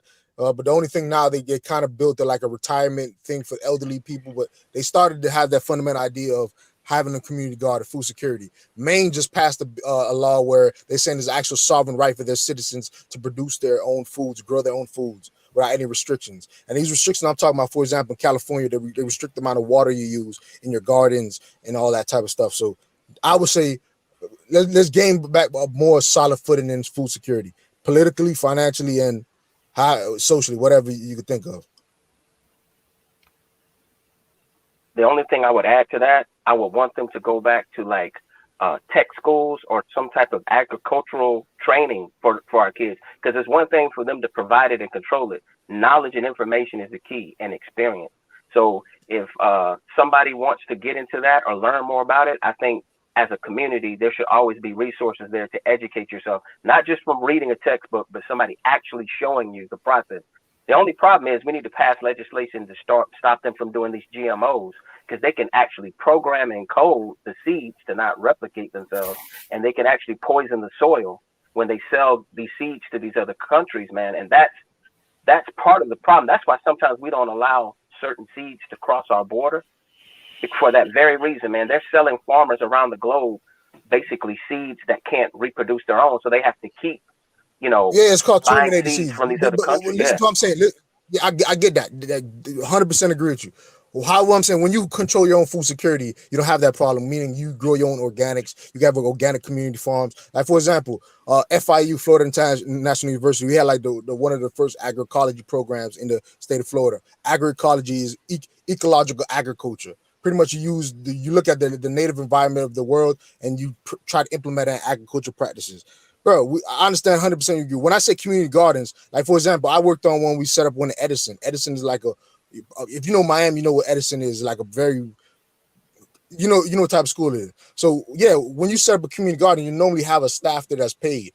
Even the community garden we have in my city, you have staff that you know what I'm saying, you develop something where people are there, and there's like a technical somebody who have certificates and trained, who can enlighten anybody on programs. But there's another thing. We can go into the argument of, I would like to implement like U.S. Department of Agriculture into these little organizations, because if you're talking about technology, food security deals with what, like you said, computers. You got engineering. You got economics. You got a lot of different industries when you talk about food security, even in agriculture. Like in agriculture, man, pretty much nothing limits them from doing a task. Meaning, for example, anything you can think of in the modern world, people use in agriculture. We use drones. We use fucking the most sophisticated micro engineering. Because, bro, you're building, when you talk about reservoirs, wells, irrigation systems, you talk about, there's a lot of expensive tools going to that type of stuff. So tractors cost over $100,000 per piece, like for decent tractors. So what you're talking about, I understand, and you need to learn a lot about, not just like reading from a book. It's a lot of technical know-how, because it ain't cheap, bro. Agriculture in modern day is expensive. So yeah. But that's what I'm talking about, man. There's too much stuff you could do with a community garden, bro.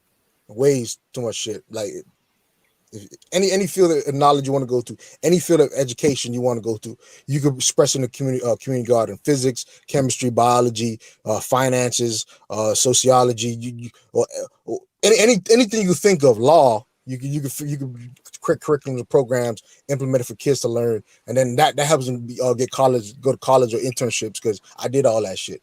So yeah. But the next person will go express what they would want to see in 2022. I don't, the system of white supremacy replaced. That's what I would like to see in 2022. I heard that. Robbie, reparations, and cut Rob, the check. Cut the check. Yeah, cut the check, no doubt. Robbie, let me know if you received the email, bro. Yeah, carry on, people. Cut the fucking check. Yeah, I think I did. I think I did. But since I'm on StreamYard, I probably can't check it because it might my phone. You know what I mean? I don't know. Yeah, G. All right, it's all good. So good. All right, cool. Yeah, there we go. Let's get place. I can name the ones that failed. San Miguel de Agave, that failed. St. Augustine, that failed. All of them failed. Name one that didn't fail, that white people were doing by themselves. Name one. I mean, I don't know off the top of my head. Thank you very much. Thank you. So let me ask you. So let me ask you. How come everywhere white people? Thank you. Okay, there we go. All right. Got rid of him, so he's trolling now. Okay. All right. Is that Tariq Nasheed's plan? If you can't name one, if you're gonna sit here babbling and deflecting, that means you can't, and the conversation is over. See, that's how you handle that. If we were just laborers and the white people were so great, well, how come you couldn't build this nation by yourself? And as we see, he could not name any colony that was successful without black people. Let's get this game straight. We didn't win no lottery. Working and building from scratch ain't a damn lottery. That's foundational Black Americans building from scratch. Your community couldn't do it. They couldn't do it. Every single one of them failed. Every single colony that the white supremacists tried to start on their own, they failed. This is historic fact. Not only did they failed miserably. This is why we need to know history, ladies and gentlemen. So when you talk to suspected white supremacists like that, you know how to handle them and get them out of here. Let's get some more folks in here. And by the way, my new book, Foundational Black American Race Beta, is available right now. You go to Amazon, check out my book, Foundational Black American Race Beta. You can get a copy of it right now on Amazon. I see you, Dante. Let me see some more. We got a lot of folks in here. All right, let's get some more people in here. Let's get who do we have? Well, we got a lot of people, and they said he tried to play the troll route, and then he got embarrassed by the troll route, and then when he couldn't do it on an intellectual level, he went back to trolling. Let me get Dante. Dante, you were in here before the other day, right? Hop back on, Dante. What's up, Dante? Not much. I'm actually at work right now, but well, you were on here the other day, right? When I was live, yeah, right? I was. Okay. I was. Yeah. You were bragging about getting some. You were bragging about getting some new followers. You liked the clout that you were getting, right? The amount of people who agreed with me in your DMs was pretty crazy. I didn't actually know people like you genuinely believe that Obama was a plant by the white supremacist society. So I learned a new thing today, or then. A plant? I didn't. Those are your words. I never said. Nah, man. You have it recorded that you think Obama was literally part of a plan. Okay, I didn't say plant. Okay, let's stop. Okay, first, you're not going to reframe what I said. Your stuff is still recorded, man. I know it's recorded, and I didn't say nothing about him being a plant. I said he was a tool of white supremacy, not a plant. A plant. I don't know what that means. But don't frame my words. I said what I said. I'm not afraid. All right, so Obama was a tool let's be of white clear. supremacy. Hold on. Dante, I'm not afraid of any of you suspected white supremacists. I'll say what I say, and I mean what I say. I don't have to you don't have to reframe what I said. I'm not afraid of none of you. But go ahead. Now, what do you have to say? And I'm not afraid of being called a suspected white supremacist because I'm not. And you just like to throw that around when people disagree with you. Oh no, if you disagree with producing justice, then I would suspect that you're a white supremacist. So All right, you are so correct. how much So justice you are are you correct. going to produce with your new book sales? How much of your book sales will Okay, you be donating to black charities? That is jealousy talk. How much of your I'm curious. How much of the benefits from white supremacy are you doing to produce justice? Oh, I work minimum wage, man. There's nothing. Okay, I don't know what I can you do. have $1 million worth of whiteness, sir. That your I do? job don't Can I mean sell my skin to you? Yeah. You get the Kyle Rittenhouse treatment. As we see, Kyle Rittenhouse got $1 million worth of. Hold on, my bad, y'all. I'm gonna fast forward just a little bit. I work based on his skin. Minimum wage. What's up, man? Didn't I have you in here before, Paji? Not the other day yet. Oh, okay, you're the Irish. So I'm doing a more festive team starting today. You know. Okay. What's on your mind? I don't know. I don't think much about the reparations thing. You know, it's a foreign issue to me, really. But like, it's interesting. It's an interesting discussion to have anyway. That's for sure. Oh, okay. All right. Let's more people in here. Okay. Because you just babbling. All right. Now this person right here. Okay. Let's see what they got to say. JGH. Let me fast let me hear what you have to say, GH. All right. We got GH in here. All right, turn your mic on and let's see what you have to say. Hello. Hey, what's up, GH? Hello. What's up? The video got the echo. What's on That's your you. mind, GH? About representation. Yeah, I actually get it. How old are you, GH? You sound very young. I'm 18. Okay, so you think we should get it, right? Yeah, why not? I'm Jewish. I got my reputation. Okay. All right. Cool. All right. No, they're in. Hold on. All right. So who else? Let's see who else we got in here. Let me get Hold on. Let me get. Is just what are some other objections I can say to that to really break it down and really Friday ass. You feel me? Yeah. You just say, hey, look. What's up, Dub? Let's get Dub in here. Okay, add a speaker. Okay, Dub, hop in, Dub. Put your speaker on. I mean, put your mic on. What's up, Dub?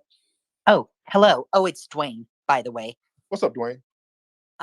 Good. Weren't you on the other day? Weren't you on the other day too? I believe so. Okay. So what's on your mind?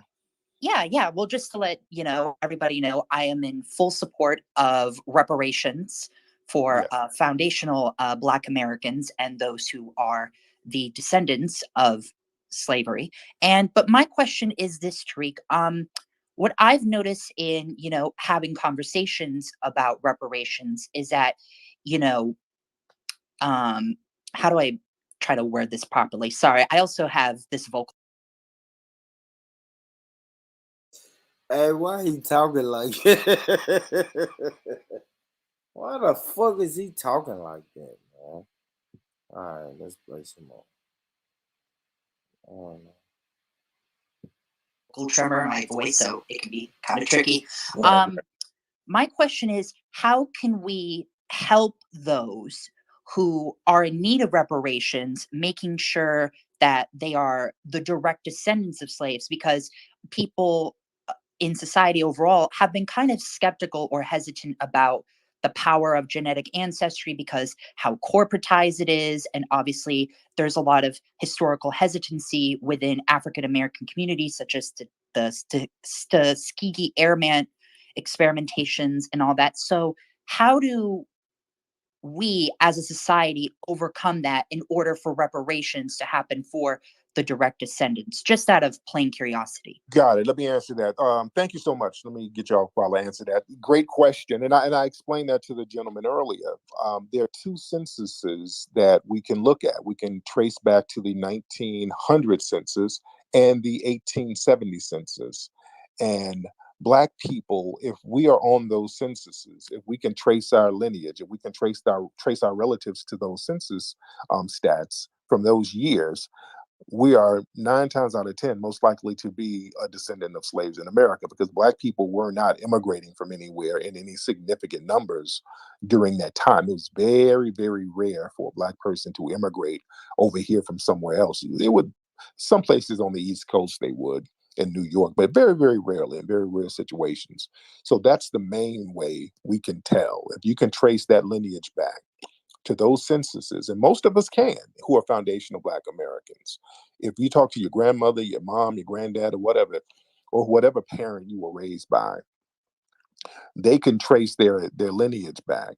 And look, in some cases, if you cannot, hey, um, you just might not be eligible to get it. We're going to have paperwork and real eligibility for people to get these reparations checks, because if we just leave it all open-ended, we're going to have everybody and their mama coming in making false claims, and that's going to deplete the funds that are supposed to be allocated towards us. We cannot allow another $5 Indian situation where they had the dolls rolls in the 1900s, and you had white people paying the census takers $5 under the table so that they could be listed as Native Americans. This is why most of the people who are Native American now, who are claiming it, they have absolutely zero Native American ancestry. These are not Native Americans in any sense of the word. So we can't let a situation like that happen. We cannot let a finesse go down.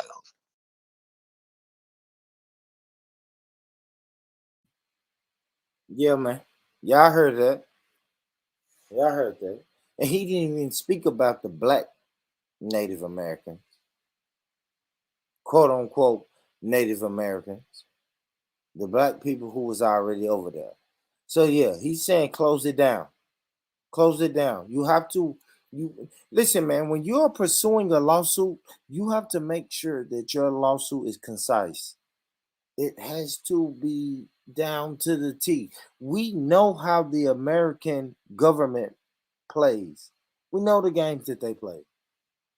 So when you're filing a lawsuit, you can't just use these broad terms and include everybody, or they won't even fucking take you serious. So shout out to them, man. Yeah, Shout but out to Born, them. you got people, yeah, that are freaking, like you said, top lawyers, top freaking politicians, so on and so forth, right? To write this stuff up for you lot, man. So what do you mean, like down to a T? They can definitely write it down to a T for you lot, right? So you got the resources, you got the people. Do you know what I mean? To do that, it doesn't even take a person in position to do it. You know what I mean, it could just be someone that's passionate. So I don't know. I no, don't even. I you don't don't even know know. what you're saying. We want. Me neither, dog. Like you said, we He want just abbreviated. professionals. I don't. I guess you're saying yes. Of course, we want professional lawyers to write up a lawsuit. I wouldn't go to Yes, anybody else, right? I wouldn't go to right. anybody else but a professional lawyer to write up a lawsuit. Not just a professional, one of the best. You know what I mean? And you've Absolutely. got some of the best, right? You've had them No, for no, an years. ADOS lawyer, an Absolutely. I mean, ADOS lawyer. now the hurdle is getting this lawsuit to go through this corrupt government. That's I the mean, tricky what part. it, what it, what it. So you mentioned one of these celebrity kind of guys earlier, right? That what I mean, getting all the cases, so on and so forth. Why can't you get a little bit more publicity going through one of them in that Who I regard? mentioned? What guy? Oh, Ice Cube. I'm just saying, generally speaking, whoever, right? So obviously you got top lawyers that are black people, right? You know what I mean? Obviously, right? So all I'm saying is, why not go through somebody who has a lot of publicity in that regard? You know what I mean? As well as everything else. You know what I mean? I mean, Working you for a have to top get firm. everybody on Yeah, board. First thing first is yeah, you have to But get hold on, you have to hold get on. Also, everybody. you gotta understand, there's a whole nother alternative. You know, in the private sector, reparations already happened. White families who realized they had slave money actually donated, pretty much gave money back to yeah. black families that were linked to that slave farm or plantation. Yeah, It's I already didn't happened know in the that. private sector. So Yeah, I no, didn't no, know, yeah, yeah. I didn't But I know that. showed this last time we did it. Just type of regular people are doing this just out of in the private sector, out of guilt, white guilt, they're calling it or whatever. Yeah, we need to So make this on a massive scale. We need to make you know, this but on a you're massive saying the scale, right? government, you know, the government is the massive scale. But I'm saying there's other alternatives though, but not massive. But you know what I'm saying? Because you're saying you don't know how the Yeah, government's yeah, gonna yeah. No, pass through or I've whatever. seen it. Yeah, of course, I've seen it happen before. I've seen it happen before, but we got to make sure that this is happening on a large scale. Like, yeah, it's time out for that small scale shit, man. It's time out. It's actually time out for conversations about reparations. Let's So talk about for that. how many people have you got on that scale? How many people? How many vote? How many like have you got literally that are rooting for you guys? Have you got a number? I don't know about rooting, but I mean it's growing. We'll say that, and it's a nice. I mean, could you give me an estimate? You know what I mean? How many black No, but people are there around the you world? have to be specific. No, Trilla, be and specific. not I'm talking even about around the non-white world. people. How many? Non-black people. Because you said you were the majority, right? You said you were the majority of people on the planet. That's what you said, yeah? So how many people have you got on your side when it comes to this reparation stuff? Because I would imagine it would be the More, majority. did you say the people on the planet? What do you say? I don't even know what you're talking about. I heard something like this earlier. So earlier on, they were I don't know saying what you're that talking about. I think you lot are the reparation we're talking majority of people out here, right? Earlier, Trilla, I it's in didn't America. hear this shit earlier. Oh, Yeah, well, I heard something Africans like are that. the majority of humans on the planet. Yeah, There you facts. go. There you go. Right. So when it comes down to it, how many people have you got? Because we are look, dude. There are 1.3 billion people in India. There are over 1 billion people in China. There are billions of people everywhere. Yeah. So you're saying you're the majority. How many people have you got voting? You know what I I mean? don't know for the this? exact numbers, but I can do some research quickly and find out. Yeah, please. Thank you. Thank you. Yeah. Hold on. I think black people are the majority globally. Okay. Yeah, that's what Divine said as well. Yeah. Yeah, I do. I don't. But I think he was. I don't know what he was. I don't know what he was doing. So I don't know if he was saying how many people. No, I'm like, but it's like it's just weird, dog. Like I know, right? Ultimately, He came out with nowhere, right? We're talking about foundational Black Americans, is how much and support he you have said in black America people. for reparations. He said we're black people worldwide. I don't know, but we'll I mean, we'll see what Lady G. I don't know, man. I don't know. Yeah. Don't you think it's important to know though what kind of facts you're working with, what kind of numbers you want to get? What kind of traction you want to get? No, that's not important. Can I please tell you why that's not important?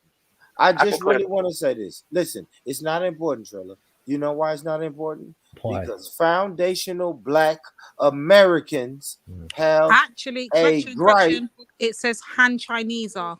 Han Chinese is what I'm seeing. Shall I put the link in the back just for? Han Chinese are the majority of population. Okay, Yeah, around the world. hold Okay, on. cool.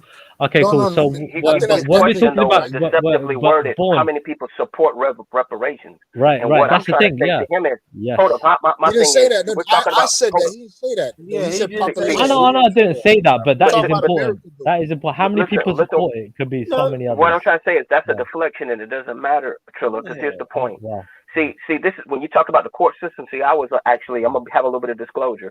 I was on the toilet and I had my phone away, so I couldn't even chime in when I heard him talking. So now I'm back, my nigga, and let me clear some stuff up. First off, we have had brilliant people, including Johnny Cochran, who was fighting for reparations, right? And they really feared that brother, which I'm not going to get into the conspiracy stuff, but he died under suspicious circumstances. The thing that Dr. Claude Anderson was pointing out to us, this bait and switch funny game that they try to play is whenever we brought up the issue of reparations and we bring up other groups, they'll say, well, the reason why they got it is because they came from a foreign nation. You guys are in a unique situation. You guys didn't necessarily come from one nation that had an atrocity. You guys were here, so we're playing dumb. Like they try to play dumb and say, well, we can't really determine, well, who was the slave and this and that and the third. That's why, like Dr. Claude Anderson said, when you're dealing from a legal standpoint, you have to have specific designation. So now we have, the reason why we say foundational Black American is so that other people in the African diaspora can't just lay claim to our unique experience and what we put up. Because our whole point is the people who were here, right, don't build America. America didn't exist in other ways before that. Involve, like, for I just heard that burping district, and a bunch of stuff. I don't know what's going on. Oh, but yeah, I guess that was the video with Tariq. Bro, my bad. Yeah. My bad. So what it is that's the importance of the emphasis of foundational Black American, because now we have a segment of time to talk about our people specifically, so they can't keep using that loophole and playing dumb like, well, since you guys are not a specific group, we can't award it. We're saying, hey, we were here foundationally from the time that America was built, before you laid down the groundwork for a country. You brought us here and we built this. So when you look at those censuses, the people who got off those plantations, that alleviates people who come from Jamaica or other places. Those people may have to take it up with the British government or whoever else, right? If they were trying to right those wrongs. But that was the issue That's when it what was brought up Right. when it was brought up in the judicial what he system, did. right? All right. When it was brought up in the judicial system, they would always say that loophole that, well, you guys got a good point, but Yeah. our I hands got are two tied questions because after you're you. not I a got two group. questions. All right, I got Go two ahead. questions, yeah. Look, when it come down to it, dude, yeah. So when you go back in time, right, people would just want to not be slaves, yeah, all right, regardless of getting reparations and everything else. You get me? Afterwards, right? They were just happy not to be slaves. They were just happy to have equal opportunities, so on and so forth, right? That's one point, right? You know what, Trilla, though, before you make your point, though, I have Yeah. one question to ask you. Do you know how the whole reparation thing even got started? No, I don't. If the answer is no, okay, then here we go again. This is what you got to understand, and this is where it goes with white supremacy. See, when the Civil War was being fought, the Confederacy was kicking the Union's ass. They were a confederation of states. They weren't united. They were saying, hey, we believe in states' rights. We want to have our own separate country. They were even getting back. They were trying to get support from foreign governments because they didn't want there to be United States. They wanted every state to be like its own country. The Union was like, no, there's strength in unity and a actual system, right? Federal system that goes in between states. So you have your unique, like the governor's like the president of your state, right? But we're going to have a collective governing body so that we stay unified. So that's what happened. So what happened was when the Union was losing, Abraham Lincoln made a promise to the descendants of slaves that, look, if you help us fight this war against the South and we prevail, we are going to do repair and reparations to repair you. You're going to get 40 acres and a mule. Not only the soldiers that fight, but all descendants of slaves. This is what they promised us. Hold up. It's not like we went up there and said, hey, we propositioned them and said, hey, if we fight, will you give us something? No, because I'm pretty sure there was plenty of brothers willing to put a slug in a crack at that point. Yeah. We would just went up north to try to have a better life. Black people have never asked for anything, and we've never had nothing given to us. So the point is, hold on, wait. Like, this is very important. What I'm trying to say is, so when they made this promise, right, and the war was won, to keep the country together, they betrayed us in what's it called? In 48 for the mule, the deal. I forgot what the period of time which starts with the R. The Reconstruction, bingo. What happened was they said, man, we don't want this, because there were still you can say remnants of the South that was disgruntled. So they were fearful of a rise of the South again.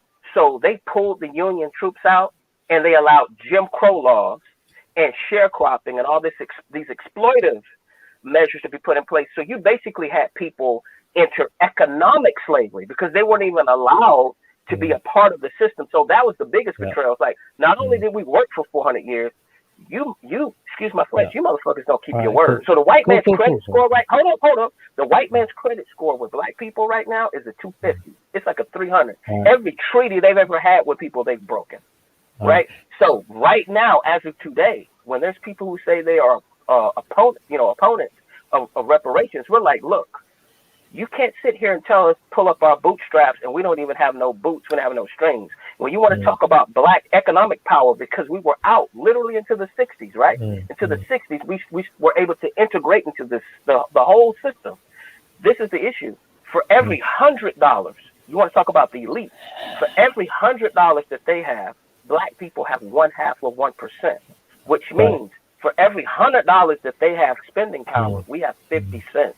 Okay, so cool. what we're saying is, I'm not saying that we have to have that $100, but we've contributed more than 50 cents for every $100 that they have spending power. Unless they're going to do us like Israel and say, you know what, you guys need your own separate nation.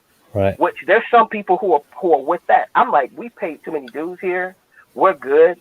It doesn't take all that.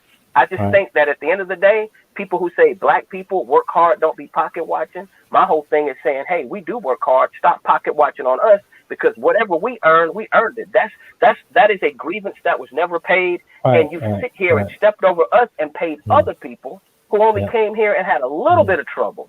And you went out of the way. And this is the thing: when I pay taxes, I'm helping to pay for the reservations. When I pay taxes, I'm paying for the Jewish people stuff. When I pay taxes, I'm paying for white people who are on welfare, who actually are, there's more white people on welfare than black people. And it angers me that they'll take some uneducated black woman, put her face there, exploit her grievance, her situation, and make it seem like she's the poster child of exploitation. Why? Because it's that whole thing that goes back to what happened in Reconstruction. As long as you're better than a nigger, you're okay. Don't pay attention to the man behind the curtain. Don't pay attention to the elites like you're saying.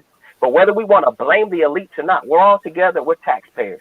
So if our tax-paying dollars, Shaquille O'Neal's tax-paying dollars, Barack Obama's tax-paying dollars can help support and subsidize all these groups, whether it's funding, farming, welfare, infrastructure, all that. We were sitting here paying taxes. Okay. I beg you put a full stop somewhere, bro. Come on. No, that's what I'm just trying to say. I hear you, bro. Very good points, dude. Very good points. Look, what I'm saying, look, I can sympathize, right? Like I said, I come from a Sikh background. We were all also promised a homeland, right, after 1947 in the partition of India, right, which is the biggest land migration, right, in the world has ever seen, right, between Pakistan, the creation of Pakistan in 1947, and the separation of India in that regard, right? So I can completely sympathize. The Sikhs were promised a homeland, we weren't given it, right?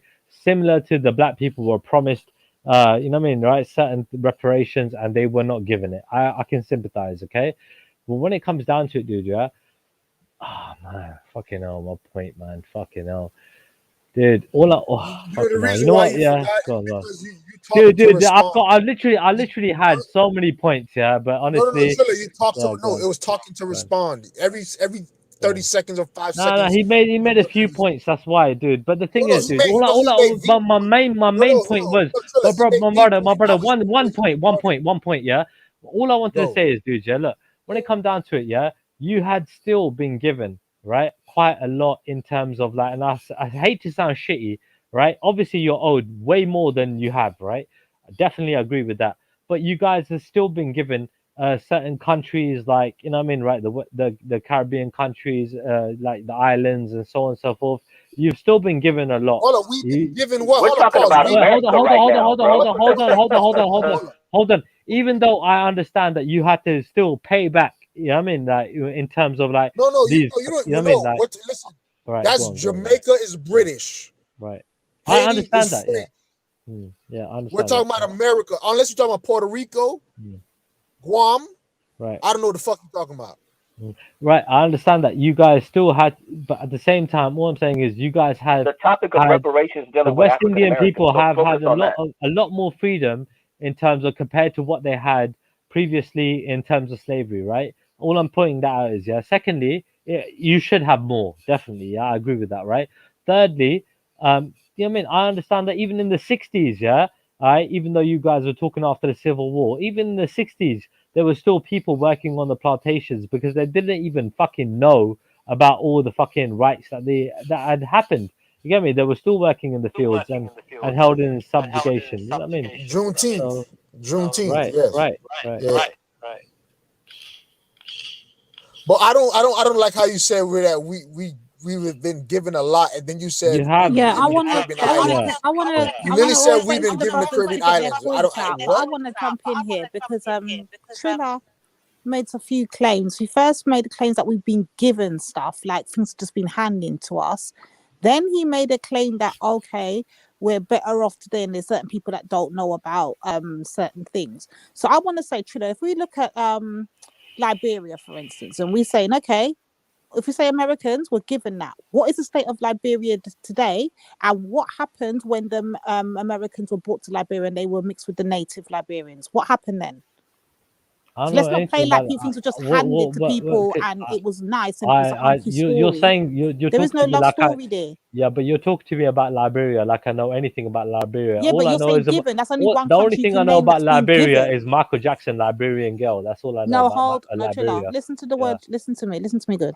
The word you're using is given. So when you're referencing Black Americans now, you're talking to Black Americans. The only country you're gonna ever come up with is Liberia.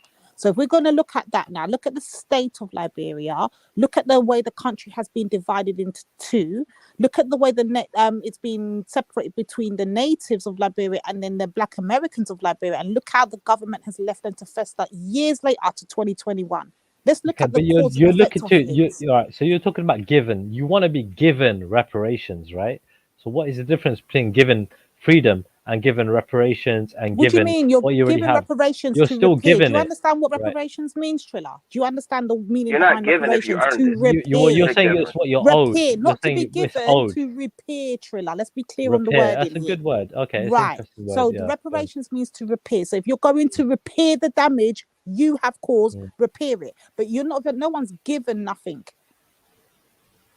You're You know what, repairing Lady something Divine? you've caused. Yeah, Triller. you're That's saying the what's whole owed point to you. of You're saying you're reparations. owed this. I understand that. You know what, Yeah. Lady Divine? This is just what I Yeah. feel in my spirit, guys, and I'm gonna be quiet. And I felt this literally right before COVID hit.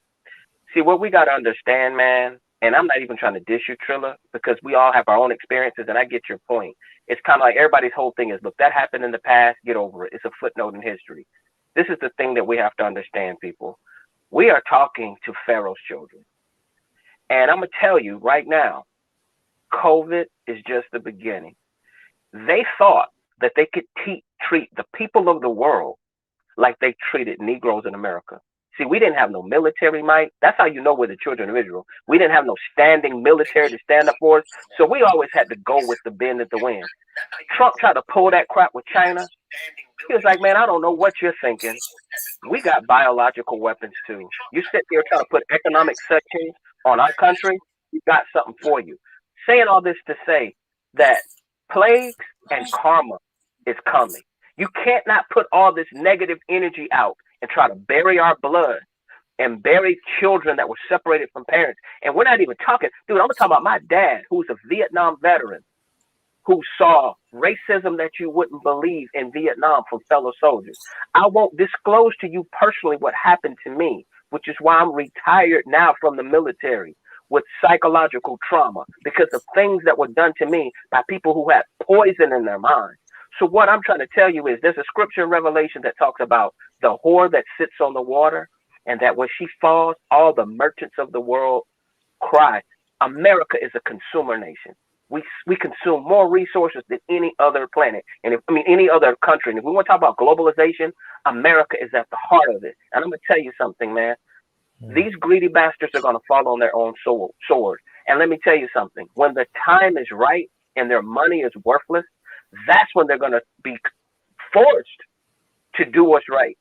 It's not gonna have to be by the sword. It's not gonna be that by these debates. You keep letting them be haughty. You keep letting them act like they don't But how? understand. Are you talking about? Are you talking about mob rule? Dude, no, I'm not talking about mob rule, brother. I'm talking about stuff right now that's spiritual. That has nothing to do with legislation and judicial. Because that's the problem, bro. You can't legislate love. Some people have it in their heart. You know what? You guys are complaining. Get over it. Okay, fine. When karma hits your door, don't look to us.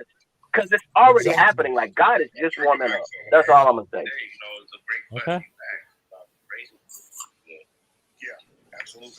And one thing he did say, COVID is showing, but motherfuckers don't have no empathy, bro. It was really showing. Dude, COVID was just there to fucking see how fucking the people are gonna react in it, to being subjugated. No, That was it. That was it. I'm talking about abstract concepts. I'm not talking about laws and shit. I said empathy is abstract. We're talking about abstract concepts. It's a control mechanism, my brother. Yeah, they just want to see how the population react, to implementing a lot of restrictions on their daily lives. You know what I mean, right? We're seeing. Look, people and how can't we even react, understand. and we didn't react very well. We didn't rebel. I get you, and people can't even understand reparations. That's what we're trying to say. Yeah, Imagine dude, that. hardly. I can imagine hardly any, because most people are probably, try to make a life, get me right, with whatever they have, you know what I mean, so on and so forth. I believe, people are so wicked. People are so wicked, and some people are waking up to it. That's it. Well, regardless, there are still very successful black people out there in America, very successful. yeah, in the top 10%. So That want reparations, Triller. That want reparations, Triller. They that all wasn't want reparation reparations. through their own And hard let me work. tell you Yeah, something, Trilla. It's yeah. not All 10%. these famous We're black talking people about want 1%. reparations, Triller. No, I'm Every talking last about. one I'm of talking them. about. I'm saying the top 10%, but obviously you can All talk of the about the Triller. top one. Most of Yeah, them want reparations. These top 10 back. You know why? Because they're gonna get money for their businesses. yeah. Stop talking like you're not making sense to your heart. Dude, Your I'm a heart, bro. businessman, bro. I'm a businessman. I understand about business. I'm a businessman, bro. I'm a businessman. So what you talking about? They shoot the DA. They like that. So that's what I'm saying. I understand about business. So They don't even. And I understand my business. I'm talking about tax breaks. I'm talking about more money yeah, capital yeah, in the business yeah. investment. That's That's rich benefiting. black folk. Trilla, That's is your not real business business. dependent on the American economy at all? Not at all. Not at all. Okay, let me see. We got Jared. Even globally speaking. Globally speaking, I mean, if it's all intertwined, Hey, I panel caller, would imagine who's so. talking in the background? Then buckle up. Dante, Yeah. There's going to be an economic reset coming. Oh, my bad. Sorry. What's up? Okay, so when you said there's not, I mean, I understand the sentiment when it. Yeah, who's that in the background? Is that? I think that's Yeah, you, that's GOG. what I'm asking. Who's in the background? I can't clearly hear people making their points. Somebody's talking behind you. I think it's you. I think it's you, Simpa. At a BLM Is protest. it me? Yeah, it's you. Okay, Yeah, it's you. No, somebody's playing okay, Toriko. I'll mute up. All right. That was funny. That was actually funny. Man said, "Who's that? Who's that?" It's him. Fucking hell. That was funny. Man. That was funny. But look, look who farted and they farted and like, damn. I swear that was bad. But yeah, honestly, But big up look, Eric though, man. Big up Eric, man. yeah, I chatted to him a couple times. Still, like, end of the day, all I'm saying is, look, man, look, I'm looking at the bigger picture. I understand about the smaller picture. We got to work. You get me, yeah, in the smaller fields to get to the bigger field, isn't it? Yeah, I understand this. You get me, yeah. So all I'm saying is, you get me, yeah. As long as our goals, you get me, co-align in terms of everybody benefiting from the system that is in place at the minute, yeah. In terms of like trying to improve what we already have, that's what I'm trying to work towards. You know what I mean, right? Me personally. So however you see it fit, you know what I mean. Fair enough. If right now you think that reparations and even this nationalistic idea, you know what I mean, everything else is going to benefit people more than, you know what I mean, other systems, fair enough. You know what I mean, what I'm saying is we got to be aware that we are fucking up. You know what I mean? We are fucking up our world. We are fucking up our, you know what I mean, communities, and we're fucking up, you get me, our fucking areas. You get me? We need to make sure we stop doing that shit and just look at the bigger picture. You know what I mean? Trilla, where do you live right now currently? Are you in the UK? I'm in the UK, yeah. Oh, okay. I grew up in London, yeah. The capital. One of these days, I do plan on visiting Europe. I may go to the UK. You know what? It's okay. I mean, Europe's really nice to visit, but at the same time, I mean, my favorite place to go is Vancouver, Canada. I mean, it's my favorite place to go. So whenever I go out and about, I like going there. Or I go back to my hometown in India, where my parents grew up and were raised. I'll go there. So yeah, I might just settle down in India anyway. Like I say, fuck the UK. UK is going downhill, man. You know, I got my businesses and property here, and it's good to invest in. But fucking yeah, man. I mean, I'd rather I've be in always India. wanted to visit Germany when I was Same in high here. school. Yeah. I've always wanted to visit Germany. When they started having all those terror attacks, it made me a little hesitant. You know what I'm saying? Germany's all right. I've been there. It's a good place to be. It's not bad. It is. You get idiots everywhere, dude. So don't be hesitant about that stuff. Again, just go wherever your heart is content of going. And can we ask you, where did you get the funding for you to start your business? Like, what type of business are you in? And teach us, like, how did you get the seed capital to start your business? Dude, it all stems from my family. So my parents, right, worked their socks off, right? My dad would work 15 hours a day, 2 jobs. My mom would work, raise the family, cook the food, and also work in the businesses as well. It all started off from, like, my mom had the idea of creating her own businesses, having her own shops, simply because she was discriminated upon her race. You know what I mean, right? So she's obviously an Indian woman, and they wouldn't even give her sufficient amount of time to have a toilet break. You know what I mean, right? So she was really unhappy with that, and she came up with the idea of having her own business and it all stemmed from there. And then it went on hours and hours and hours of hard work. You know what I mean, right? So, And at the what same type of time, business are you guys into, and how much startup right capital now, do they have? so we started off with working in the shops, okay, and then we basically went into property development eventually, right? So right now we buy businesses, develop properties, and lease and rent. You know what I mean? We don't sell, generally speaking, but yeah, we basically and it's a slow investment, you know, but it's all bricks and mortar. You know, we buy properties. I But will that's agree good, with you man. on I mean, something, right? Being that I'm here in South Texas, right close to the border where Mexico is, I think in terms of a cultural thing, when you're kind of an outsider that comes into like a strict capitalistic environment, what I noticed is, and I think more Americans and even African Americans could practice this a little bit more, because my dad would always preach, do not live up to your income. I know a lot of people who may get, both people get a bachelor's degree and they'll try to get in the biggest house they can get into, they're leasing cars, all that. I want to say last time me and Born, we were talking about economics and like medium income and all of that. So I think that if we can just learn, because I'm gonna tell you something that changed my life, Mate, man. the only thing to learn is sacrifice. I'm telling you, my dad would sleep 5 hours a day, no more I got than that. But I'm talking about a blueprint that maybe African Americans can follow here that I saw. There was this happened to me at a job, right? I was working, I'm gonna tell you, I'm gonna have a little bit of disclosure. I was working at a UPS processing center as like a security guard when I was in college, right? And what happened was there was a guy there. He was all the way in Alpharetta, and I lived like in, let's say, mid Georgia. I'm not gonna say exactly where it was. Let's just say Atlanta. Man, it would take you about a good hour and a half sometimes with traffic just to get to work, right? But they didn't work for the security company I worked with. These people were working as programmers, tech people, IT people for UPS, right? Processing data.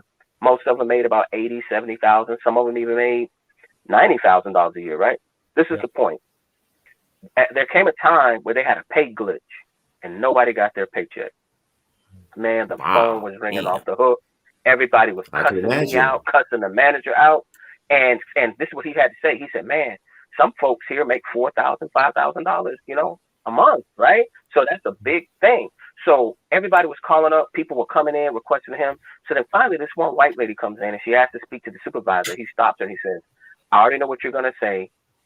Your paycheck is going to get there on Monday. She said, that's not what I'm talking to you about. I have to talk to you about something else. So then later on, he came back, just chit chat with me. He said, man, do you know what that means? I said, what? She has to have a lot of money in savings to not notice $5,000 missing. You get what I'm saying? So lo and behold, man, I start picking this lady's brain. And the first thing I found out was she lived less than 10 to 15 miles away from the job. She drove an older car, this was after the year 2000. She was driving like a 94 Toyota. She said her husband, whatever job he had, they were living off of his income and her paycheck. She had been pocketing for years. And then they were investing it into like Roth IRAs and all that. Yes. So I'm saying all that to say, if you change your mindset, because Mexicans are good at doing this, they'll be like, man, we're going to rent a house for $600 a month. But all of us that have a job, we don't have enough pride because we're willing to sacrifice for the generations. So I agree that as a blueprint to counter, that's what I said, the antidote for capitalism in terms of exploited capitalism is empathy and being content. See, once you're content, that's kind of like passive boycotting, because you might say, man, who cares if it's Christmas? Who cares if it's whatever? I want to have enough money when I get my income tax for my kids or whatever. I'm going to put this money aside and sacrifice so my kids don't have to start from zero. I totally get that. But America is a business. It's a corporation. And this is all black people are saying. If you're going to sit here and tell us, get over it, that was an old broken agreement, don't sit here in our face, say, immigrants who were separated at the border, you're going to give each of those families $250,000 and I'm paying taxes.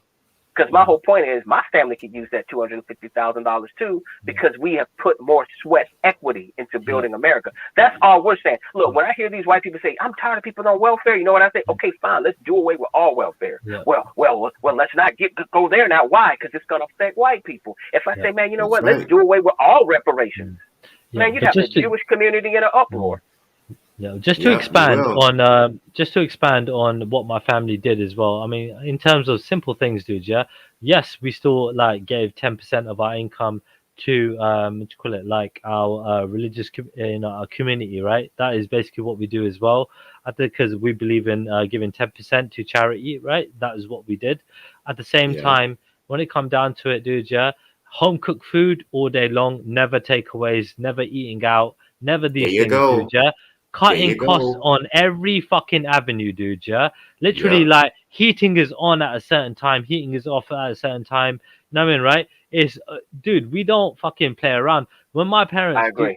and it sticks with me. It sticks with me. You know what I mean? Like it's fundamentally within my brain now. You know what I mean? Like the way my parents are, and it's going to be within my next generation, and so on and so forth. If we instill it in them, if they want to do their own thing, fair enough. Yeah, they make enough money to do whatever, fair enough. But they have to appreciate pennies make the pound. You get me? That's The right. way it works. Indeed. Pennies do always you know how count up they to the say. pound. So hold on, Chilla. I hear you're saying that your mum and dad have made it and whatever. What about you, Bab? What about me? What What do you mean? about me? What? Does that same question? His Yeah, parents' yeah. wealth is I his heard your wealth. question, but what about me? I've worked. Oh, Yeah. right. his So wealth. your parents have built intergenerational wealth. Yeah, Yeah. that's what I'm hearing from Right. yourself. Yeah. Are you building intergenerational wealth?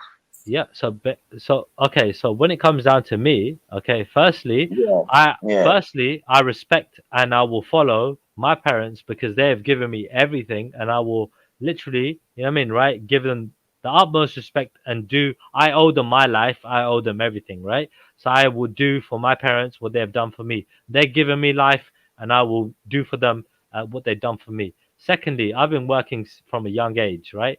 I've been working before I was able to work, you know what I mean, right? Doing paper rounds, working in the shops before I was allowed to work, you know what I mean, right? But this is what we do as a family. So from the age of what, 12, you know what I mean, right? I've been even younger than that. I've been at the shops always, you get me, right? Being the only son in my family, right? Being a boy, right? I was always with my family, with my mother, with my sisters, right? With my father, right? Always with them in the businesses, right? Because that's where they are, that's where I am, spending time with them and so on and so forth, right? So I've been working many jobs since then. I'm working, what you call it, retail, working security, working in self-employed businesses with my parents' own, working with my father in terms of, you know what I mean, the businesses that we're looking to, you know what I mean, acquire and so on and so forth. You know what I mean? We work in property development. And so, you know what I mean? So on, I've worked many jobs. Hey, that first business that you I've started. got football coaching But Chilla, listen qualifications, to the question right? I'm I asking worked you. I worked in factories. I worked in forklift. I worked in Chilla, so I'm not many asking jobs. for your But go on. yo, So brethren. what are you It's too asking? What are early you for asking? this. You're literally asking me. I What didn't you ask done? you. You did. Chilla. We Trilla, listen. relax. Chilla. Hey, We both Trilla, speak relax, English, man. yeah. Relax, Trilla. We both speak English, Chilla, yeah. So let's just like stop all of that. I didn't ask you for your CV, yeah. I was very specific, yeah, in I've terms of worked. how are you building your intergenerational wealth. I know what your parents have done. I know your parents have put in the shifts and all of that. I'm asking about you. Right. So firstly, right, I follow suit. Secondly, okay, look, they have firstly built the foundation. Okay. Now I have to How are you expand on adding that. to the foundation? All right, Okay. forget that. How are you Right, adding to the foundation, Chilla? so they've already built the foundation. Okay. Now I'm in a position where I can either keep adding to the foundation or I can expand on top of that. Now coming from a sick background and everything else, yeah, I am in a position where, right, I am economically, like, what they call it, financially free. That's the word, right? I am financially free, right? I don't need to worry about money. It doesn't mean I'm rich. It doesn't mean I'm poor. I'm just okay. You know what I mean, right? I can So pay the is that bills. all right then? Is that Right. via your parents' Right. No, but intergenerational wealth hold on. or via Yeah? yourself? Hold on. I still work, by the way, right? I do my own job as well, right? I'll make my own income from a young age. I told you that, right? So when it comes down to it, yeah, right, I'm in a position now where Jobs I from can your help father. out. Jobs I from can your help father. out my own community, Big right, him and up. help out myself in a way spiritually and so on and so forth, and help other people charitably as well. I can do these things. So I'm in a Salute, Trilla. unique position. I You know I what wish I get mean? my what you're dad gave saying. me a Chilla, job. let me just end I here and have I'll a let question the Yo, but about man you're them that. not, talk, but right? Trilla, if I may Guys, say real this, quick. Trilla. I wish my dad gave me an Gentlemen, allowance. 1 second, please. Let me finish and I'll let you lot go through here. You see the way you was very succinct in telling us about what your mum and dad done? You get Yeah. me? I got all of that. But when it comes to yourself, I'm just hearing a lot of Yeah. So are you copying your parents' blueprint? Yes or no? Look, my no, not really. No, I was ambitious. No. Look, my dream, Right. my dream. Right, look, I've worked, yeah, but my dream was to become a professional football player, right? That was my dream, right? And I've done, like, you know what I mean. I was good enough, whatever. You know what I mean. I've done coaching after that when I knew I couldn't get there, so on and so forth. But I've had a lot of hardships in my life myself, innit, yeah, which I'm not willing to indulge right now, right? The thing is, you get me, right? We all got our obstacles, right? I've overcome them. However, I've still got obstacles in my life. You get me, yeah, to overcome. You know what I mean, right? So, Who you know what I mean? doesn't? It's Do my you life. think compared to your parents' generation that you're a bit weak? In regards to my parents, definitely, yeah, because they had no time to be weak. They had no they had Got to it. if they were weak, yeah, if they had you know what I mean, they never had the fucking time to be weak. You know what I mean? They had to pay the bills. They So had to so put a roof. why I have so a why very is important he question that okay? we all can So learn from instead Right. of nitpicking at them. Trilla, this Basically, is what I was asking Trilla, you what you're earlier. saying is your parents made life easier for you, right? Yeah, that's Based what I on yeah, the said. yeah. I strong want That family that to was ties, that know. right? that Yes, was they that was sacrificed, their but this Based intention, on is the point. absolutely. based, Yeah. This is wait, the wait, point. wait, I'm wait, asking a wait, wait. question Can I that say people this, hear. please? Yes, sir. Can I say this, please? Please, Without please. interruption, please. No, please, Okay. please. What I'm saying, Trill, is this. It sounds like you had a very strong basic family structure. Okay. I salute you on that. I salute your family on that. Okay. Because that's what human beings in general have done. And those human beings who have done that, okay, they do well in life. Plain and simple, straight up and down. Okay. Life experience has proven that. Okay. History has written it down. Okay, so that's a fact.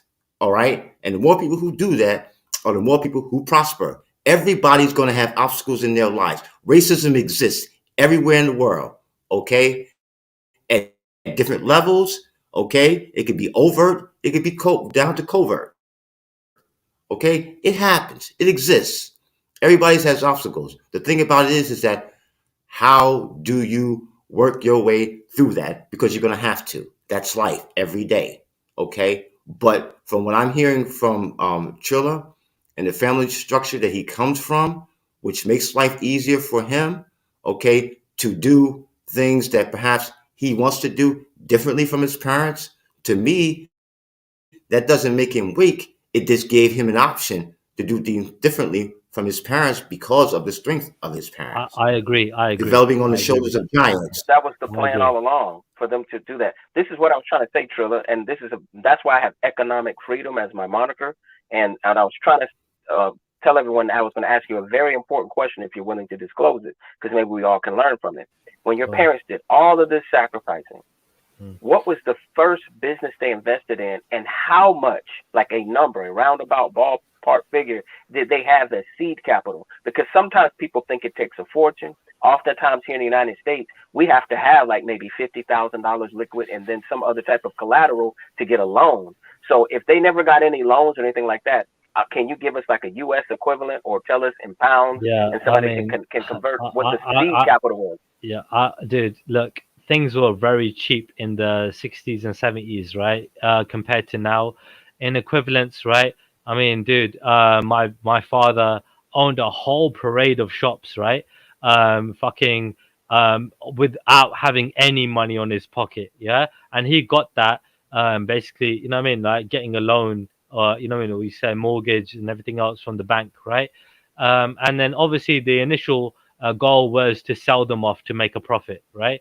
To So I how mean, much was that loan for? That's what I wanted to oh, know. Like how much dude, was it? we're Was talking it a one whole, property? yeah, a whole He parade of doesn't shops. know, man. He Yeah, doesn't like know. that, that's what I'm Divine, saying. just be quiet one second, please. Yeah, Oi, Divine, be quiet. listen, Yeah, be quiet. Divine, This is not just give me a divine. second. Yo, I mean, Triller, sorry, listen. goddess, Yeah, sorry, this is nine, not divine. You gotta let Trilla answer the sorry, question, right? be quiet one second, yeah. What you call it? Yeah, with all due respect, all right. So at the time, a whole parade of shops, which were about 10 to 12 shops at the time, counting them all, was around top and bottom 120,000 in the 70s. Yeah, right. Pounds, 120,000 pounds in the 70s, right? And that's when basically my dad started. He started off with one for about 10,000, I think, right?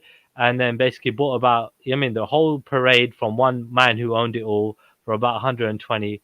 Again, all on, I mean, based on loans and on the banks at the time, who were willing to give him the money to invest in that. You know what I mean? So my dad would be in a better position to tell you this, but I'm generally, you know what I mean, giving you the correct figures. Did he have these businesses in the UK?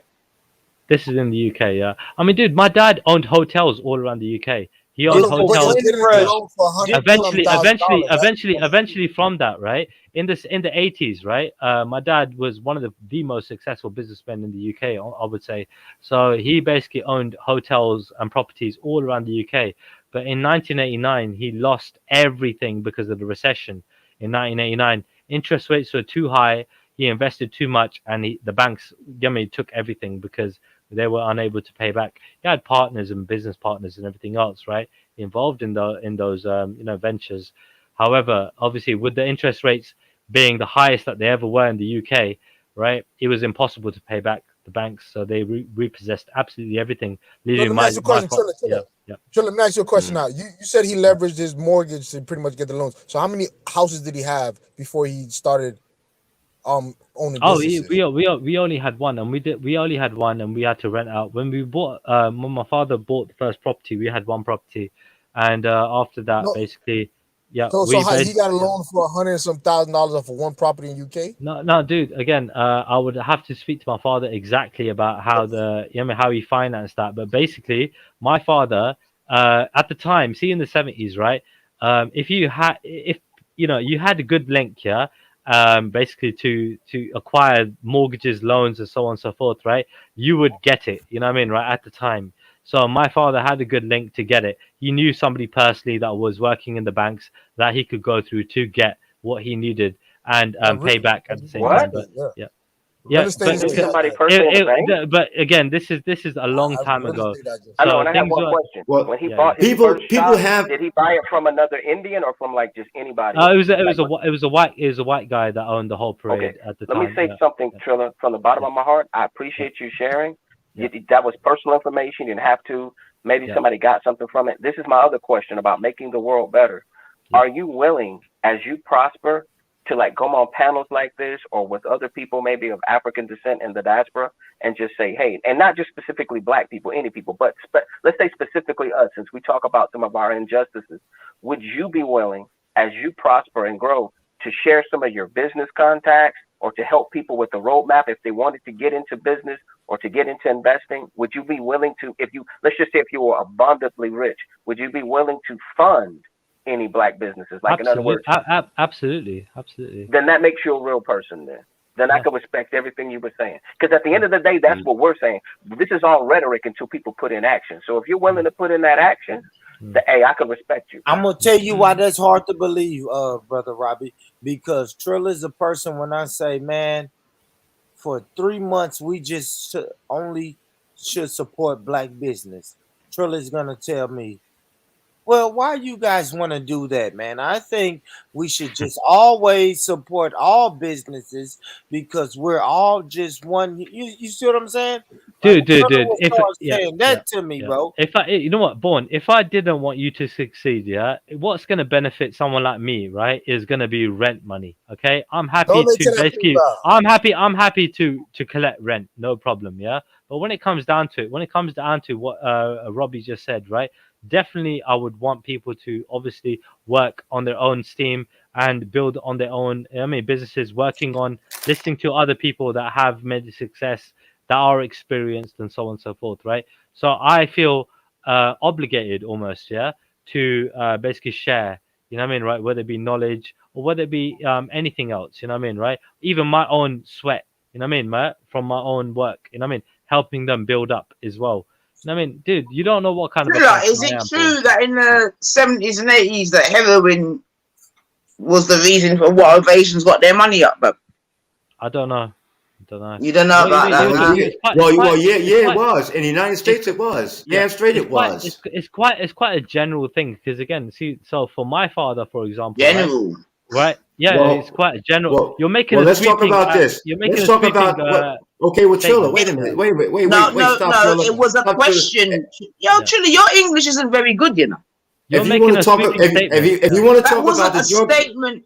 It was a fucking question, man. You just said Asians were making money from heroin. That's what you just said. That's a sweeping. And they were making money from heroin. Right. Asians but maybe are his family Stop did. it, Maybe his man. family In did. Southeast Asia, they were. Indian, Asians were. Pakistani. They were, though. Asians are a lot of people. When we're talking about, that's Asia. All these places you're talking about are on the continent of Asia, man. Right, so what are you talking about? They're all Asian, Trilla. You're right. So my answer to that is I don't know.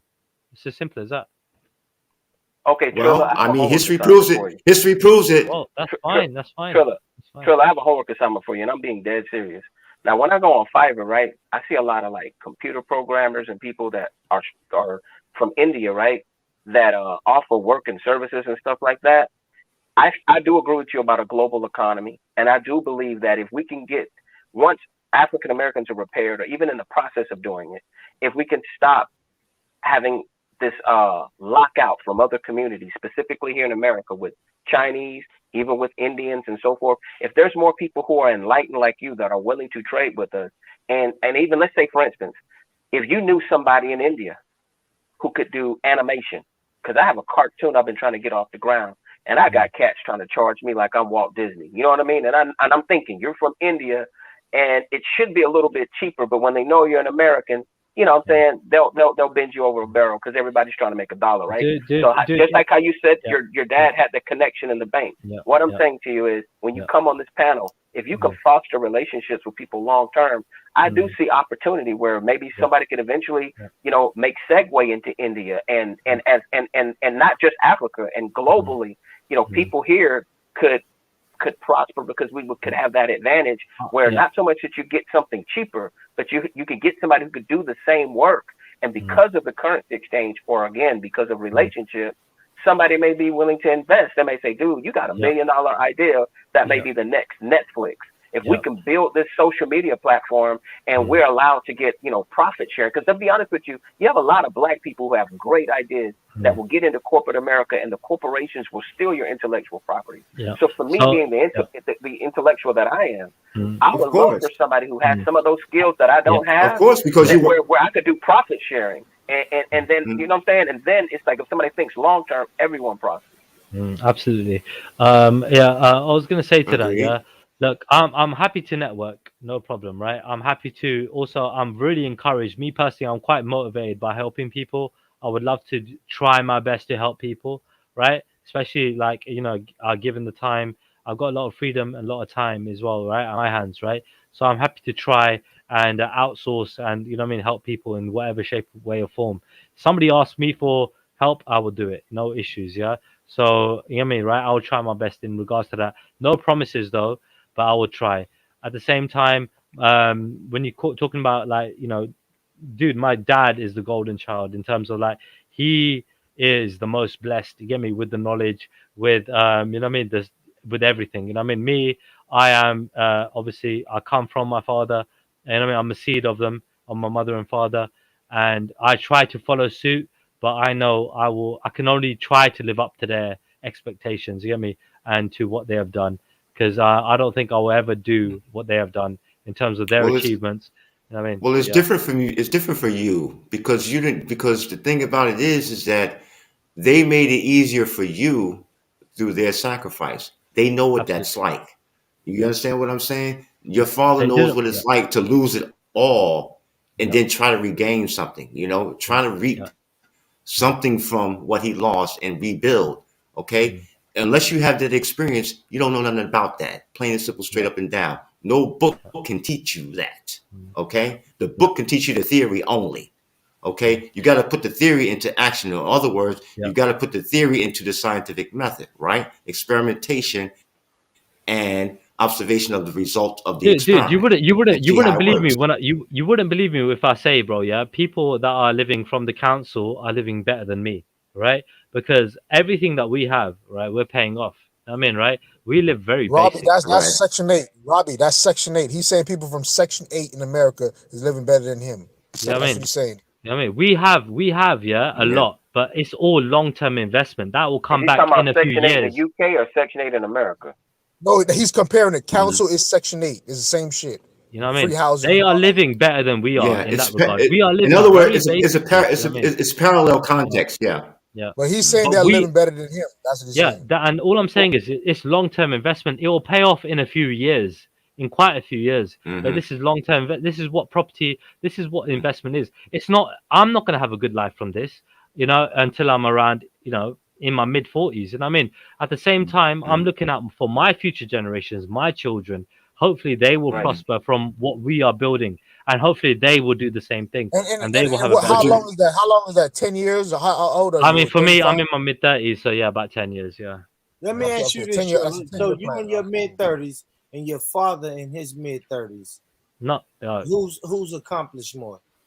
Sorry, my father's accomplished way more than me, man. He's the biggest overachiever I know in my whole entire life. He's one of the one of the most respected people in my community. Literally, like, you know what I mean? Everybody knows my father, you know what I mean? And yeah. Well, that's I great. love my father. Lose a little bit of the fire, like. Oh, dude, trust me, I got a lot of this is why, you know what I mean? I will always be there for my family. Like, literally, I owe them everything, dude. I owe them my life. I owe them absolutely everything. And this is why I feel to sacrifice the things that I want in life to fulfill what they wanted for me. You know what I mean? To do. So, like, you know what I mean? In terms of, like, trying to follow my religion more and things like that, I'm more than willing to give up. You know what I mean? Like, the things that I could have, like, you know what I mean? Money, women, a flamboyant life, and this and that, more than willing to give it up for just one woman having a pious life, so on and so forth. You know what I mean? But right? I thought you. But no offense, Shirley, but they told me that you splurged on the women. That's what you was. I mean, money dude, it's all from my own. You know what I mean? Because again, I make my own money as well, right? So I don't splurge. What are you talking about? Are you talking about fucking paying for women? Is that what you're talking about? No. They was making a joke that you splurged. Oh, they're just chatting shit because, dude, they're just chatting shit. Like, end of the day, I got haters out there, innit? Yeah. When it comes down to, dude, look, like, Trilla, don't apologize for your blessings. That's what it boils down to. I know I'm not going to, but I was thinking, dude, in my opinion, dude, a lot of people look at me like they look at me as I'm a blessed guy, bro. Honestly, I'm a good-looking guy. A lot of women think I'm a good-looking guy. You and the brother Simpre made, and that was this. Look, oftentimes here in the United States, I'm speaking specifically, I think, and when I say culture, I'm talking about just the United States. I think everyone is steered to be a consumer and save second. The circumstances that you're talking about, like generational wealth and all that, that's what I told you. I said some people who come from other countries get it because they can come here and they haven't had the indoctrination. At least the first generation does it, right? So sometimes the cycle goes from poor to rich, back to poor if you're not careful, right? Because it takes a lot to maintain. So that's why I'm telling you, like, even when I talk to people, it doesn't matter if they're black, white, Hispanic. When the holidays come around, people are been conditioned to spend. People are emotionally driven. A lot of us are not taught to have emotional intelligence and understand psychology. And I think it's by design with the educational system. And the sad thing about life is, until you have your own experiences, your first teacher are your parents, and they can only teach you what they know. So there's a lot of people who A, haven't had it modeled, but B, it's not even encouraged. So I'm telling you, I feel like in your situation, I'm pretty sure if you look around even in the UK, you say, man, most people are not even encouraged. Not only to have, it's not even about being an entrepreneur, just the idea of generational wealth. You could work a regular job for the rest of your life, but say, you know what, man, I'm going to save more than I spend. But if we had that type of mentality, literally capitalism would disappear. What you're talking about living within your, what you're talking about living within your means. I think You're that talking about we did. living within. Wait a minute, let me just say this, please. You're talking about living within your means, Robbie. And a lot of people in the United States of America are not encouraged to live by their means. Think about it. The corporate America, the banking system, the credit card system. Look how easy it is to get credit cards, especially for young students going to university. People who barely have a little bit of money in the bank, if they got $500 or more in the bank, they're encouraged to get a credit card. You understand what I'm saying? We say we value education, brother, right? What do you think about student loan debt? I mean, student loan debt is ridiculous, man. I mean, come on. I mean, it costs. I mean, if you go to a PWI, predominantly white institution, you're talking about $40,000 a year. $40,000 a year. That's somebody's yearly salary, man. You understand what I'm saying? Before taxes.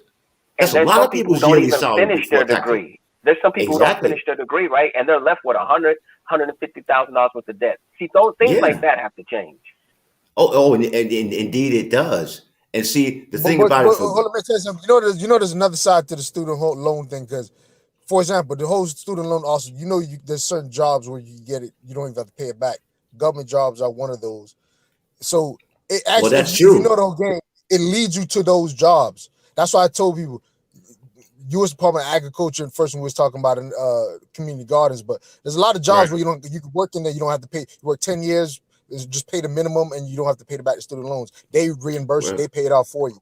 So but that's government connected, man. No, but suppose that's you what I'm don't saying. suppose you don't want to go government. Suppose you actually do want to go corporate, But and what if they then go like you in the military? Listen, if you go to the military, they will pay your student loan. That is true.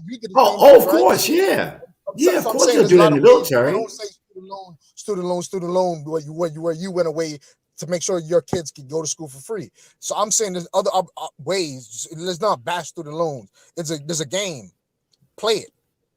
You know what I'm saying? Yeah, but what I'm saying is this though. Okay, you got families who you do have families who do not encourage their sons and daughters to go into the military straight up and down. That's a reality, right? And you got to deal with that reality. But listen to what I'm saying, sir. I get what you're saying, man. I hear you and I'm with you. But what I'm saying is the reality is there are people who are dead set against that, and they're not going to encourage their children to go into the military. Plain and simple, straight up and down. We have to accept that fact. We have to accept that fact. And there's always going to be people that are in this situation. Okay. But listen to what I'm saying. Listen to what I'm saying though. Okay. The fact of the matter is, okay, to pay for a college education to go into the STEM fields right now, which are big right now. Actually, STEM fields have been big since the 80s and 90s. Okay, with internet, 100%. Google, and all this shit, right? Now, what I'm saying is this though: in order to pay for that, if you're not taking the military route, you listen to what I'm saying? Okay, it's very expensive. It's ridiculous how much it costs to go to CIT in Palo Alto, California, or MIT, or wait. Listen to what I'm saying, please. Let me land the plane. Okay, what I'm saying is this: yeah, there are two sides. There's a way you could play the game. I get it. Okay, everybody's not going to play the game the same way. We're not a monolith, man. That's all I'm saying. Got you. The plane has landed. Simple. I want to ask him one question though, because we're talking about college. You know what also funds people trying to go to those big universities? It's the unwritten rule. See, like Soil's talking about, the government route.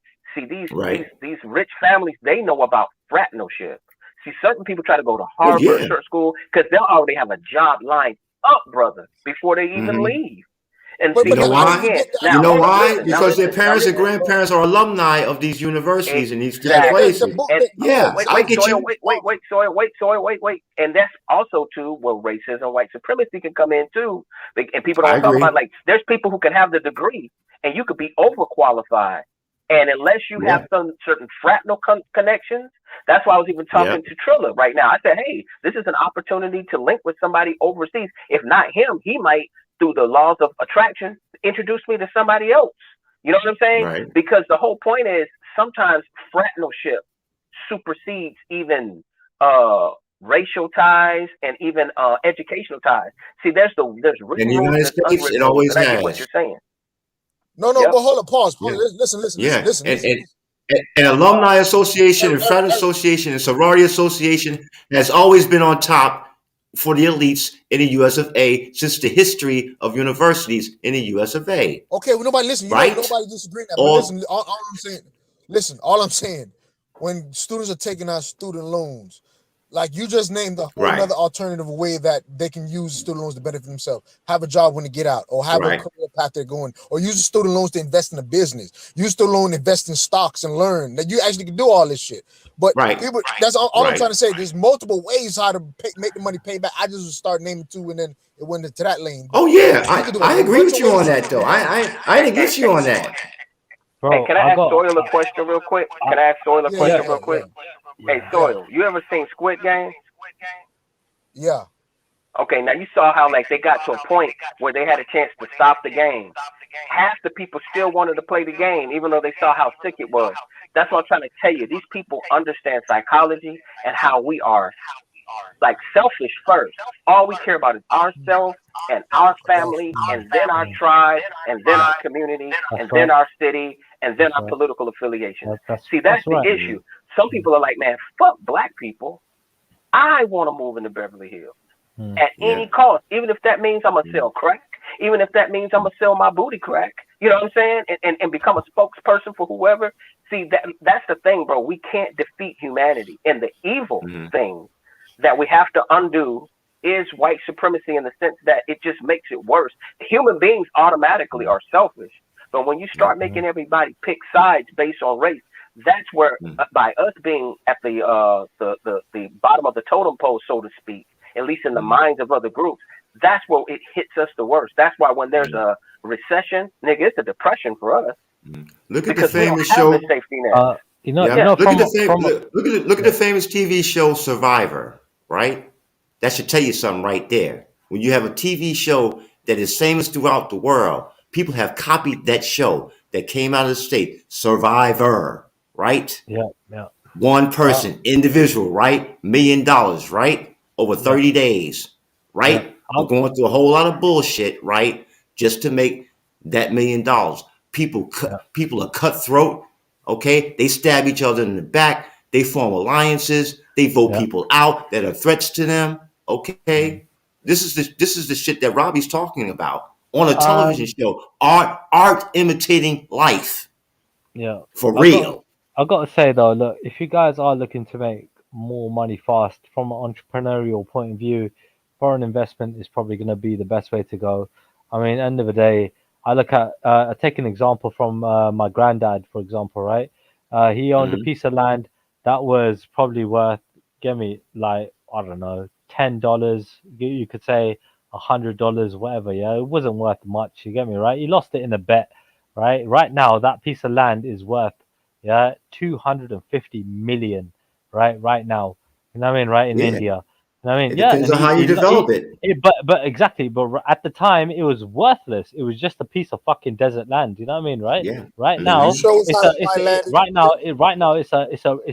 the fucking main area in the whole area. You know what I mean? So. Well, look at Dubai. Look at Dubai. A lot of desert, right? Look how they built it up. Yeah, exactly. Now, granted, they've had their problems. They had their financial problems with it, but guess what? It's built, and people are going to invest in it, and people will come. People will go there just to see that. Yeah. So what I'm saying is, looking at foreign investment is probably the way to go in terms of basically making a lot of profit. You know what I mean, right? It's going to be a gamble, definitely, but that's what investment's all about, right? It's a gamble, you know. My mom did. My mom started with mutual funds, but the thing about it, I remember my mom telling me, and this is shortly after my mom retired. She was a CEO for 30 years. When she retired, right, during her time working, right, she started investing in mutual funds. It just so happened she got some information from people that she knew, some friends of hers, colleagues from hers, and they were telling her about how to invest in mutual funds. That is pretty much a safe bet. Now, my mother has always invested in T-bills, right? Treasury bonds, right? She's been doing that since she started working. My mom invested in Gerber Insurance in the States. Yeah. Those people who know about Gerber Insurance, they know this is an old ass firm. It's a really old firm. And basically what this Gerber firm was about, it was about life insurance for children. Okay? You got a little white baby's picture there as a symbol, right? Beautiful little child, beautiful little picture there.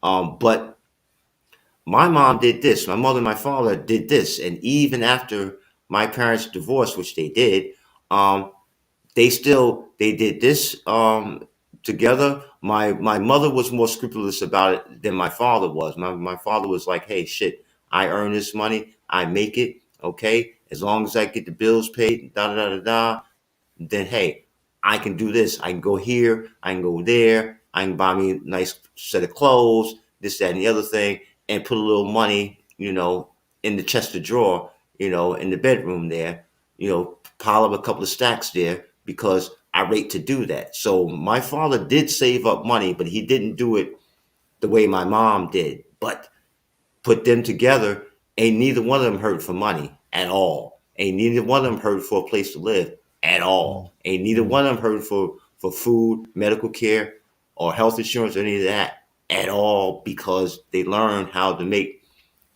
small investments to save up some money for when they retire and they're living well. My mom, when she came here 5 years ago, my mom dropped 10,000 euros on me 5 years ago when she came here to spend a month in the summer.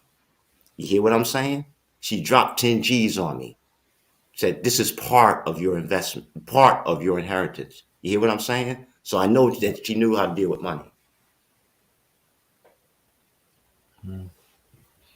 But y'all got Powerful story. That was great. Yeah. Hey, on a side note, Hey, did I ever tell man. y'all? Did I ever tell y'all that I used to date Osama bin Laden's niece? Wow.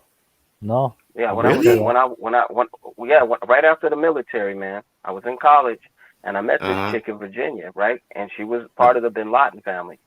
So I met her at the bar, man. We were kissing and shit. And then we went back to the hotel room. She pulled her panties down and I saw a little clock on her waistline. And she said, nigga, I told you my shit's the bomb. It's a joke. Yeah. Oh, She's like, I shit. told you my pussy's Damn, the man. bomb. That's a scary ass joke, man. That's a scary ass joke, Robbie. You hear me? He's playing with That's fire. the shit right that now. make you go, You know what I'm saying?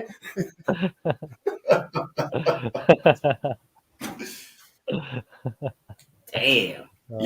I told you my shit was the bomb. Come on now.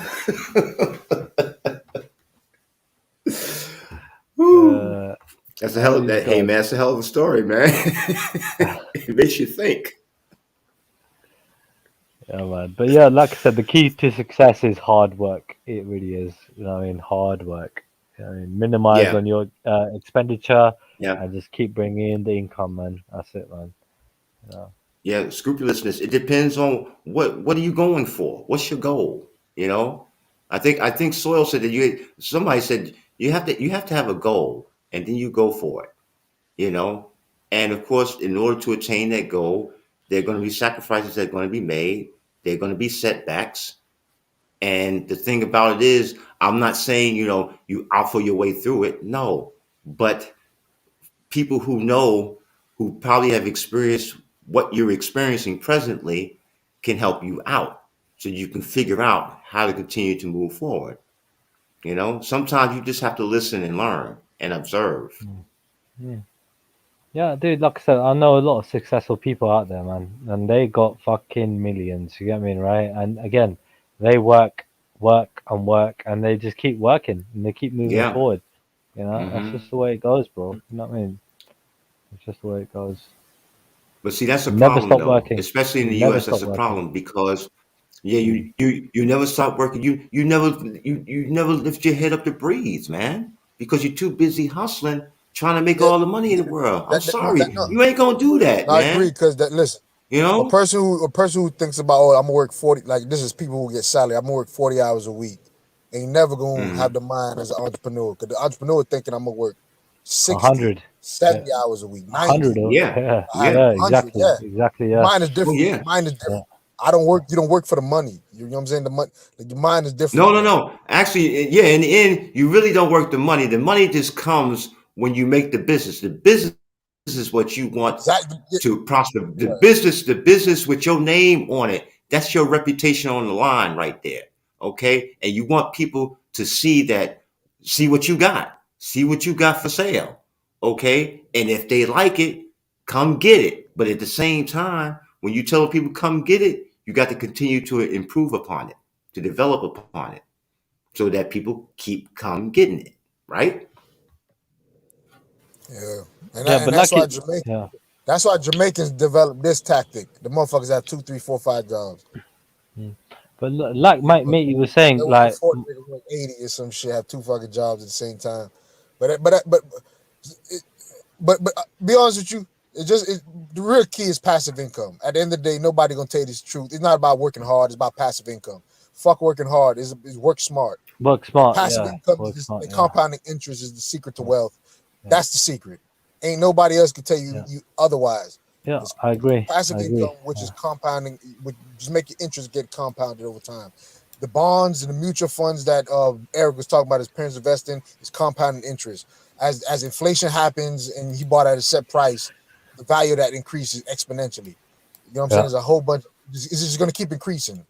The 7% turns into whatever the fucking inflation rate is going to keep increasing exponentially with compounding interest.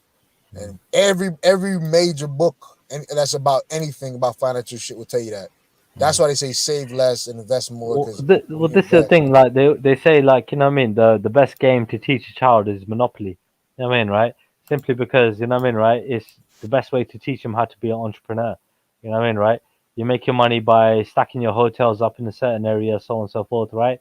And when it lands, bam, you get me. You're getting your payday. You know what I mean? So, you know what I mean. These are kind of entrepreneurial games. You don't work for anybody. You know what I mean? In that regard, you work for yourself. Yes, you got to make money, but at the same time, you know what I mean, by working other jobs to get there. But at the same time, your goal is always going to be to have your own and then build from that. You know, like one of the guys, Rich Dad Poor Dad is a documentary that I recommend everybody watch. Right, this Robert guy, Kiyosaki. yes, Robert Robert Kiyosaki. yes. So That's the guy. yeah, definitely. And it's inspiring to listen to him because at the end of the day, he teaches people how to be entrepreneurs.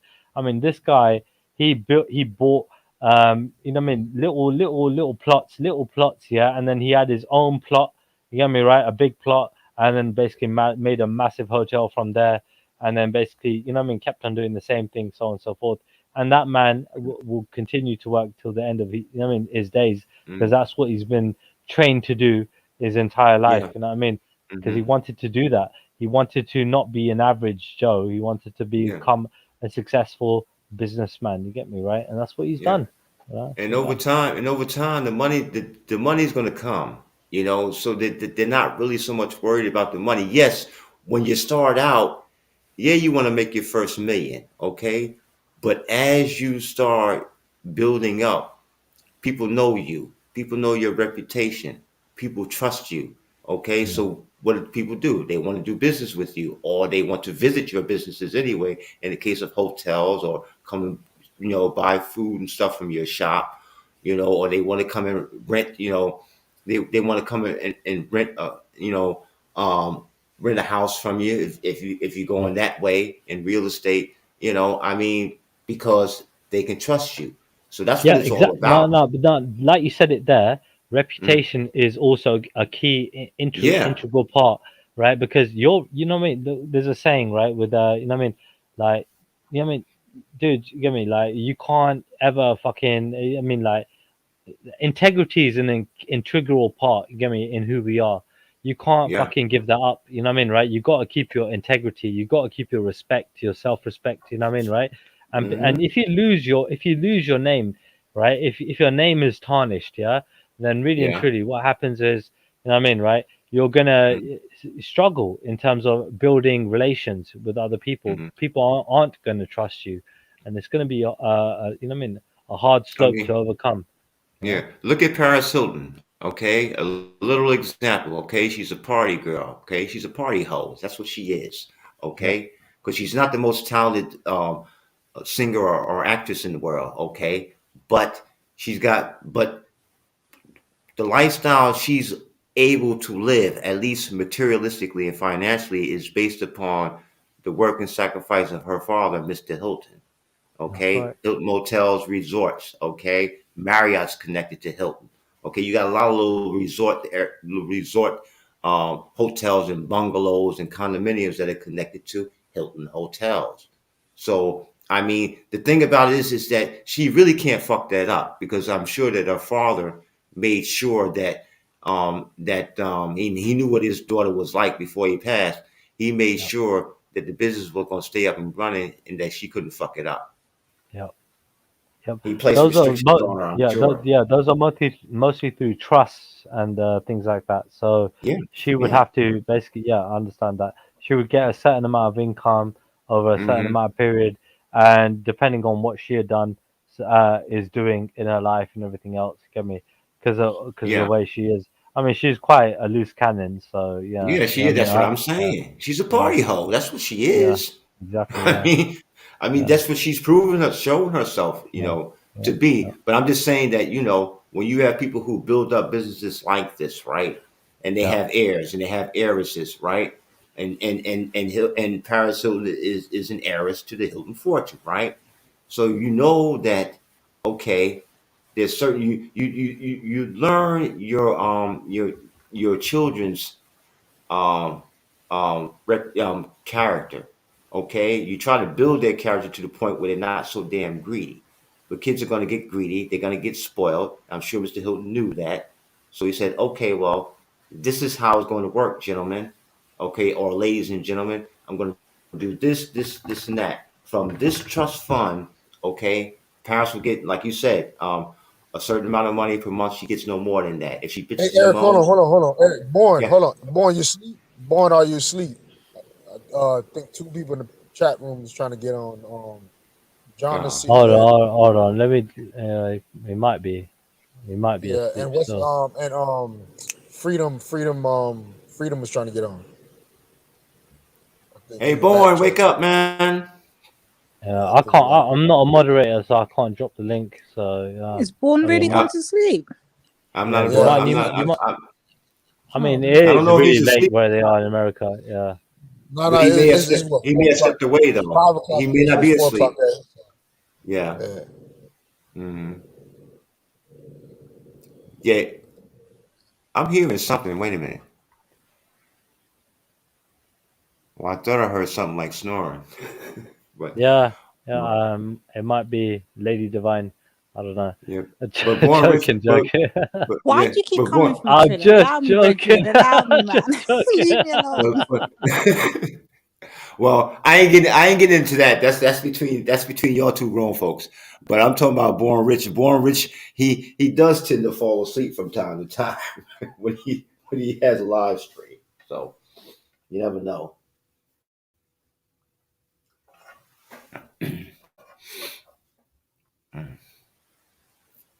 Yeah, it's been a good talk, man. Lady D, man, you've been quiet a long time, man. What's happening? What are your thoughts on what we've been talking about?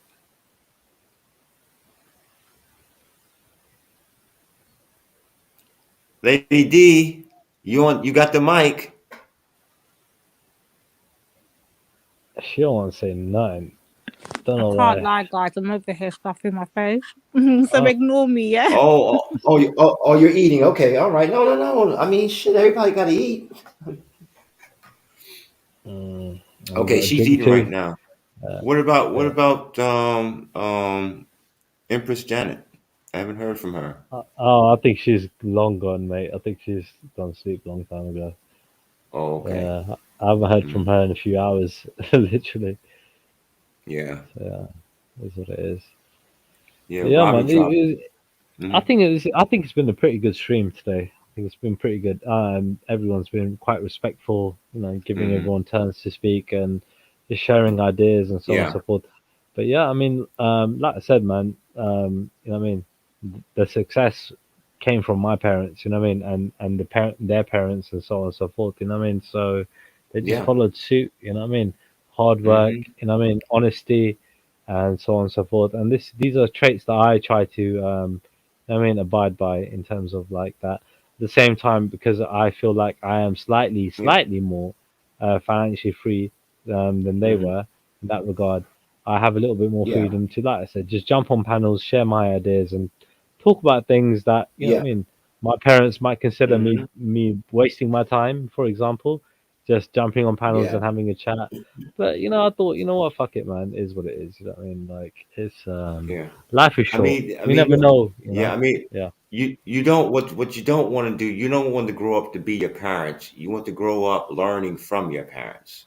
We want to be in a better position than they were. I think that was the whole point Yeah. of what my parents Well, that's did. what they My want. parents, That's what. But yeah, they didn't want That's, me to struggle the way they did. yeah. You know.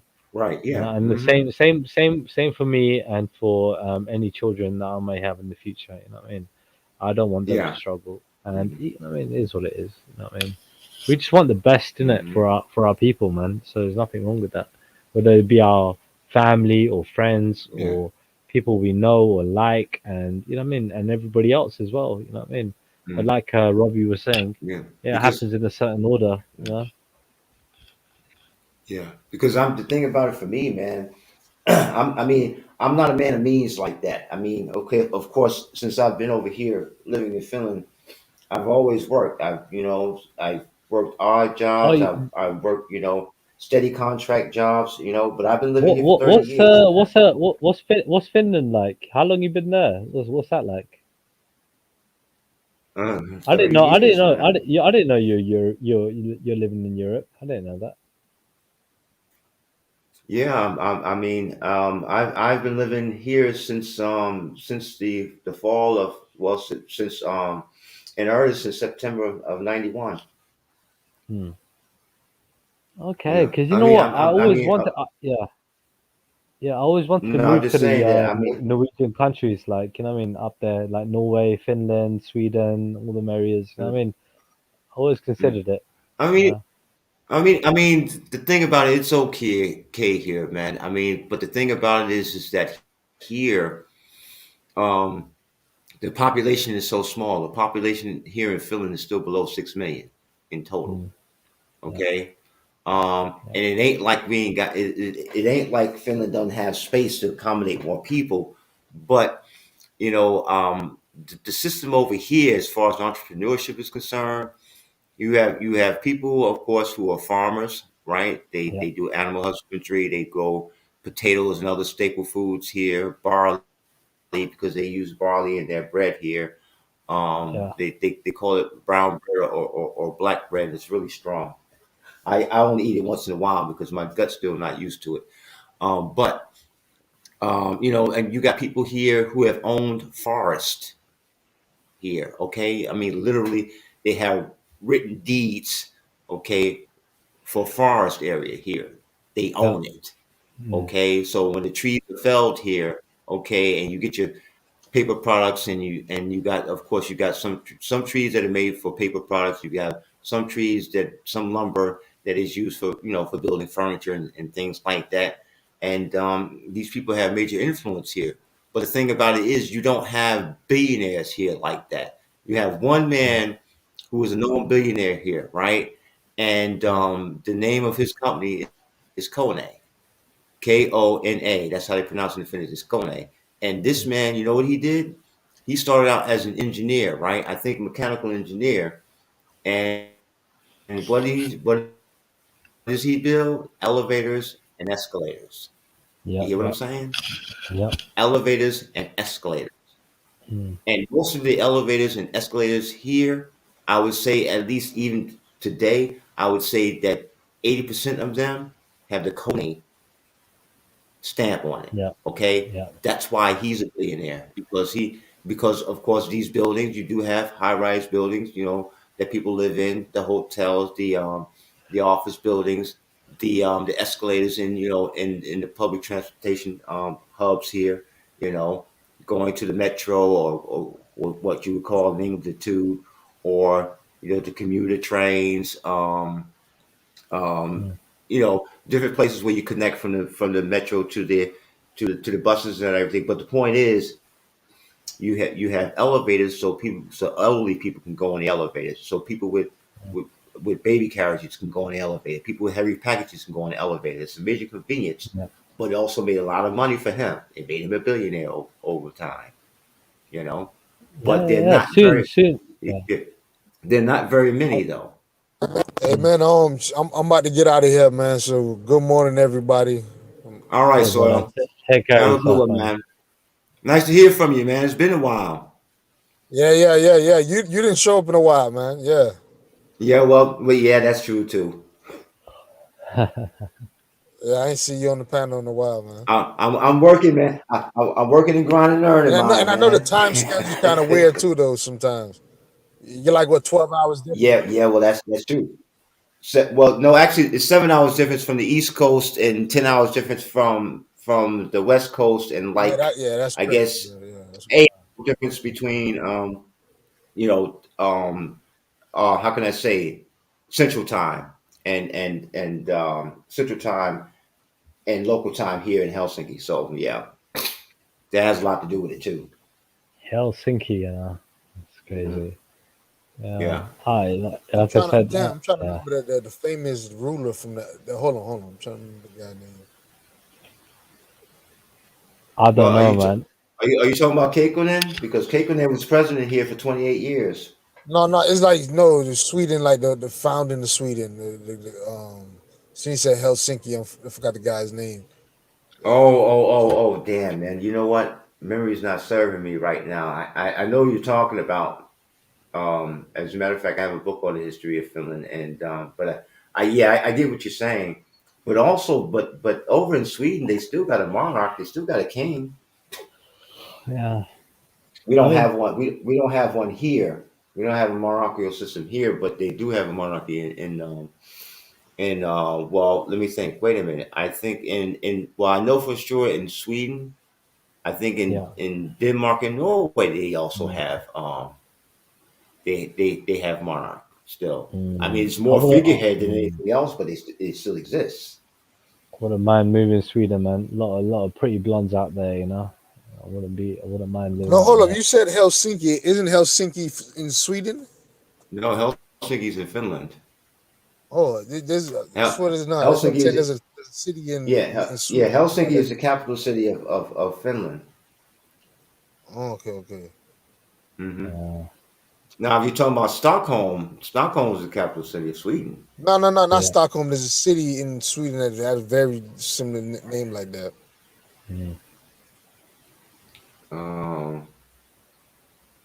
Wait. Now, next time I see, I'll tell you because I know back. I always, I know there's a city very similar to that like that. That's what I'm trying to tell you. Don't worry about it. Next time I catch you, though, I'll tell you. Okay, cool. That'll work. Yeah. All right, man. Have a good one, man. Stay safe out there. So. Yeah, bro. Take care, man. Yeah. Peace. Peace. Yeah, like I remember, like when I went to India. Sorry, I'm back. Oh, okay. Hey. I was gonna share a story. Like when I went to India when I was 16, I met one of my dad's friends, and he used to live in Norway, and he used to work in Norway as a toilet cleaner, right? And when we went to go and visit him in India, so he retired in his 50s in India, and this guy was minted just from literally saving. Get me right, from being a toilet cleaner in Norway, and basically like, you know what I mean. And then he made his own business from like doing that. Like so, he had his own business from like people working for him eventually. And yeah, he settled back in India. He had a cleaning business. Yeah, cleaning company. Yeah, in Norway. Yeah, and then he went back to India and just settled down there. And yeah, I mean, like his income was coming in, and the guy was minted, bro, minted. So like, I remember that just from cleaning toilets for 25 years. Like, you know what I mean? Like mad. Oh yeah. I mean, if you got that spirit in you, yeah. If you got that spirit in you for entrepreneurship, I think you will do it, even if it's on a small scale. You'll do it because, like I said, that's your reputation on the line. That's your goal. Yeah. You know, to do something that you own, lock, stock, and barrel, and that you are in ultimate control over. You know. Yeah, definitely. Nowadays, you see women that are working, you know what I mean, their socks off in certain fields, like, you know what I mean, wherever they are. And it's like, you know, you got to appreciate the fact that, you know what I mean, at the end of the day, it is better for a woman to start a family from, you know what I mean, a younger age than older.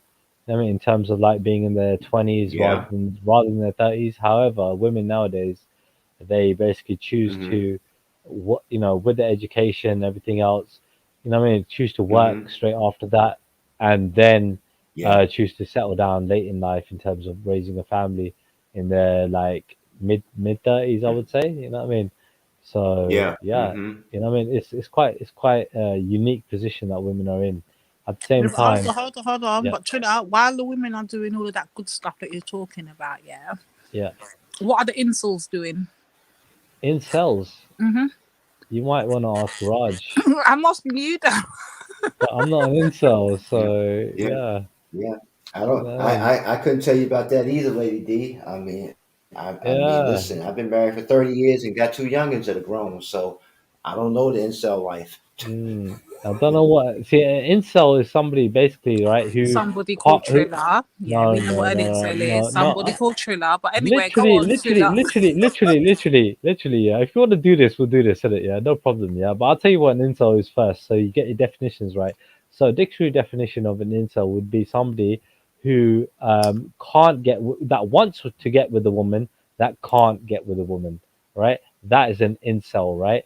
That just basically is generally speaking at home, and you know what I mean. Like I said, just like Raj, for example, good example of an incel. You know what I mean, right?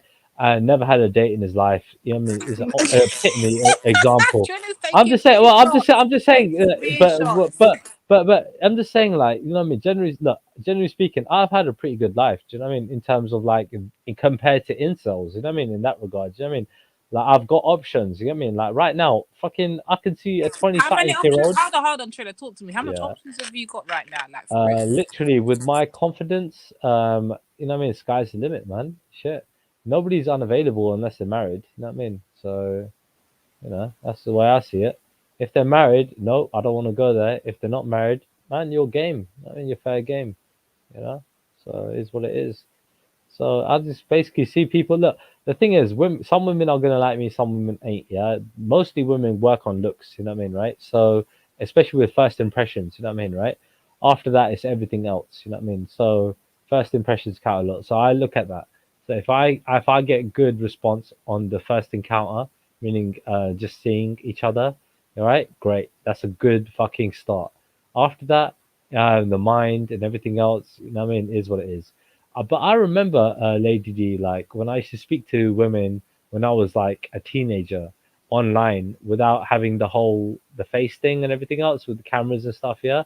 So like we just used to chat, and some women just used to fall in love with me over the chat. Oh, really? So Triller, tell me why Yeah, it's not crazy. working on me then, Triller. Why am I failing for your charms to just like Well, you know, the thing fall is, in love the fir- deeply the with fir- the Triller? fir- the first thing is, Lady D, yeah, like you are the way you are, I am the way I am. I'm not trying to work any magic on you, and at the same time, you're probably trying to resist anything that Oh, she's a my listen. Here we might come go. across as Here we flirtatious. go. You know what I mean?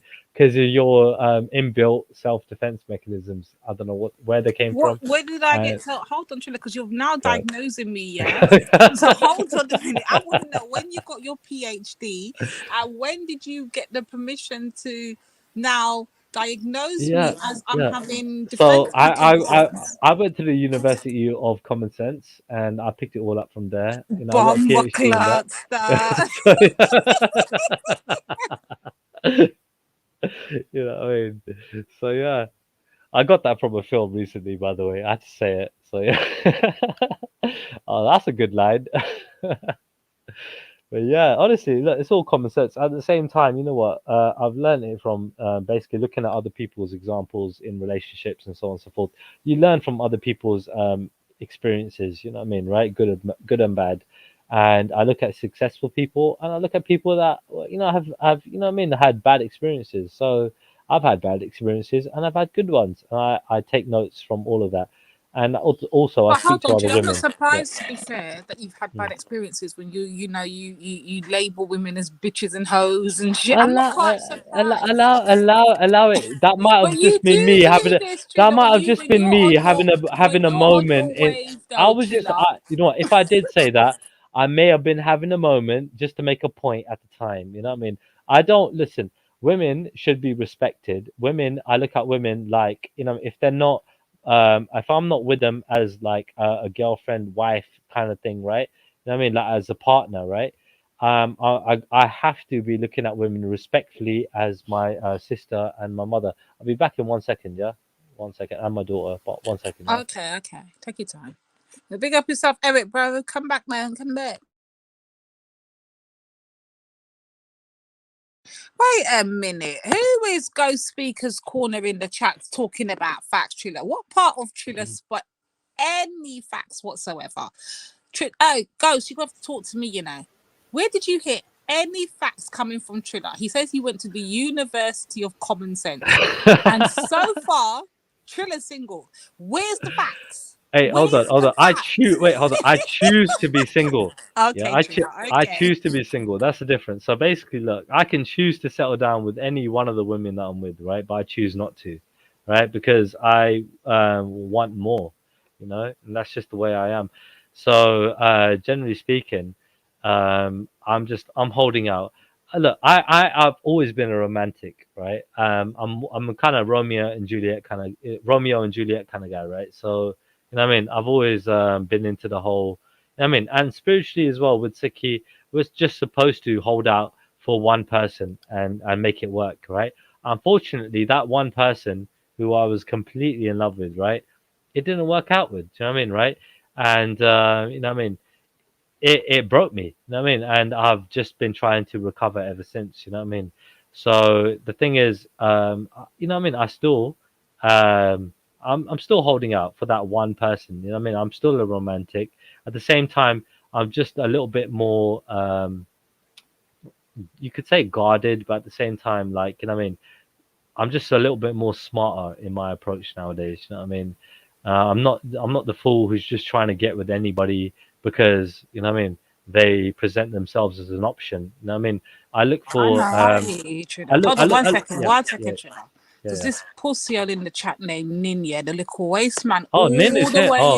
That's your best friend, man. All the way in France, trying to claim North Wheezy. Lady D, this is your best friend, man. Wait.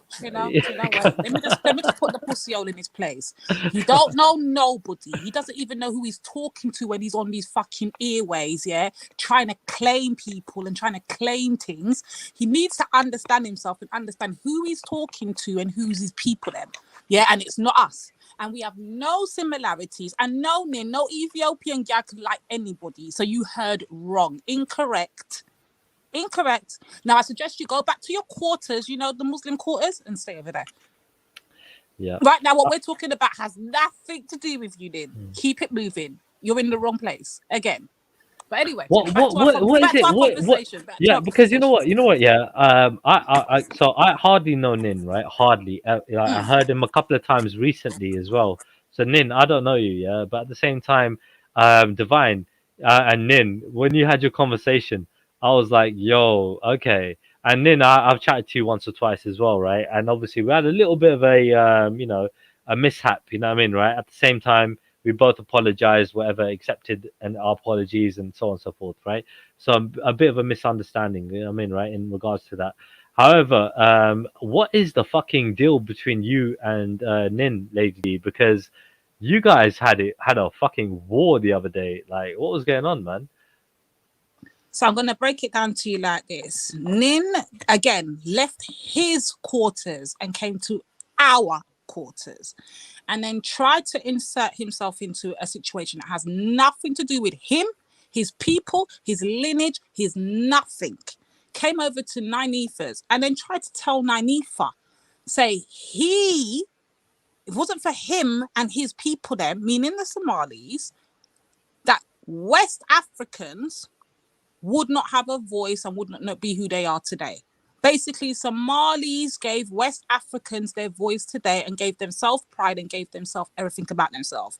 No person from North West is going to agree with that bullshit. But because Nin's on the internet and he's behind the screen hiding in France, he thinks he can come on the airwaves, chat a bag of fuckery to appease whoever he's trying to appease or to get whatever agenda he's trying to get out for the Somalis and try and jump on everybody else's bandwagon. He steadily ties himself to reparations. He steadily ties himself to the slave trade. He steadily tries to hijack the Windrush struggle. He steadily does all these things. All the while, he's a whole Somali with no connection to us whatsoever. Okay, cool. We need to put him in his place. So my thing, what I take from Nin, right, from the little that I've heard from him, seems to be quite, what can I say? Compared to other people, quite well spoken, right? Kind of educated, right? Knows what he's talking about to a certain degree. And, he's quite passionate about what he believes in, generally speaking. Do you know what I mean? So, I would encourage someone like Nin, to basically, come on panels and speak their mind and so on and so forth. You know what I mean?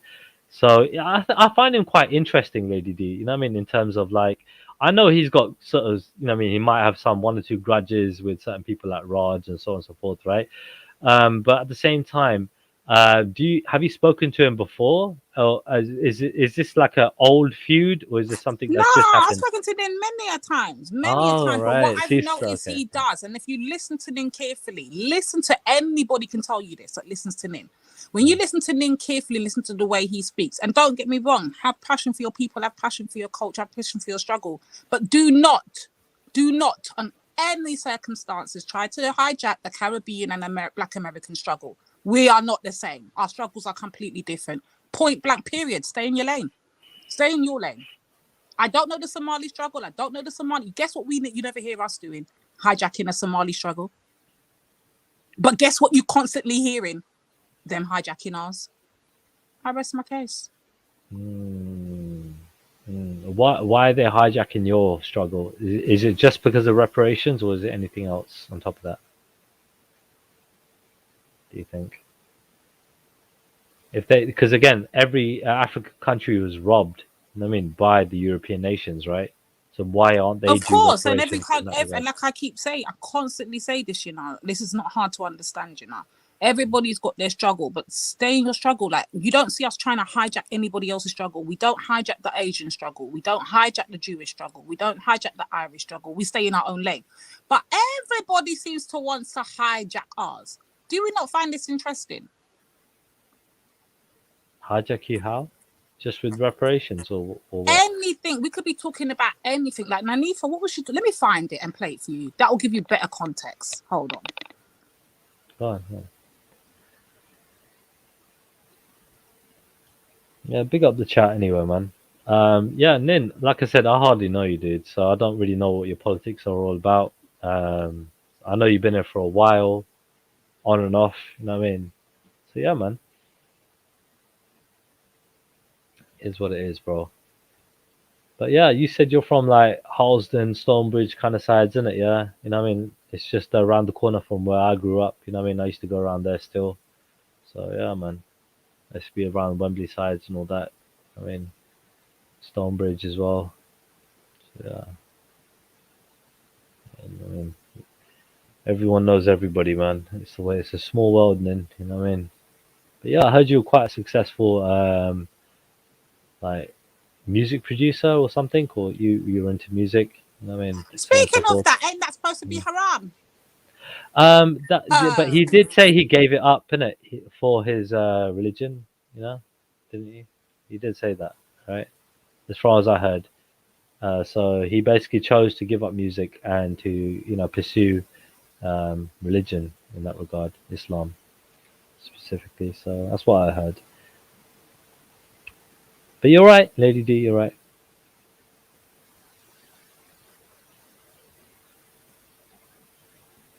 So yeah, anyway, big up for giving it all up, bro, Nin. Come on, bro. You know what I mean? Dude, I got to give up my, you know what I mean, certain things in my life as well, I feel, for religion. You know what I mean? I understand the passion, bro. I really do. I understand the passion. You know what I mean? It's not easy. I can say that much. To give up, What's that? certain things in life. Like, basically like just like, the luxuries in life, you know what I mean? Basically, certain luxuries in life anyway, to be more devout in your faith, you know. Yeah, It's not I easy. agree. It's not easy. Yeah. Well, I agree with that. Okay. But in the end, I mean, from my point of view, being a man of faith myself, I think that it works out for your best interest in the end. Yeah, dude. The thing is, we're looking at, like how Ninja said here. He's aiming for Jannah. Yep, we're looking at the day of judgment, meaning our last day here. So we are looking for. We call it Sachkhand. Yeah. We call it heaven. That heaven, right? The ultimate goal is Right. really to get there. And if we know better, we should be doing better in now. You know what I mean? So I completely appreciate where the Muslims are coming from, and I respect the Muslims and anybody else, right, that are trying to pursue a more virtuous life than a more materialistic life. I could definitely appreciate that. So big up I to the people agree. that are sacrificing. You know what I mean? you know what I mean, living in the dunya, living in the maya, living in desire, you know, to basically pursue something that is more righteous, you know. So big up to the people that are doing that. Yeah. I mean, it's not easy. The fact of the matter is this: there are always going to be wealthy people. There are always going to be mid-range economics. I mean, economically speaking, they're going to be rich. Okay, you're going to be super rich, and mid-range and poor people. That's always going to be. You know, it depends on the pursuits Yeah, of but the yeah, family as a yeah. whole. But see, but my brother, yeah, like our guru would say things like, you know, living in a big house, yeah, having a big house, yeah, it's just lonely and empty, yeah, if you haven't got, you know what I mean, God in your life, basically, you know, if you haven't got the right way of living in your life implemented, you know what I mean, it's just worthless having all these material possessions, absolutely worthless without having following the right way. And obviously, you know, Islam, Muslims have their own belief, right? Sikhi have their own beliefs, Christianity have their own way of doing things, so on and so forth, right? But all I'm saying is, generally speaking, you know what I mean, there's more to life than just the material. You know what I mean? That's what I'm trying to say. Oh, of course, yeah. Materialism to a degree is a necessity of living life on this physical earthly plane. Yeah. But it depends on when the materialism takes over for your spirit for life, then that's a problem. Yeah. Yeah. That's what makes people miserable. Yeah, definitely. That's what I'm saying. So, like, bro, I look at it like me. I'm in a position. I'm in my mid-30s. I'm thinking to myself, man, when am I actually ever gonna commit? You know what I mean? To my faith properly. And I feel like I'm in a position where I struggle. You know what I mean? Do I want to live in the material life? Do I want to live in a more spiritual life? You know what I mean? Can I have Yeah. both?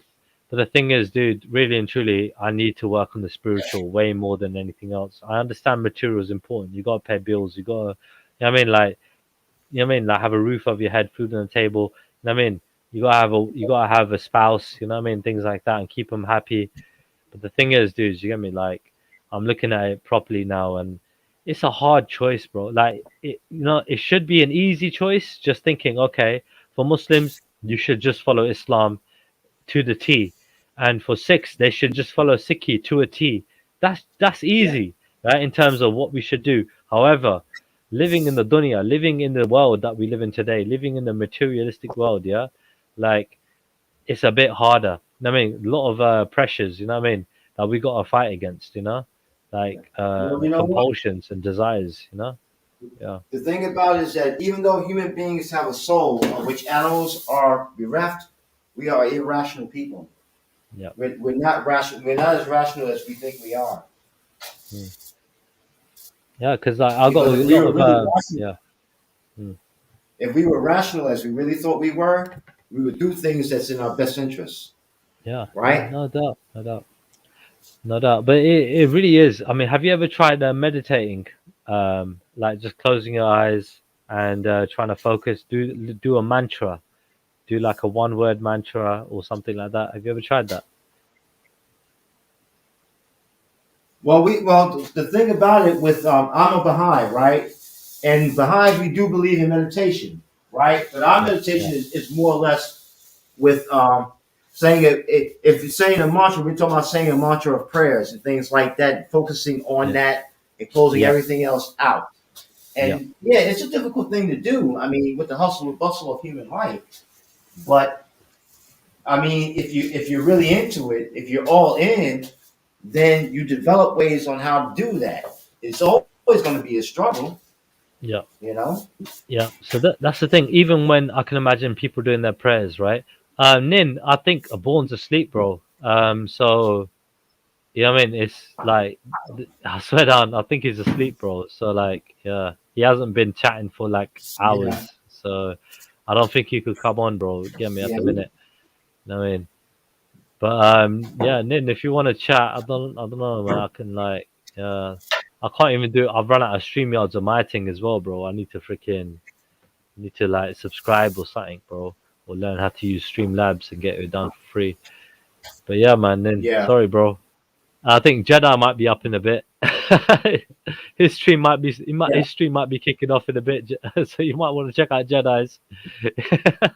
Just saying, then. Well, see, the thing about it, see, I've spoken with Jedi, okay, and I mean, there is a method to Jedi's madness, but the thing about I can listen to him for a little bit, but then I got to take a break from him.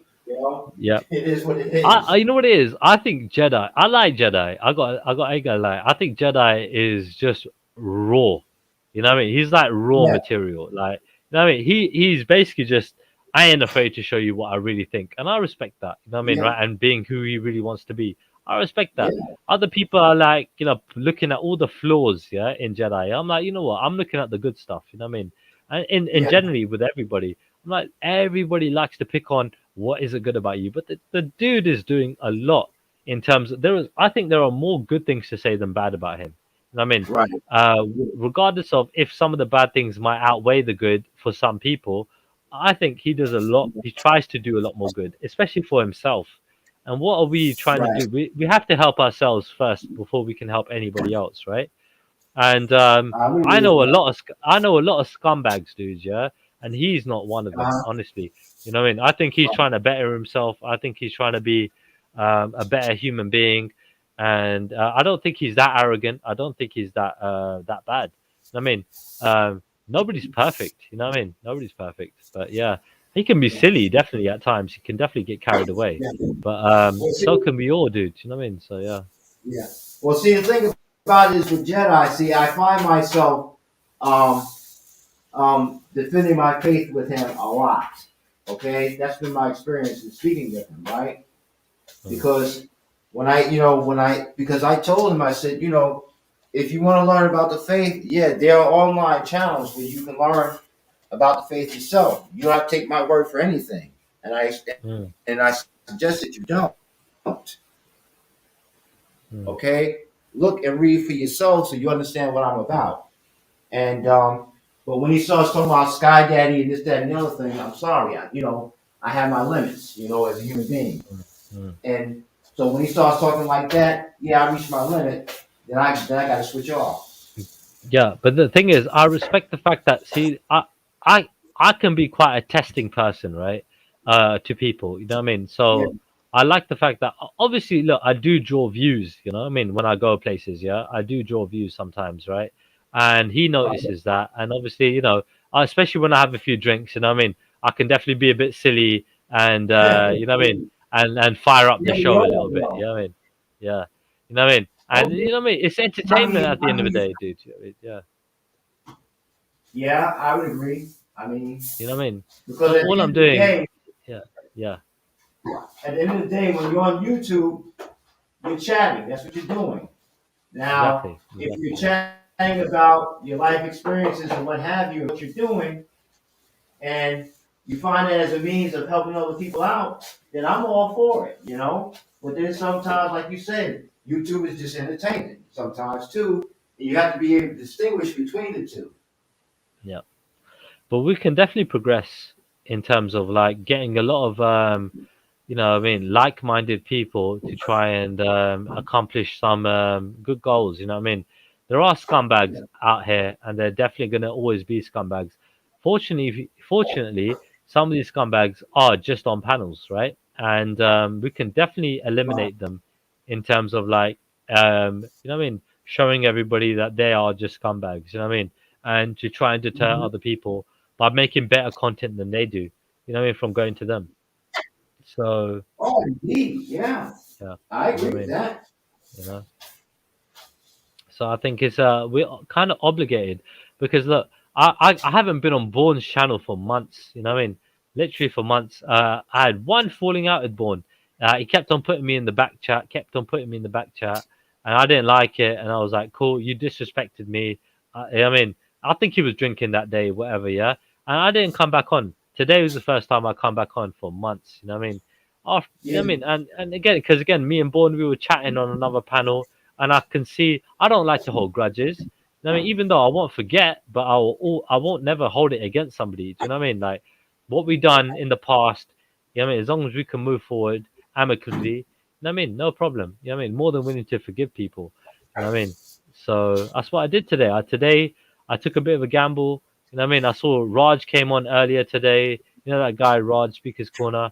He came on Yeah. earlier today. He started chatting shit about me, bro. The guy came on saying the most amount of lies. He was saying some shit like, "Oh, I don't fucking make any shows on Triller. Da da da. I don't talk about him. I just ignore him." And then I came on after he jumped off, yeah, and I fucking showed everybody, nah, the guy's a lying piece of shit. I pulled up his channel. I said, look, all his videos have been about me. Every fucking one of these videos were about me, and he's got a few more that he wants to make about me. He just hasn't put my name in there, yeah. But it's all about me. You get me? And like literally, like they don't fucking. I had to expose the fucking piece of shit. I said, yo, people don't be fooled. He's a lying little piece of shit. Yeah. So yeah, man. I mean, Nin, Yeah. we got common interests, bro, in that regard. You get me? All right. We both don't like the same person. You know what I mean? All right, Nin. So yeah, no, I ain't gonna say more than that, bro. You do what you gotta do, Nin. I do what I gotta do. With it is the way it is. But you know, in terms of that, I mean, we got a common goal in that regard. You know what I mean? So yeah, Well, got to shut well, down what the I pigeons. like about what I like about Warren Rich's channel is that he does let conversation flow, though. You know. Yeah. It's been good. It's been good. At the same time, it's been very respectful today. Really cool. Yeah. I enjoyed today's discussion. You know. Yeah. I mean, especially when Robbie jumped on. No, can I just point out? Notice how the flow of the chat has changed since a certain person started typing and trying to pull up the Somali shit yet again. Notice how the conversation on the panel has even changed through one energy. Just focus on where the energy is coming from. Meanwhile, I'm muted. Yeah, no one's stopping you coming back on, Divine, man. If anything, I'll want you here. Like, and I could say the same We thing all for know everybody Matey. wants to talk to No, me. there you go.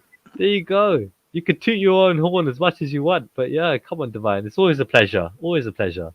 Come on, Divine. You know that. And, you know, freaking hell. I mean, where would the world be without women? You know what I mean? So yeah, man, it's only me and Matey talking. We need another woman here. We literally need another woman here, not just want. We need. Yeah, I mean, because the thing about it is, I don't have any problem with having a conversation with women. Damn it, shit, where I work, it's mostly women there. You know, I love talking to women, dude. I love it. I prefer talking to women more than men. But at the same time, you definitely need to balance it out sometimes. Okay, so yeah. But actually, let's get back to the original conversation, actually, because Eric, as an elder gentleman, I want you to explain to us. Yes. You see the situation. I don't know if you know about the situation with Erica Badu right now, with her getting engaged to that 27-year-old guy. Yeah. Why is it frowned upon when women take up younger partners, but it's praised upon when a man takes up a younger female? You know why? Because that's about ego. It's about hubris. That's what that's about. Plain and simple, straight up and down, Lady D. It's about male hubris. Okay? That's what it is, because either way about it, I mean, as long as the two people who are together want to be together, then there's nobody else's business. You know? Yeah, I That's think the way it's I double standard that it's okay, it's quite praised upon or quite seen as a trophy, or you did something for the men. If a man gets a younger, like a man in his 50 picks up a 20-year-old girl, it's never looked upon as shameful, or give her time to grow, or let her come into a womanhood. No one thinks of that. They just think, yeah, big him up, he got a young thing, yeah, he got money, blah. It's kind of, you know what I mean, praised like. But if a woman does it with the same kind of power, money, it's like, oh, what's she doing with him? She's cradle snatching. She's this. And I'm like, I'm seeing double standards here. What's all this? Yeah, well, that's what I'm saying. That's what I'm saying. It's about it on either side of that. On either side of that same coin, when you're talking about relationships between, older people and younger people, I mean, it's about ego and hubris, man. But men, for the most part, okay, have had that advantage of being with younger women. Okay, they're willing to pay for that, right? They're willing to have that relationship, and the younger women have accepted that relationship as well. So now it's the flip side, and younger men are willing to have relationships with older women. It's as simple as Right. that. I got a question. Yeah. Do you think Go it's on. cheaper? Do you think it's cheaper, right? When it comes to settling down for a man, right? Settling down with a younger woman or an older woman. Do you think an older woman, yeah, is looking for money more than a younger woman is as well? Like, because I think in my Wait, I'm a experience, bit yeah. confused with that. Hold on, Julie. Right. You're Go saying, on. what's the Yeah. question? Is an older woman what? So basically, do you think a older woman, right, is looking more at financial security and stability, right, than a younger woman is? What do you think? I don't think so, because normally, in Uh-huh. general, Yeah. if we look at life, most the older women are quite set, they're quite established within themselves, whereas younger Yeah. women Yeah. are more trying to find their way in life. They don't Right. even know Right. what career path they Okay. really Okay. going. Cool. I'll tell you from my experience as a man. Go Yeah, on, go women on. are always, especially successful women, right? They're always looking to settle down with somebody who has more than them, right? So at the same time, or equal on par or whatever, right? But they're looking for something. They're looking for financial stability. A younger woman is basically just looking to have fun, enjoy yourself, have a good life, in whatever shape or way or form. You know what I mean, right? They're just looking for somebody that you know what I mean, makes them feel good, makes them feel happy and stuff like that. You know what I mean? So they don't look at the long term as much as a older woman does. So comparing a woman in her 20s to her 30s, for example, which isn't worlds apart, right? You know what I mean? You know, because Well, both can settle but the down. woman in her Yeah. 30s though has more experience than the woman in her 20s. She Right, knows right. what But she the wants. thing is, Well, yeah, fingers crossed she does. To be fair, but all, fingers crossed yeah. she does. Yeah. But here we Yeah, go. So yeah, I again, would agree with that, lady. with experience, yeah. Well, look, the older a woman gets, right, and again, it works for men as well. The more emotional baggage they can carry, meaning the more bad experiences that they can have in life. The younger a woman is, right, the less emotional barrier she carries, generally speaking. Because obviously, you can get people that grow up in really bad environments and they carry that emotional baggage with them for the rest of their lives. You know what I mean? So generally speaking, less likely When that you're a saying woman, yeah. emotional baggage, Trilla, are you referring more so to emotional as in romantic baggage, like experiences from before in previous relationships, or Basically anything that is that I mean affects your emotions. Get me? Affects your okay, you know what I mean, way of thinking, and I mean, like, you know, like for example, like if you have bad experiences in life, right, with people, right, you might find it hard to trust people, right? When you have say hardly any, you find it really easy to trust people because you're just like, oh, nobody's ever fucked me over. Do you know what I mean, right? So it's easy to trust people, right? You give people the benefit of the doubt. Do you know what I mean? Generally speaking, and it comes with different mindsets as well. You know what I mean? And so on, backgrounds and everything. Like there's a whole combination towards it. But when I'm talking about bad experiences, definitely in relationships as well, Divine. Ain't gonna lie to you. So when it comes to women trusting men, for example, right? The older they are, probably the more bad experiences that they've had with men. You know what I mean? At that when they're single, so they find it hard to trust that person. You know what I mean? But that Make goes sense? both ways, Trilla. could that be Yeah, applied yeah, to men yeah. as well? Does No, that work I in did say, reverse? I did say Okay, it works both ways. Yeah, okay. it does work both ways. Yeah, But at the same time, yeah. with men, right? I think it works to their benefit, whereas for women, it works to their detriment. Because so I think the more partners a man has, right, the better he's going to be with women when it comes to settling down, because he just knows what women are like. When it comes down to the more men women have, right, the worse they're going to be compared to a woman who's had less partners, yeah, right? Because she might find it harder for her to co-pair, to a pair bond. That's the word, right? With somebody after Yeah, being in so many relationships, which is why I tend to avoid women that have been with many men. You know what I mean? And yeah. this is I pure mean, facts. Yeah. yeah. I mean, because see, for me, when it comes to relationships stuff like that, I was a late bloomer. Okay, I mean, I wasn't really thinking about um women like that until I was thinking about, well, what would it be like to be a family man? Okay, actually get married. actually have children. Yeah. And Dude, I women I wanted to get married at 18, bro. I I was was ready about to to get married ask at that. 18. When Yeah. do men generally feel the urge to want to settle down? Generally. I'll accept. First time I fell in love, like I felt it was puppy love, you know what I mean, right? So, but it was still like love to me, you know what I mean? Like I was the closest I've been to with a woman. I was around 18. You know what I mean? I was 18, she was 17, and you know what I mean? Like she was my girlfriend, whatever. I was ready to just literally just be with this one person forever. You know what I mean? That's my mindset. You know what I mean? Like, yeah. and after that, you know what I mean? Like, you know what I mean? It is what it is. That's just the way I am. And then only like later on in life, after my divorce, I thought, fuck it, man. Like, you know what I mean? I'm just gonna go and do what other people do. You know what I mean? And just, you know, do the dating thing. You know what I mean? And just have a bit of fun and see how it Yeah. goes. You know what I mean? And I learned a lot from that. I learned that it doesn't fill in the gap in your life in terms of like it is good for the time, but really and truly, when that's done, dude, it doesn't fill the hole. You know what I mean? Because like my ex, yeah, Yeah. when I left her, it was like half of me had gone. Literally, like split me in half. You know, cut me in half with a saw. That's what it felt like. You know what I mean? Like Well, half of yeah. me wasn't there. You know what I mean? Well, I mean, you were So, in a cause full marital relationship with her, right? yeah, we were married for years. Yeah. Yeah, Do you have yeah. children with her?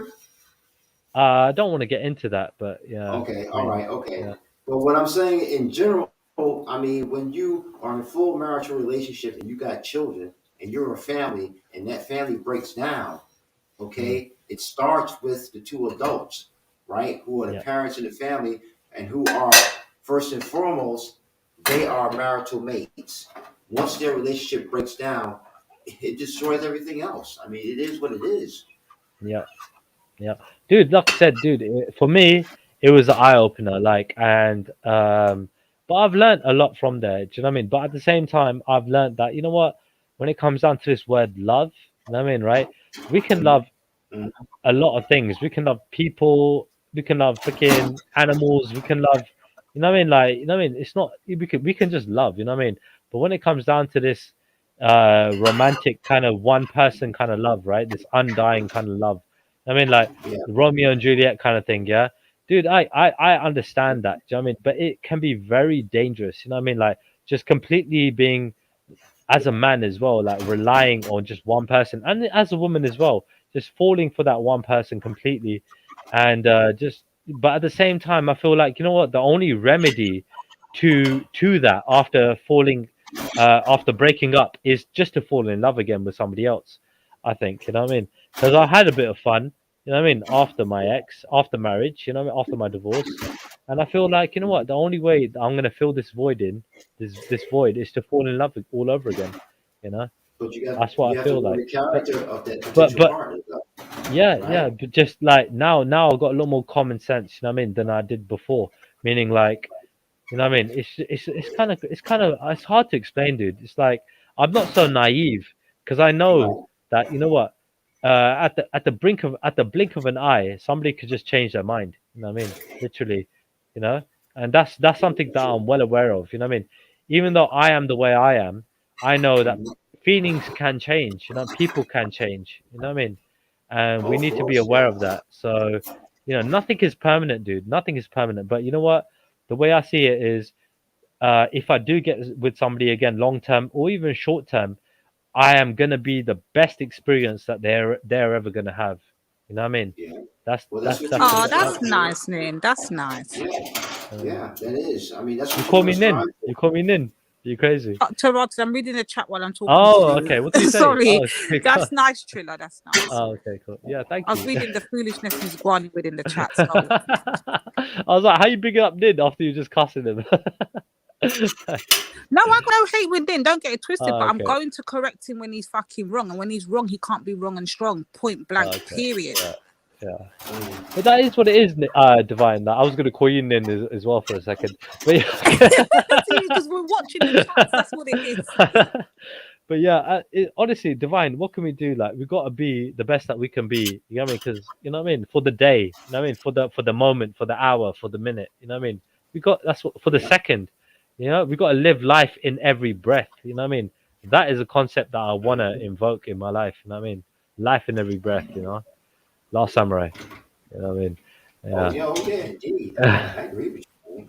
I agree with you, man. Because if you're being the best person you can be, okay, and you meet up with somebody, and I mean, it's about trust, okay? That's what it's about. And in order for a person to build up his or her trustworthiness, they got to be the best they can be at all times. It's as simple as that. And it's not the easiest thing to do. It really isn't. No.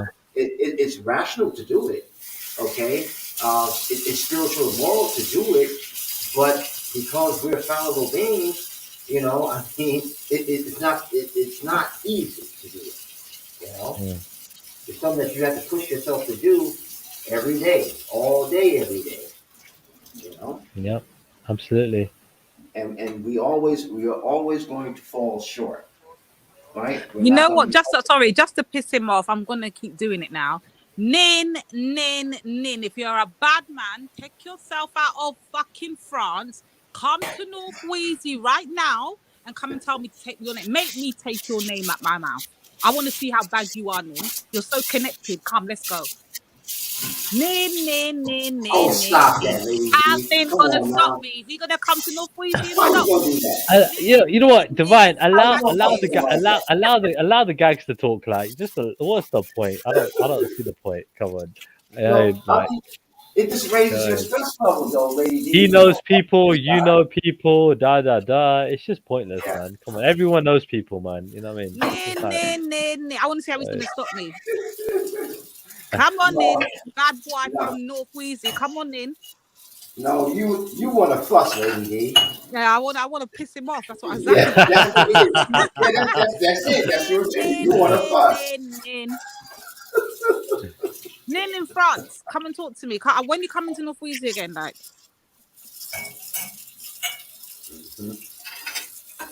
Fuss. Why don't we? He said he's in South France living that life. That's the most irrational thing we can do is fuss with each other. I've been to Nice. You know what? I come to Nice. I actually always wanted to live in France. That was actually it's beautiful out there. I'm not gonna lie. I've been there many times. Yeah, it's nice. Yeah. I will come there if you need me. I like it. You know what? The first place I went to was Montpellier. Montpellier was lovely, man. I loved it out there. I think I like places like Marseille. But I like this place. You know, this place called Mont Saint Michel. Mont Saint Michel is like an island kind of thing, and I loved it, man. It's like a little town, and I love the culture. I think I like Italy a bit more than France, though.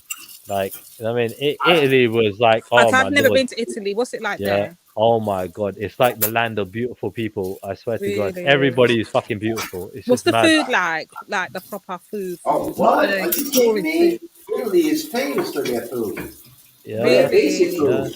Yeah. It is banging. You know what? If ever I recommend you go Rimini. Rimini is like really a rich area. Yeah, it's got the longest longest strip of beach. Yeah, sandy beach. Yeah, for 4 miles. Yeah, it's near Venice and everything as well. And honestly, like Rimini was just, I swear to God, like everybody, like I said, for me, the women that were just fucking outstandingly beautiful. I went to Milan as well. Milan, I didn't like Milan that much, but again, lots of fucking beautiful women out there as well. And yeah, it was mesmerizing. Like, honestly, like everyone's got this golden tan. Everyone's gold. It's mad. And I kind of fit in because I look, you know what I mean, tanned because, you know, Asian, Indian, you know what I mean, and everything else, yeah. And so I fit in. People look at me like I'm fucking Italian. You get me? Like, so. Listen.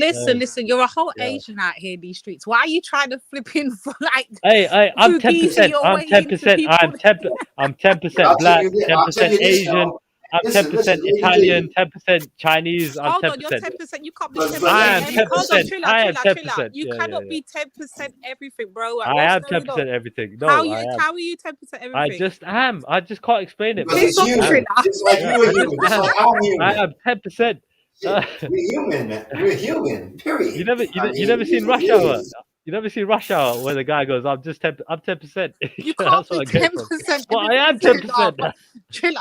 I'm Have you been 10%. taking a DNA test before or Yeah, something like that? literally. Look, I don't It's need not to. gonna say 10% I am 10%. nothing. Yeah, I'm 10% Triller, it's everything. not gonna say. If ever I was But gonna move to but you any know chick, what, I'd be Lady like, D? yo, I'm You know what 10%. though? Your people. No matter how many DNA Yeah. tests you take, you're gonna come out human, right? In general, right? Now, where you want to live and who you want to associate yourself with and attach yourself to, that's another thing. But in the end, we're all human, so attachment and sociability, that's a natural for us. This depends on where you want to use No, that no, but natural come on, that natural sociability with. Eric, we're not gonna mess around with Triller. Triller is a whole Asian with a whole long lineage, beautiful lineage of Asian people. Yeah.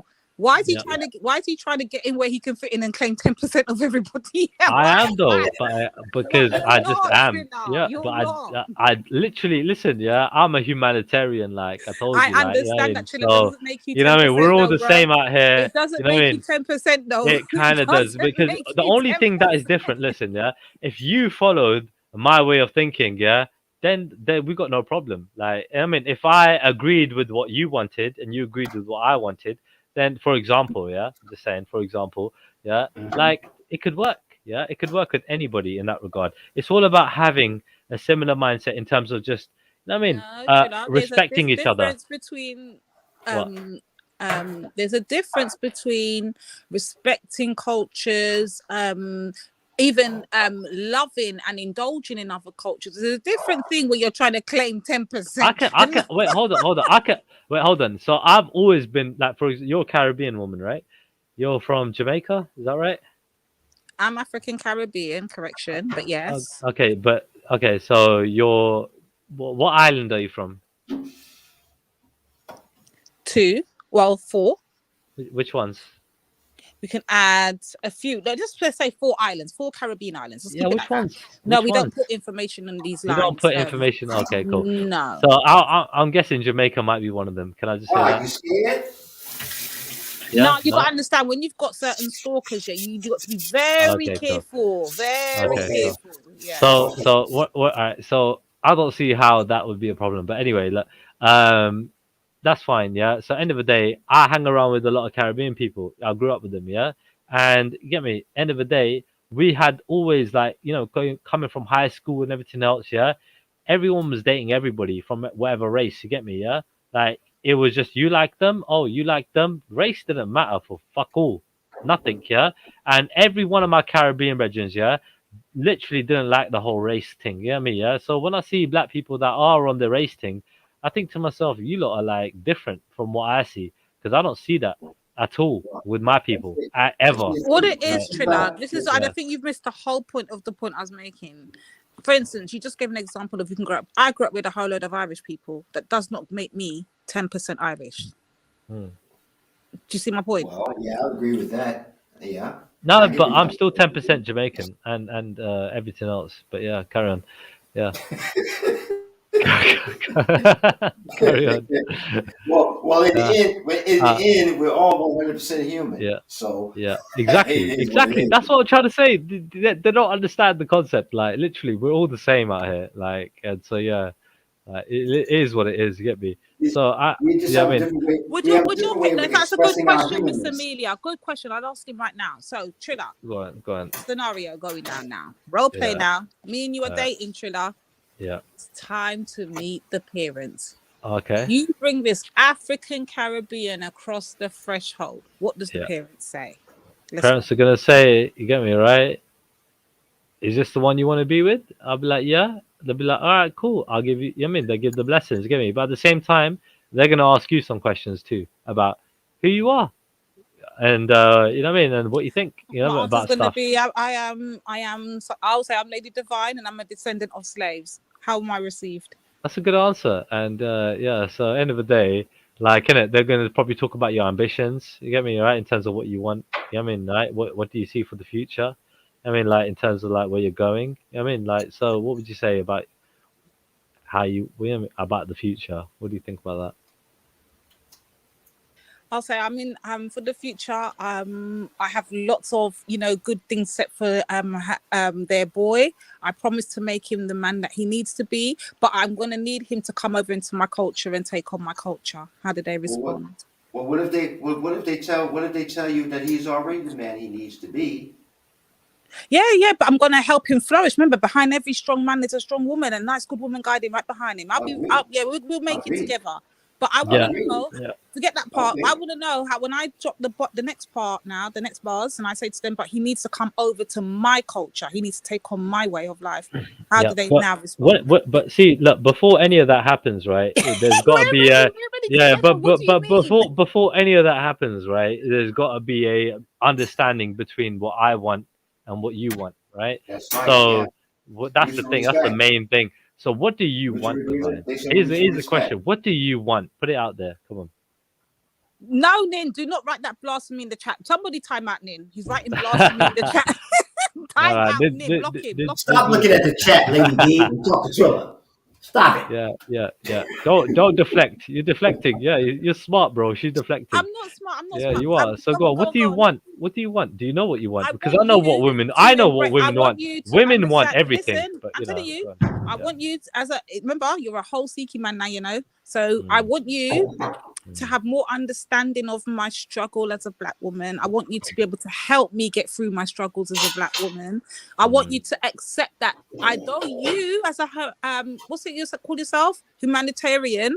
Don't see that there's a problem or race doesn't matter. I'm here letting you know, living today, race does matter and I face those problems every day.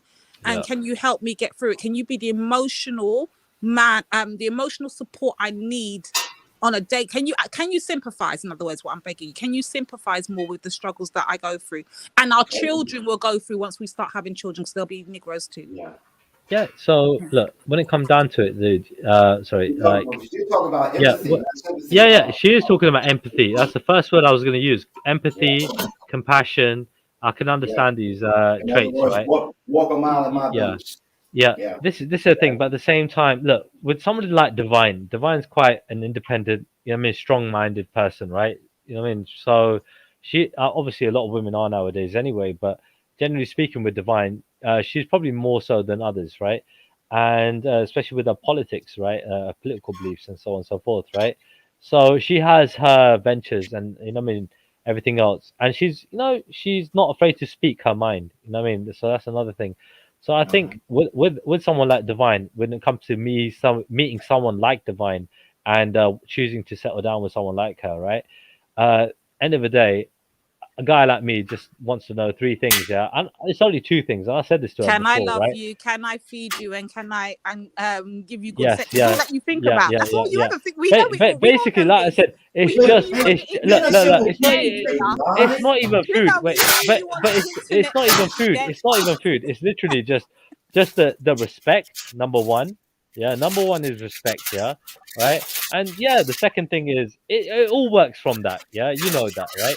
So the respect is key, right? Meaning that you got to follow my lead, right? And I'm respecting you, right? Meaning that I'm always going to take your needs into consideration, giving you what you need. You know what I mean, right? So you got to appreciate that you're going to have probably, full freedom to do what you want to do. At the same time, at the end of the day, you got to basically, appreciate that, when you're out doing your thing, you're doing your thing, but when we meet together, you gotta So you want me to be hold on, Trilla, you telling me you want me to be part-time black? Not part-time black. It's literally like between wifey and you doing your following your cause, your dream, your ambition, because I know that's what you want to do, right? For example, right? So you want to pursue whatever venture you want to pursue, whether it be business, work, you get me, right? Your ambition, whatever it is, right? At the same time, you would basically be what you call it? You know what I mean? When you come together, all right, cool. I got to switch on the wifey cap now, and I got to be the wifey now. You know what I mean? That's it. So you got to know how to balance out that life, innit? Yeah.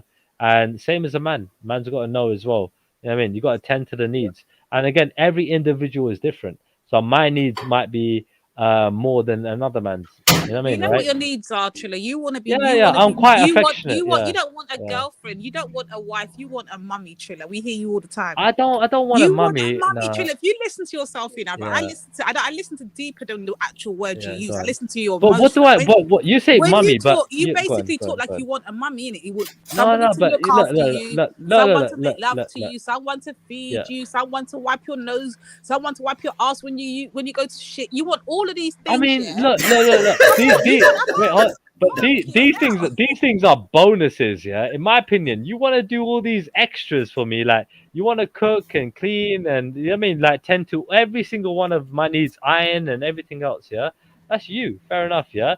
But at the same time, all I'm saying is, all I need, yeah, is just the affection. I mean, and the respect. The respect is number one, meaning speak nicely to people, treat them nicely, yeah. And obviously the affection that comes after, right? That's it. After that, I can take care of my fucking self. I've been doing it for fucking years anyway. But you haven't, Trilla. You still getting take care of your mummy. So you just want another mummy to replace the mummy Excuse you've me, got now. I haven't been taking care of myself. Are you serious? Trilla, you eat grass as food, so we know you're not taking care. Hold on. No, I know. Wait, hold on. I'm a meat eater. I'm a fucking dinosaur. Yeah, I'm a carnivore, right? So when it comes down to it, I try to eat better food. Meaning, I try to, you know what I mean. So from the conversations we had, yeah, I try to keep it clean and green, right? But however, like I'm a dinosaur. Do you know what I mean? I'll eat whatever is in front of me, literally. So that's just the way I am. I ain't gonna say no to food. Are you mad? Trilla, Trilla, there's a lot of I don't know, you know. Because Trilla, when I put down food in front of you, you're not gonna eat the food I'm gonna present you. Hence why that's what I'm saying. You need to accept me as a black woman. No, but that's what I'm saying. You put food in front of me, it's gonna get yammed. Yeah. At the same time, I don't need that. You know what I mean? I don't need you to put food in front of me. No stew, peas, but I'm just saying again. This is easy, minor. When it comes down to it, yeah, hypothetically speaking, right? What do I need from a woman? I just need that tender, loving care. That's all I need. You know what I mean, right? That TLC. You know what I mean? That's all I need. That's all I want. You know what I mean? That respect and and everything else after that. You know what I mean? But respect is key. Food ain't a fucking thing at all. I don't care about that shit. Money I don't care about. What I care about is the treatment. And the treatment's gotta be fucking 10 out of 10 treatment. 10 out of 10 treatment. No disrespect. No bullshit. No games. Yeah, pure respect. That is not what a lot of women can do. Hold on, Trilla, you could never say that because everybody that knows me knows that Lady D is the biggest father's girl out here, and everybody knows my father. So I know you could never be addressing Lady Hey D. man, listen, every lioness Everybody knows my father. Hey, boy. you know what? Even a lioness can get tamed. Yeah. All right. Even a lioness can It's get the tamed. father that met Lady D. Lady D is today. You need to know and understand yourself. If the you know what? All I gotta say is you know what your father wants. Yeah. You know what your cousins and you know what I mean your brothers and everything else wants to get me from their woman. Ain't no different from any other man. They just want the best from their woman. That's all they want. There's nothing wrong with that. You know? And there's nothing wrong with a woman pushing a man to be his best as well. Nothing wrong with that either. Right, I agree. Yeah, you know what, Trilla, I think I'm gonna do. I might have to do what I did before. You know, I might have to bring my dad on again and make my dad talk to you and see how you talk when I rasta man I chat to you. Hey, see if you're ready for take on a black woman. Let's see if you're ready for take on black woman. Hey, listen, look, a black woman, no problem. Yeah. When it comes to someone like you, Divine, that might be a problem. Jeez, that is a liberty. That's a liberty. What's so different? What's so difficult about I mean, look, listen. What are you looking for? Did you tell me? Like, no, I didn't. Yeah, so tell me. You just went on an assumption. You didn't. No, but I asked you before I went on my thing. I told you my thing. I didn't tell you. Yeah, I know. So what are you looking? What are you looking for? I didn't tell you, but I told you before. Lady D doesn't put her business out there. So that's why I went in general. There you go then. Anyway, my email, Lady D, is in my freaking channel. I subscribe to yours. You can subscribe back to mine. You can see it on my channel. So just hit me up if you want. You got a channel? Yeah. Oh shit. Okay. Yeah. So it's a Trilla TV. Listen. Yeah. Lady D, listen, man. Listen, Trilla's put in his application. You gotta listen. I'm sorry. Right? I'm You sorry. gotta I'm read the taking United notes. Nations. Lady D's I taking. mean, I'm so we sorry. I'm taking notes. we might become really good friends, Lady D, and you know, we might become more than that. You So never wait, we're know, not right? friends already. But tell you Of about course, I said it. really good friends. I said Oh really no, good. shizzle Yeah, my nizzle. Trilla, yeah. you're doing too much. You're doing too much. Okay, Behave okay. yourself. That's what I said. I said really good friends as in more than now. What was too much? Yeah, you gotta answer that question, Lady. Nah, she getting shy. She getting shy. I I've know gone she's to find smiling. Trilla's I know channel. she's smiling. You know, she's just Yeah, smiling, Trilla, I fool you. I'm smiling going to away. find She is. Trilla. Type Yeah. to type something called. Leave a comment under my thing so I can find your channel because I can't find it in search. All right, cool. Don't worry, I'll do that in due time. No problem. No problem. Hey, Muchka, listen, I'm gonna hit up my boy's channel. He's just come on, yeah. So, Oh, okay. all right, I'll leave you guys to it. Lady D, always a Bless pleasure. up. Bless up. Yeah. Okay. All right, big up my brother. Yeah, take it easy, All bro. right, Hey, Zilla. Tash is there laughing in the chats like she don't see them slip movements. They're coming from Trilla. I had to duck and I dive didn't do and bob nothing. and I don't weave do them not. one there. I'm just talking the way I normally talk. Like I didn't do nothing different. You get me? I had to Literally. bob and weave Trilla's Trilla's dodgy. Listen, you see, I can talk to Trilla all the time. I've talked to Trilla so many times, but I notice when I'm talking to Trilla, I have to duck and dive and bob and weave and No, try you to don't. go No, around you his don't. questions and all these. Hey, you know what, Lady D, subscribe to my boy's channel. Yeah, it's a Who's your boy? Ghost Speakers Corner. Yeah.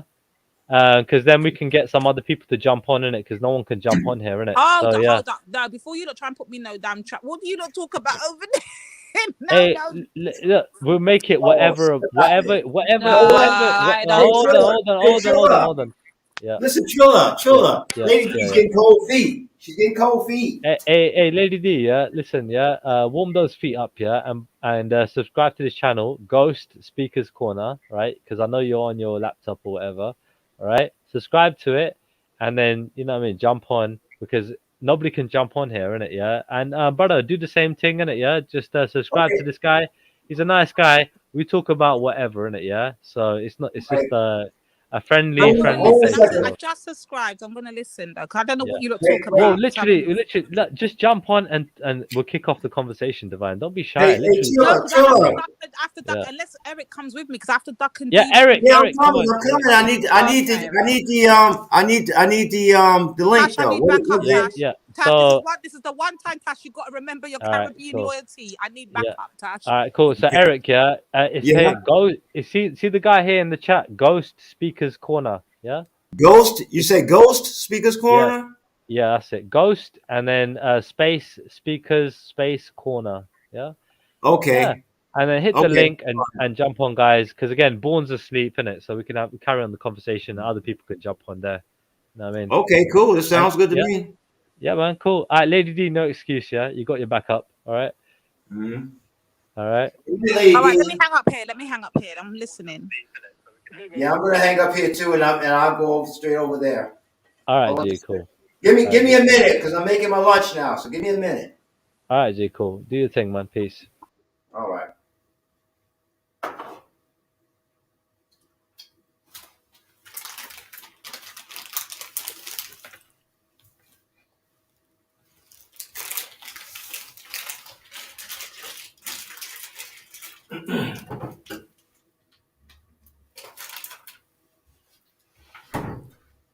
Okay, go.